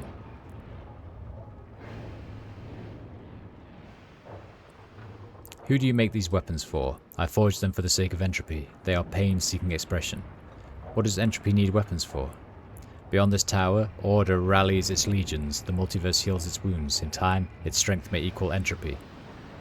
The multiverse is your enemy. Why? Updated my journal. The multiverse breathes, it grows, it stagnates, it forges its chains around the planes link by link. In time, even entropy may be chained.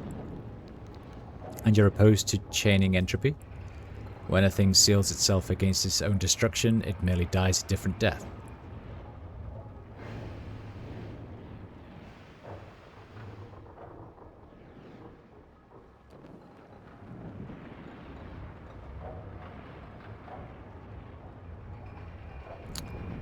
So you're saying immortality is just another kind of death. Immortality is only a word, all that exists can die. You're saying you could forge a weapon to kill an immortal? Every living thing has a weapon against which it has no defense. Time, disease, iron, guilt. How do you know what weapon to use? One must know the enemy to forge such a weapon. And how do I do that? Start with a fragment of the enemy, a drop of blood, a crystallized thought, one of its hopes. All of these things can tell the way it dies. What if your enemy strikes from a distance, from shadows, and never shows himself? Then that is the fragment of which of the enemy you must use. How? The actions of your enemy have told you much. Your enemy does not wish to engage you directly. That is a weakness.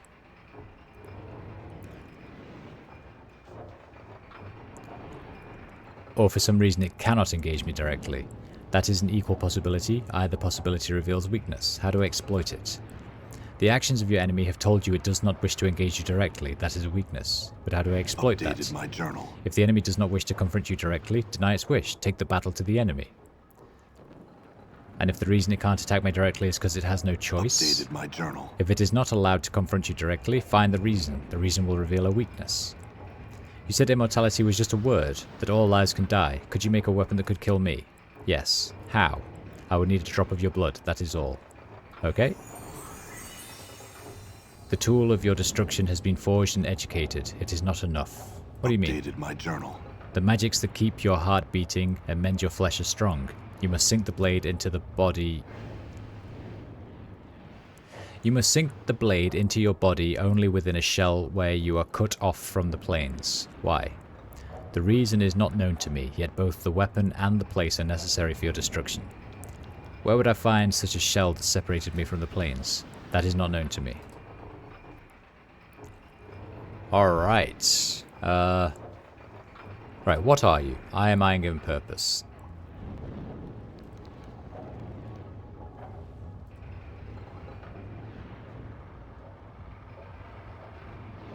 Can you do anything with my weapons? Show me what you've brought, I will study its potential.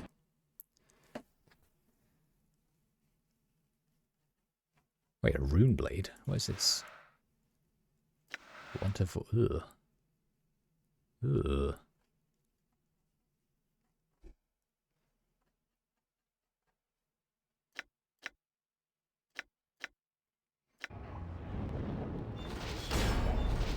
Yeah, it's like right here you've got to hover over.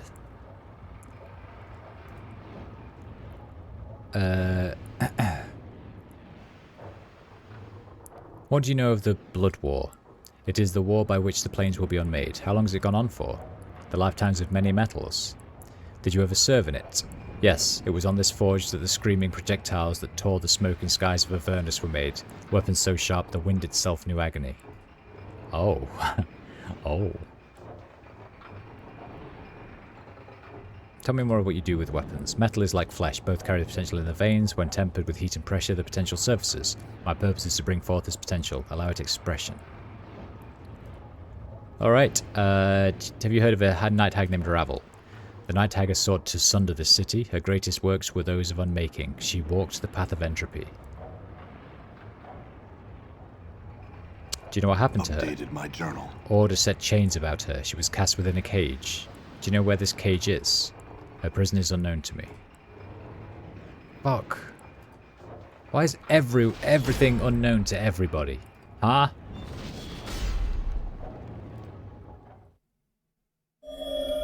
Right on the nose. I'm gone. You can only talk to him if you talk to his nose directly. Alright, alright. So I need to find... Coke's Nose. Coke's Nose! I am known as Coke Nose, the founder of great nasal cavities.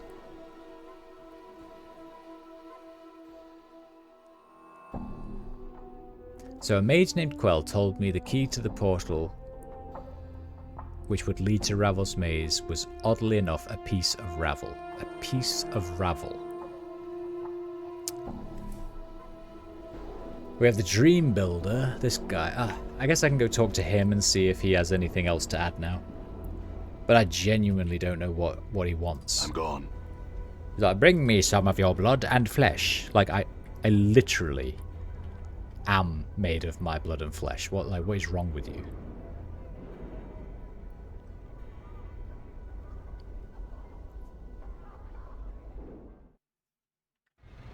All nasal cavities should be mapped. I'm gone. Yes.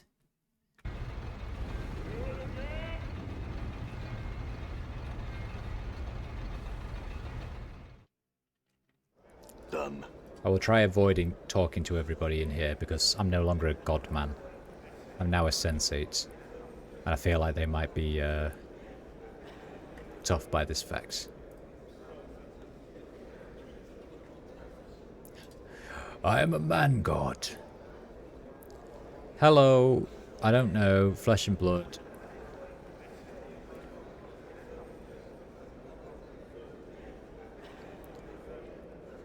They're not interested, but it's taken 4 generations of my family. My great-grandfather said you seem so anxious. He had this scroll.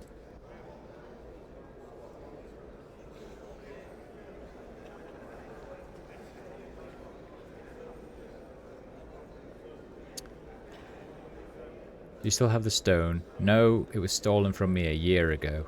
I saw only a shadow flitting away. It was... Wait. So... My great-grandfather set your face in stone so that we would know when you returned. It was stolen from me a year ago. I saw only a shadow flitting away. It was the only item taken from my home. Alright, let's finish it. What I need to begin the final stage of the Dream Builder is a piece of your skin immersed in your blood, so the machine can familiarize itself with your physical presence. It must be in a blue-green bottle to symbolize the dream sea on which you float. Flesh, blood, bottle. Just give me a fucking blue-green bottle. Where do I get a blue-green bottle from? I'm made of my flesh and blood. I'm made of it. Why? Give it to me. Techno Will, welcome in. How you doing, buddy? I've updated my journal. I have continued to update my journal. Blue-green bottles are a delicacy. Clearly.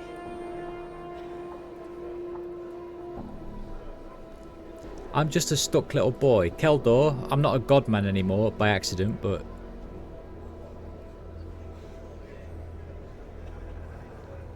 His face is impassive, but there seems to be fury behind his voice. You have betrayed our ideals. You have no place here. Our guards will escort you out. Will you leave peacefully?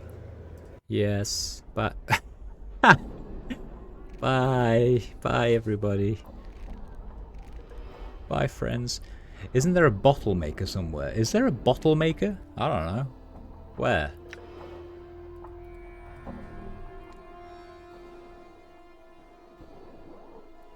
Thorpe and his gang. Yes, I saved them. I saved them from a horrible fate. Some evil lady wanted to get them to fight a Abishai or whatever they're called. And it turns out they're immortal. Sebastian.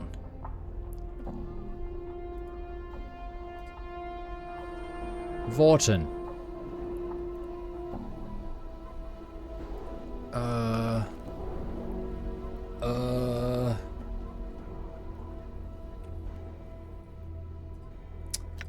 Journal.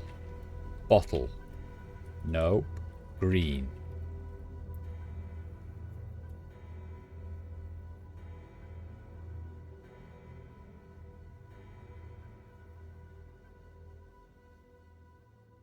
No.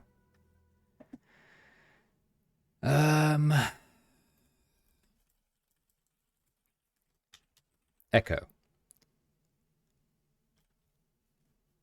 After telling me the tale of Ravel, Eve suggested that Echo might know something more of her, but that I'd first have to get Echo to speak to me.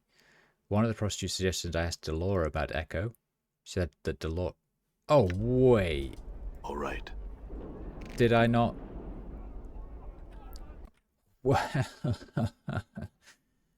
Wait just 1 second. Did I ever ask Delora about Echo after I gave her her keys.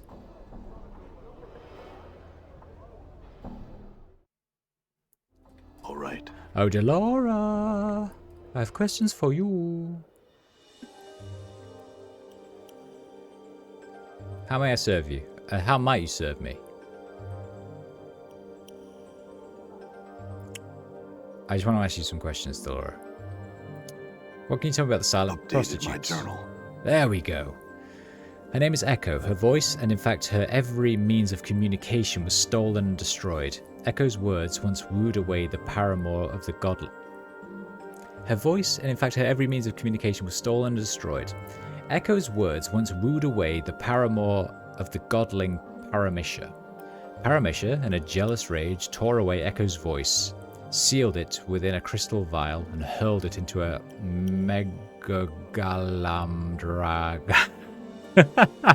Megagalamdraga's maw. Echo's voice is forever lost to her. Only another, new voice could return to her the ability to communicate once more. I know this because I spoke to Paramisha's paramour myself once. Bruh!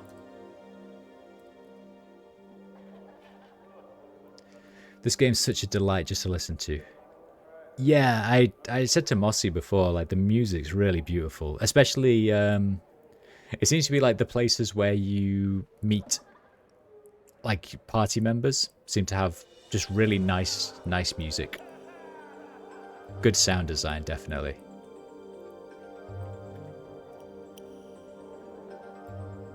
Oh, Echo, I have questions.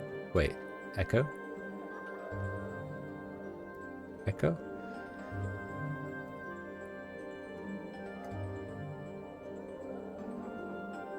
Why are you fleeing from me?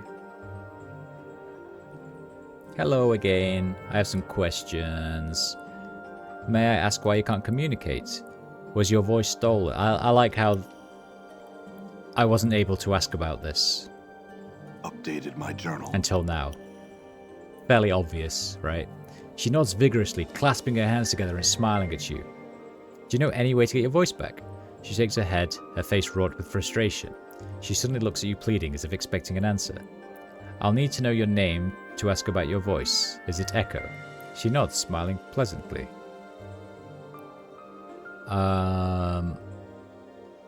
I'll vow to return your voice, sure.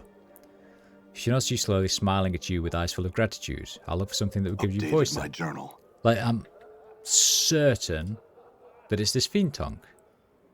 I've gotten this fiend's tongue for you. She raises her eyebrow and gives you a skeptical look. I'm told that should you place it in your mouth, you'll regain the ability to communicate. She nods and takes the bottle from you. She gingerly picks out the severed tongue from the briny solution and, staring at it for a moment in disgust, places it into her mouth. Suddenly her eyes widen and there's a burst of reddish light from between her lips. Are you alright? Echo opens her mouth, closes it, then opens it once more, and speaks. I can speak again. Oh joy! I damn thee to the darkest pits, thou stench-ridden worm! Kneel before me in supplication, insect. Yikes. Huh? Echo yelps and covers her mouth with both hands. Her eyes are wide with panic. It must be the fiend's tongue. My journal. I mean, that checks out, I guess. She slowly takes her hands away from her mouth, nodding. It seems I must devour thy... Wait. It seems I must devour thy frail shell and consign thy soul to the abyss for all eternity. Thou shalt serve in my battle thrall till the plains grind to a halt. Thou art mine, mine, mine. Echo shuts her mouth again and begins to softly, quietly weep. I'm so sorry, Echo. What have I done? Try using these Diva's tears. They should soothe the tongue's cursing. Updated my journal. Wait, what Diva's tears? Oh, was that something else I bought? She nods, smiling, and takes the vial from you. Echo places a few of the sparkling blue drops onto her tongue. I believe the tears are working. Yes, they are. I can speak in my own voice once more. Oh, how I thank you. Echo squeezes your hand and bows her head gratefully. Her eyes welling with tears of joy. It was my pleasure. Goodbye, Echo. In knowing the teachings of Zerthamon, I have become stronger. In knowing the teachings of Zerthamon. His AC's -6. My god, man.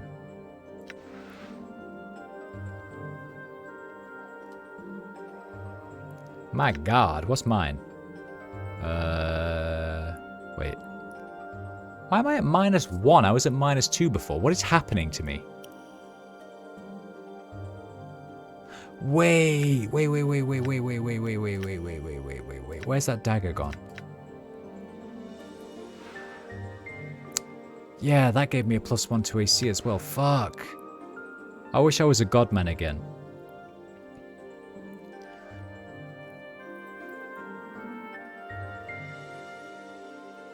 Maybe it's time to revisit the place where you bought those tears. Zerthmon updated Dakon's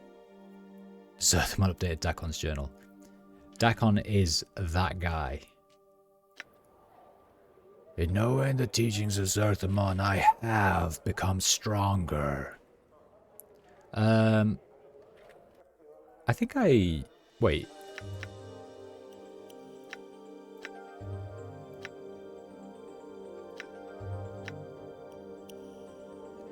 What happened to my little dolly? I'm sure that I bought the doll of...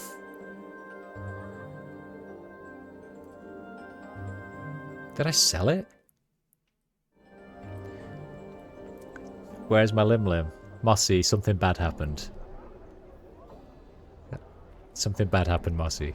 Done. I don't want to talk about it. I really don't want to talk about it. It was a horrible accident. It was a horrible accident.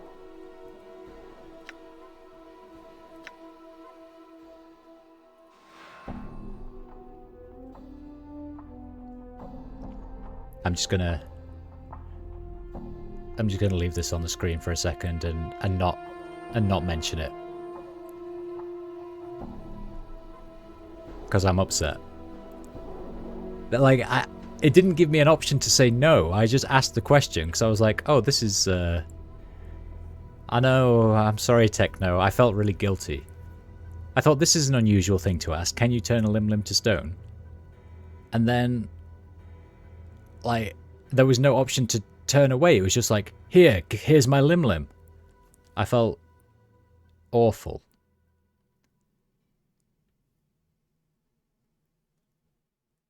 I felt really bad.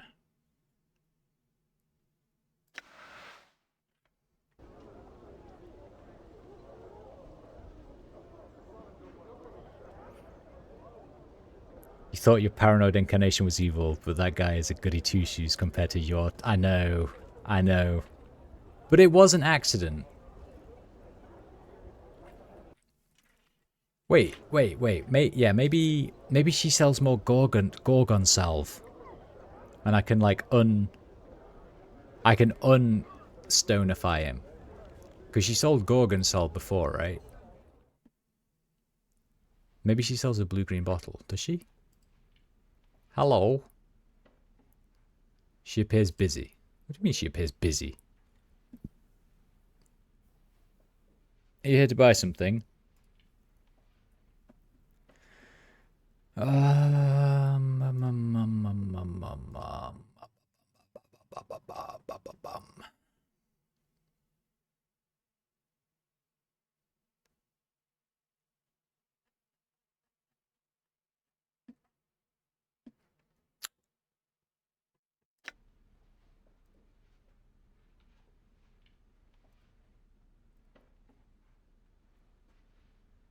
Front of the store. Middle of the store. Back of the store. Right, she sells nothing. I am concerned though, because I'm certain that I bought a doll from her, like of the lady. But I don't seem to have it with me anymore. I got my Modron cube.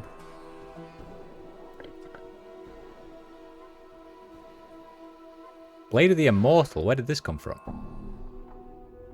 Oh, this is a strange blade that the Iron Golem forged using a drop of your blood.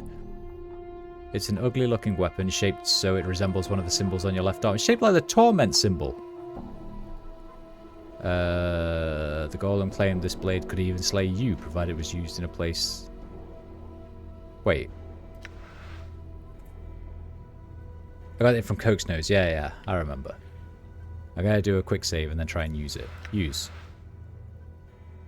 Blah blah blah. Black veins. Blah blah blah blah blah. Feels slightly warm to the touch. Leave it alone. Okay. Wait, is that one of my endings? Can I kill myself at the end? I want to kill myself. I don't think she had anything for me, Mossy. I think you lied to me.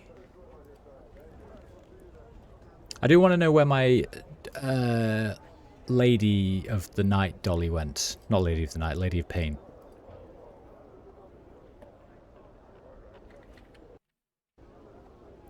Where was the last place that I was when I had full inventory?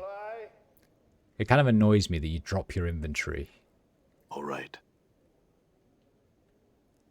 if your inventory's full. Like, just pass it to the next person, please. I'm gone. Right, where would I have been? Where would I have been? Where would... Wait, barkeep. You sell bottles, right? No wine, I have some questions. I don't need anything. Okay. Ponderable thought. You're a clever fellow, right? I got questions for you.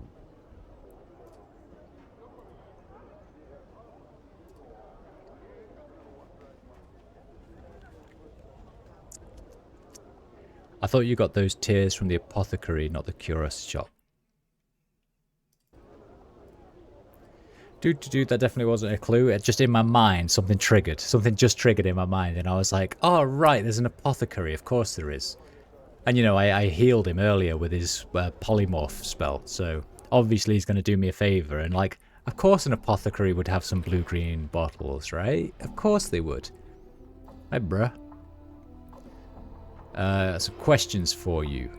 The old engineer at the foundry tells me I need a sample of my blood and skin for his machine to work. I need you to do that for me. A scraping, very well. He takes a razor blade and a wide-mouthed bottle. Pestle then removes a small section of skin from your forearm, placing it in the bottle along with a small quantity of your blood. He then places some gauze over your wound and hands you the bottle. Well, excuse me, but is it a blue-green bottle? Because that's important.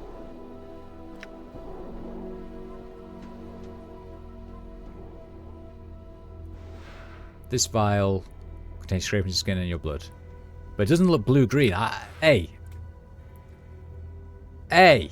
Give me a blue-green bottle.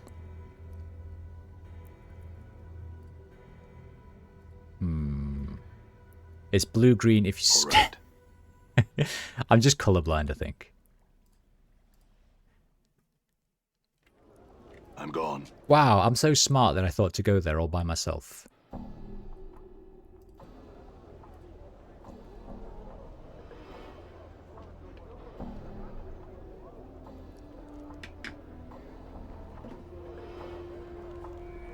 They don't call me Wise Wolf for nothing, you know.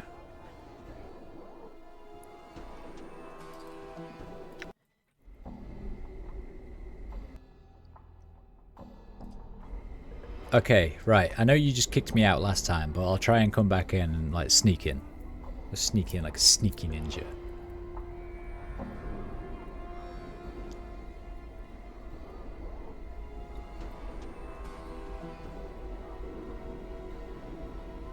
I want to know what these people's super secret project that they're working on is as well. Because they said, if you become a godsman, then we'll tell you about it. And then they wouldn't tell me about it even after I became a godsman. It was very disappointing. And this is sort of why I refuse to hold to their beliefs any longer. Liars. Frauds, cheats, thieves. Niall. Got it right here. Show me my dreams. My journal. The machine requires a bird cage adorned with razors, fine wrought to mimic the destructive power of dreams and their ability to capture our hearts and imaginations. Search in the siege tower for a cage I've commissioned. How do I get in there? You've proven yourself to be resourceful. Bruh! Why wouldn't you tell me that first?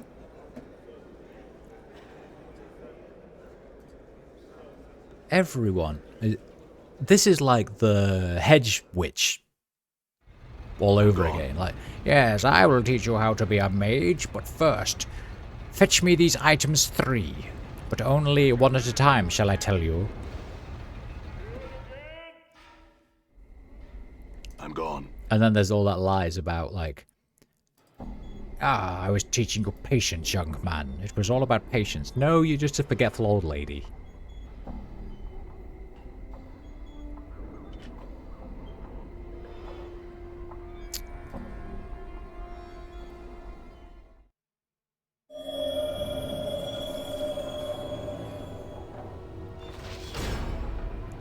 Hello, Mr. Golem. I need a heavy decorated wrought iron birdcage. Do you have one? I have such an item. The Dream Builder came to me an age ago. He promised me that my durance in the prison of this city would be near an end when the cage left my possession. Can I have it? My journal. Yes. Take this cage and lay waste to those who create such confines. All right. Thanks, bruh.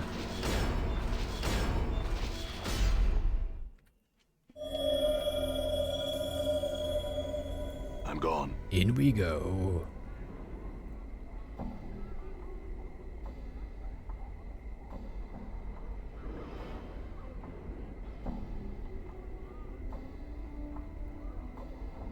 I like how if I talk to anyone, they escort me off the property. Done. But if I just run past them, then they're like, "Ah, he's not talking to us, everyone. Maybe if we just look away from him, he'll leave us alone." I'm gone.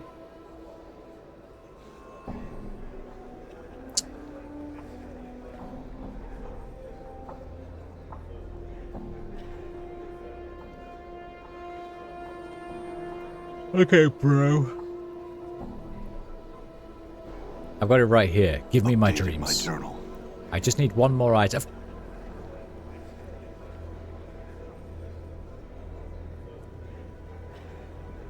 I'll kill you, Nelzander.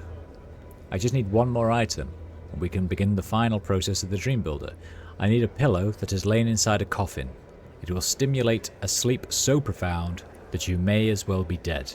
It opens your mind to the emanations of the Dream Builder. It is, if I say so myself, a touch of inspiration on my part. A coffin pillow, you'll have it. Right, like, I'm not being funny, but this guy's had centuries, apparently. Like, his whole family has had generations to fetch these items. Why the fuck is he waiting for me to turn up? And now he's like, go and do this for me. Done. Do this fetch quest for me.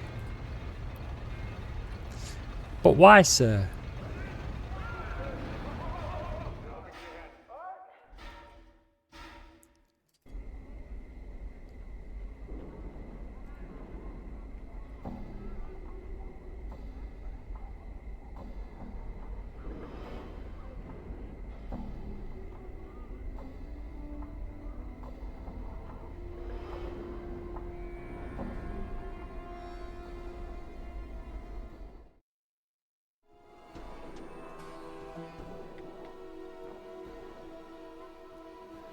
Hamries.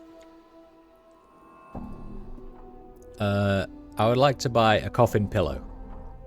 Ah, you are here to purchase then. I assure you, what I do is a labour of love. The real value of my profession is the building of the coffin, and doing it well. It is an act of perfectly ordered creation. Every piece must fit just so for the betterment of the whole. It is much like a metaphor for the harmonium philosophy. We create order, and it is beauty. I just need a pillow. I need 50 copper for the basic boards using construction, though the expense doesn't cover the time. Usually it's either whitewashed or painted some colour of the person's choosing. The boards themselves usually a 16th handspan thick. Maybe even thicker depending on the nature of the corpse, whether it's a human being buried or not, or whether they're buried with the person that might get back up again. He laughs. I need a pillow. Some prefer Bitopian pine, which is fine and traditional, but I prefer the heavy arborean oak materials simply because they have a good weight about them. Even a 20th inch of oak is stronger than a 16th of a handspan of pine. I need a pillow. From there, I might need about a score multiplied or a score of wood screws gauge, then an inch or so. Lots of shops around here carry them, not a big deal to acquire them. I'll also need some sort of metal pins for securing the interior lining. Best to pick them up with a bunch. Then there's a matter of the battens, quarter the blocks, depending on... I said I need a pillow.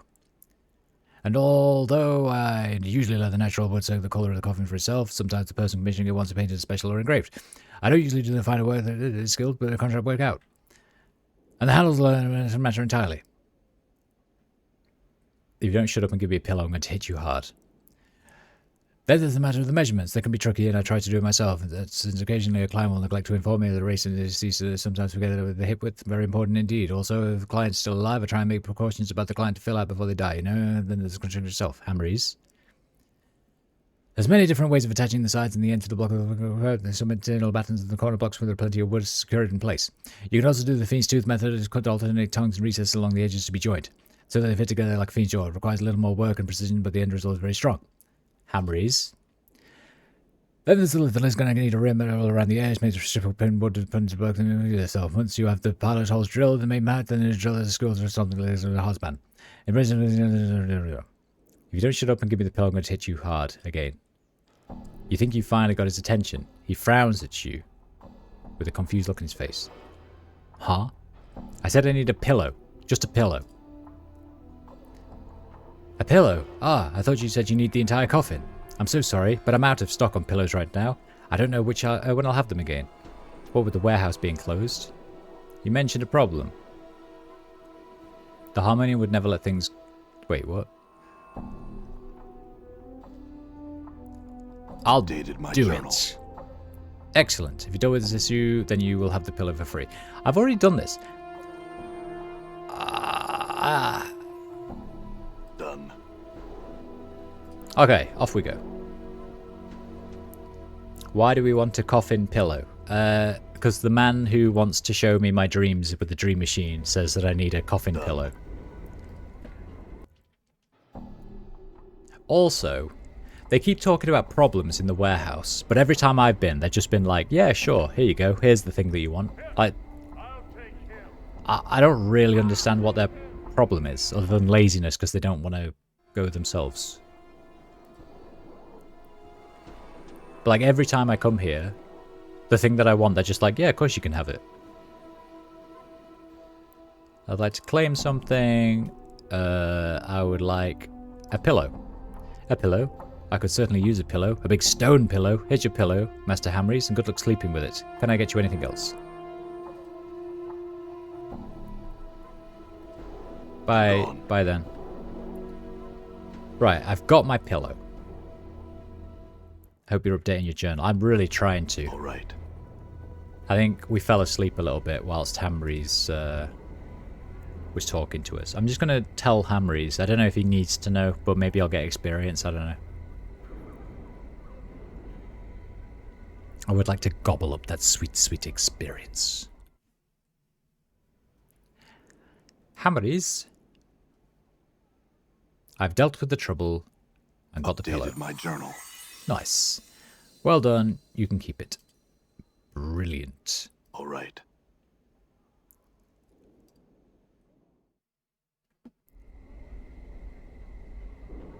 What if the dimensions of the coffin are important for the end? He didn't even measure me in the first place, so... I think so long as they make it Nameless One shaped, we'll be good.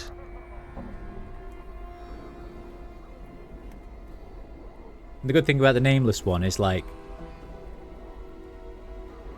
if he makes it too small, for example, you could just chop his knees off, like chop his legs off at the knees and just like tuck them on top of him. You know, like, it'd be very easy to make him fit in a very, very small coffin, you know? All right.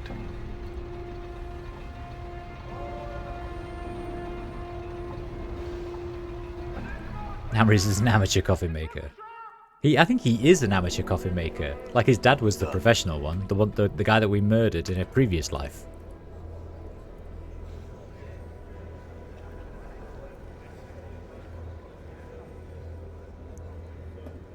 Right, bruh. I got all of this shit that you wanted. I have the pillow. Updated my journal. Anytime you're ready for the dream key, scarred man, give the word and I'll pass it to you. Give me the key. He pauses as if gathering errant thoughts. Close your eyes and stretch out your hand. You have to feel this key before you see it or it won't function. Yeah, I'll do as he says. You feel a touch on the palm of your calloused hand. At first you can barely feel it, but it rapidly grows in solidarity in moments until you finally hear Xander's voice. Open your eyes. When you do, you see a simple black feather in the palm of your hand. My work is finished. Use that key on the leftmost door of the foundry and the Dream Builder will open to you. I must go now. I have work to attend. A feather? All that for a feather? Updated my journal. It's the final safeguard on the Dream Builder, sod. Do you think I want just anyone waltzing in? I ain't stupid. Do you want something else or can I get back to work? Go back to work with my thanks. Learn some new tricks. Well done. What have you learned? 20? Right, can this go up to 100? Or past 100, rather? It can. Shit. Alright, you go to 95. There we go. Okay, team.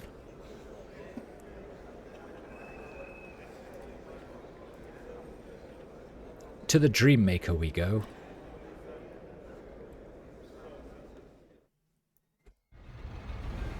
I'm gone. I'm gone. Was it this one? Or was this the secret? No, this one then.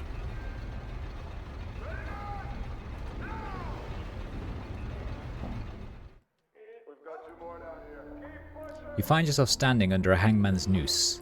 A gravelly voice cackles out of the darkness. You dream again, again, again.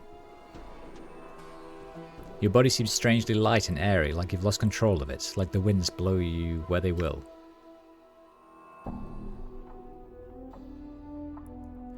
You find yourself floating through a maze of twisted plants and black barbs that tear at your insubstantial body. Creatures of nightmare pull themselves from the ground and walls and rip at your flesh. Their furious attack drives you into unconsciousness. Oh, hello. No, don't do it. Don't do it. I'm a virgin. You're standing in front of a tower of skulls that babbles at you, but you can't understand the words. A clattering behind you distracts you and you see a battalion of fiends rushing you.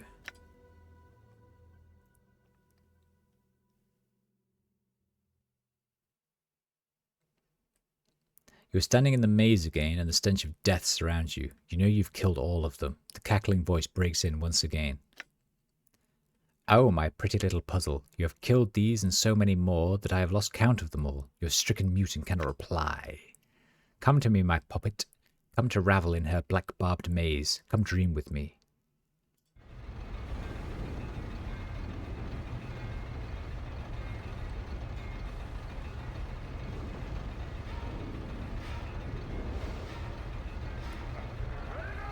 Why didn't I update my journal?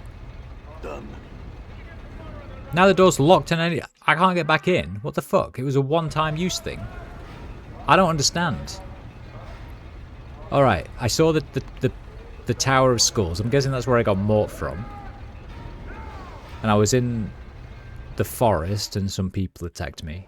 I'm gone. Right, bro.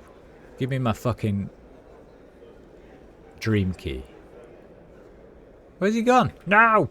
Wait, where's this go? All right.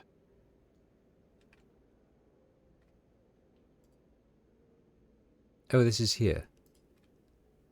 Where's Niall? Done. Nil. Oh, Nil. I didn't mean to make you cry.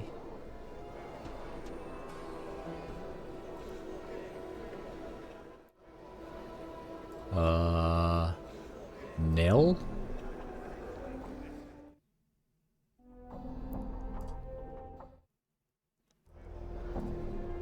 Hello?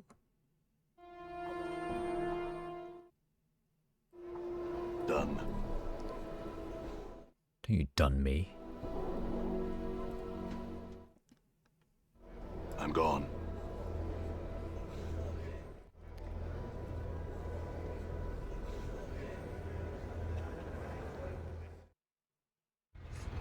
gone.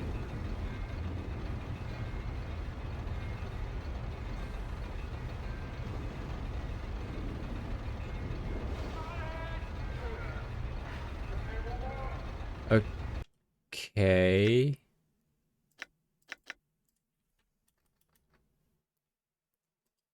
Well, I completed that quest apparently.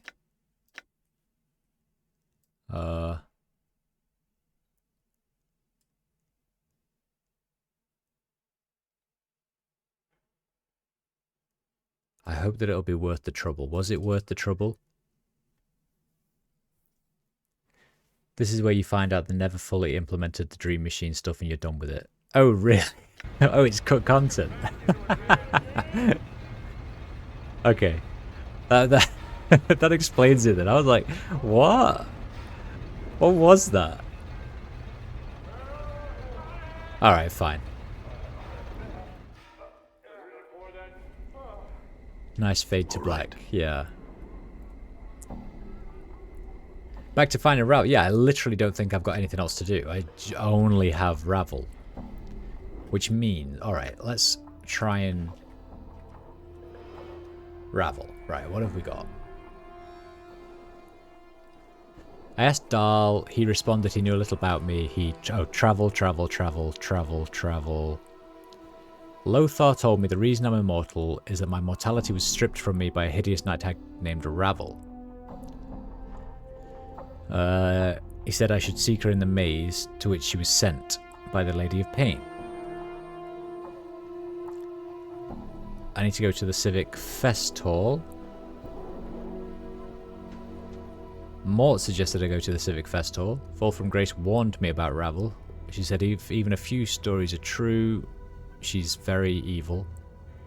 She's a nasty lady. Ravel's a night hag, one of the Grey Sisters that roams the Grey Waste. She upset the Lady Pain. Ravel was in prison one of the Lady Pain's mazes.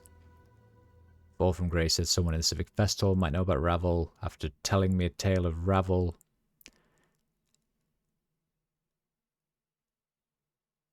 Oh wait, I need to go talk to Echo again. I think I just like... Well, maybe.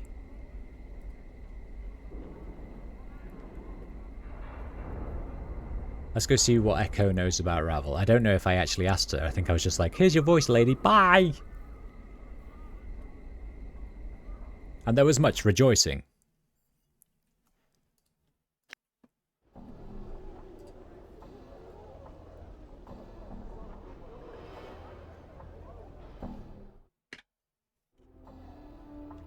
All right.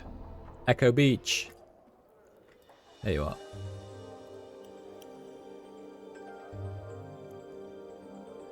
Echo, I have some questions. Right, what are you doing here? I'm a student here, as are all the prostitutes. We seek to better learn the art of language in order to stimulate the minds, to heighten our awareness of ourselves and others, and to create new ways of experiencing another person. Go on. I've been without the ability to speak for so long. Most patrons came to me seeking someone to listen, someone attentive and capable of understanding them that they could speak to, free of interruption and the like. Now that I can speak once more, I wonder if the time has come for me to move on, leave the brothel and become a sensate. A sensate? A member of the Society of Sensation. Ask Fall from Grace or someone at the Civic Fest Hall if you would know more. Okay. What can you tell me about this place? The brothel is a school of sorts, where young women, the prostitutes, she gives a wry smile, study the art of language and its subtleties. As our Mistress Grace might say, generally en route to becoming sensates. The brothel runs on the donations of its many patrons who come here seeking something more than base physical pleasure in the company of a woman. Okay, do you know anything about Ravel Puzzlewell? She nods and lowers her voice. In fact, I do. Not only does she exist, she has children. A piece of Ravel! She what? Updated my journal. I've updated my journal. One of them is here at times. Kasai Saris. She's the child of Ravel's, though she is loath to accept the fact. Who would blame her? She pauses for a moment thinking. I have never gotten her to admit it, though I'm sure it is true.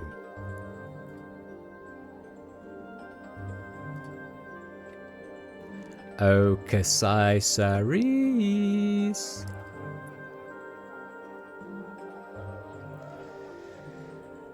Something I can do. Are you Ravel's daughter? She suddenly bares her teeth, her eyes narrowing slits of blazing crimson. What? Where'd you hear such a thing? Echo told me. Updated my journal. Ridiculous. I think I'd know if that wicked hag was my own mother. Now stop bothering me about it. Who was your mother then? I don't know, alright? My father raised me. I never knew her. But do I look like a night hag to you? No, of course not. Oh, wait. Are you? Echo told me. Who's your mother then? Well, there is the skin in the eyes and maybe the teeth too. Perhaps we'll speak later, but I'm no longer in the mood. Farewell. Bruh.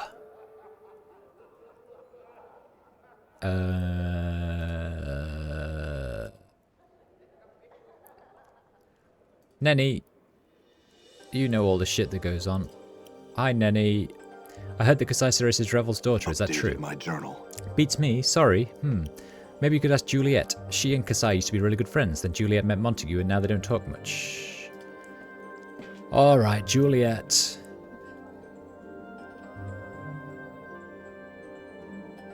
Was in here?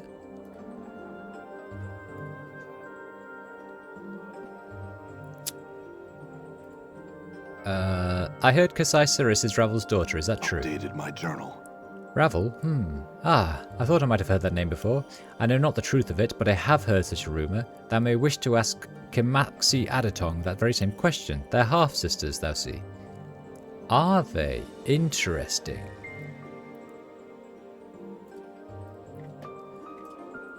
This is like, just talk to everybody. Talk to all of the prostitutes. Prostitutes of the mind.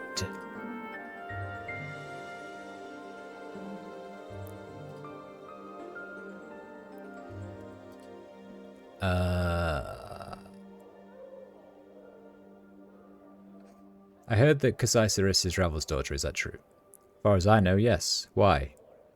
I asked her about it and she denied it. So, not as if it's any of our business in the first place. I also heard you're Cassiceris' half-sister. Yes, I'm related to that chubby, mewling, hook-nosed daydreamer. Same father, different mothers. So, I was hoping you could help me find out if Kassai is really Ravel's daughter. My journal. Normally I'd loathe to help you like this, but I have a feeling I'd upset that flirting, preening Doxy good and well. Tell her to ask our father. Tell her to ask our father. He's a powerful Cambion, so she ought to be able to call him right there and then. That'll get your answer. Cambion? Yes, Cambion. Didn't hear me the first time. Ears all stopped up with the last of your brains running out of them. Now I'm asking what one is. My, you're clueless. A half-fiend, Burke, sort of like you, but you're half-dung, I think. You smell it, at any rate. Better than half you, Kamaxi. You wish you were half Kamaxi, sod. Even if you ended up with a goat's bum on your shoulders, it'd be better than that scarred-up face of yours. Okay. Well, that was mean. Why is she so mean? Hello.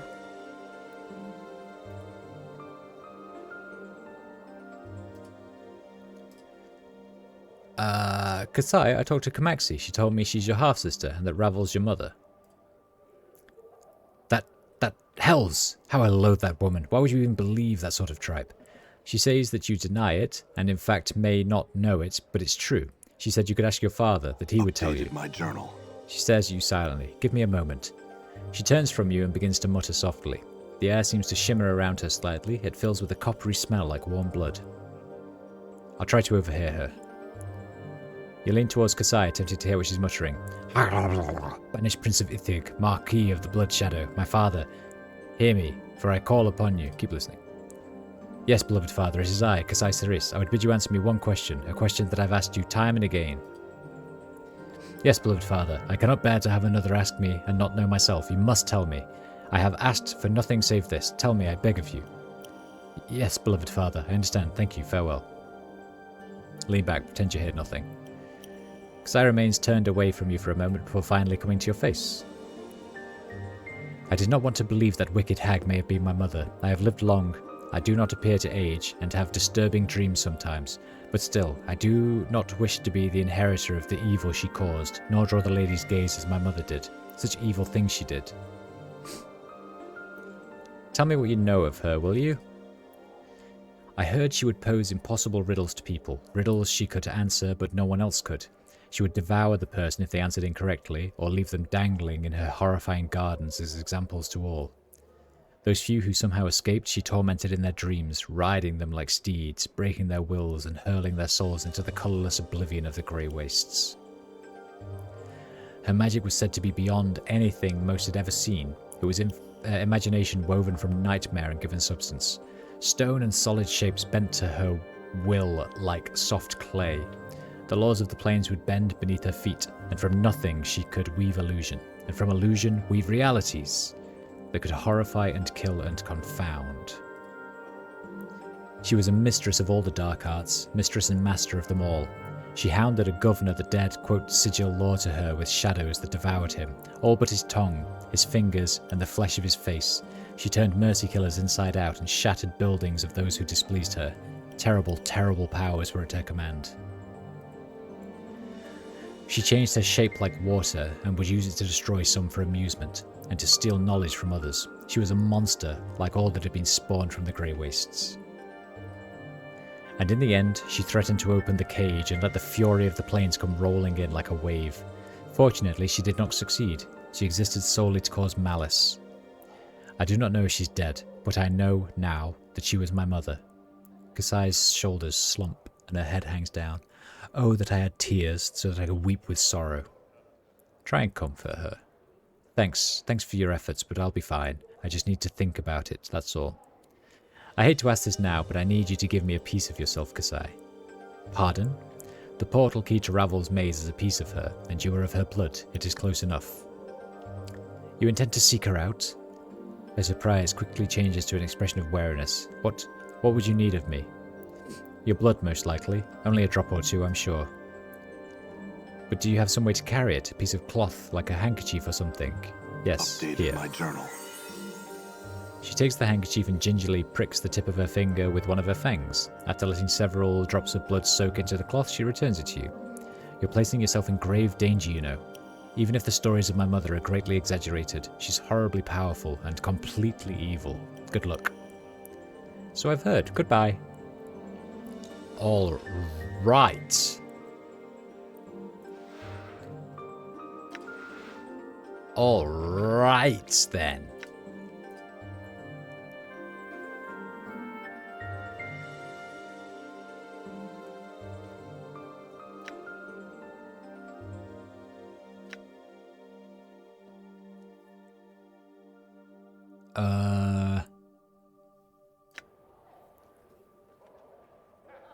Okay. All right. This is good. I might go and get some lunch, though. I'm gone. This is a good place to end it, isn't it? We've found... Well, we've not found Ravel. We've done a lot. In fact, we've cleared the quest log. We literally have Find Ravel, the main quest, to go. No, wait. Yes, we definitely just have Find Ravel.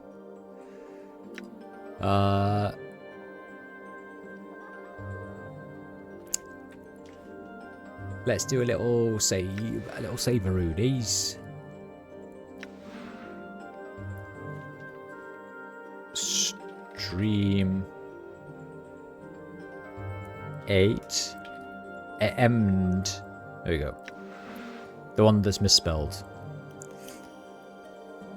Am I denuing today? Yeah, probably. Probably. I need to finish off the new area. I need to finish off the. Although I looked up the you know, that piece of intel on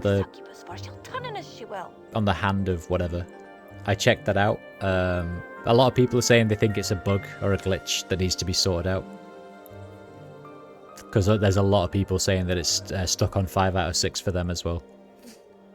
So, some people say that they've got to 6 out of 6, but no one knows how or why. So, or collectively blind, yeah. Yeah, so, I don't know, we'll see. We'll see. So I'm not really going to worry about it. I tried climbing all over the mountain last night, but it didn't reveal anything, so... Whatevs. Whatevs. But yeah, I'll probably be playing later. I'm going to do... I'm going to sit out in the garden for a bit, I think, and then play later on this afternoon. Maybe it's at the bottom of the mountain because I just sugar-wired myself. Yeah, to be fair, so did I. But I've been up like 3 different sides now.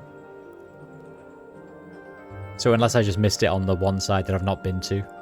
Maybe I'll just drive around the base when I get there and see if that does it. I don't know. We'll see. We shall see. Anyway, I'm gonna get food. I'll catch you later on Dune, Mossy. For everyone else, thank you very much for watching. I will be streaming again, probably tomorrow at some point, and we will continue with our Planescape Torment playthrough thing that we're doing right now. Game playing. Okay, thanks guys, bye!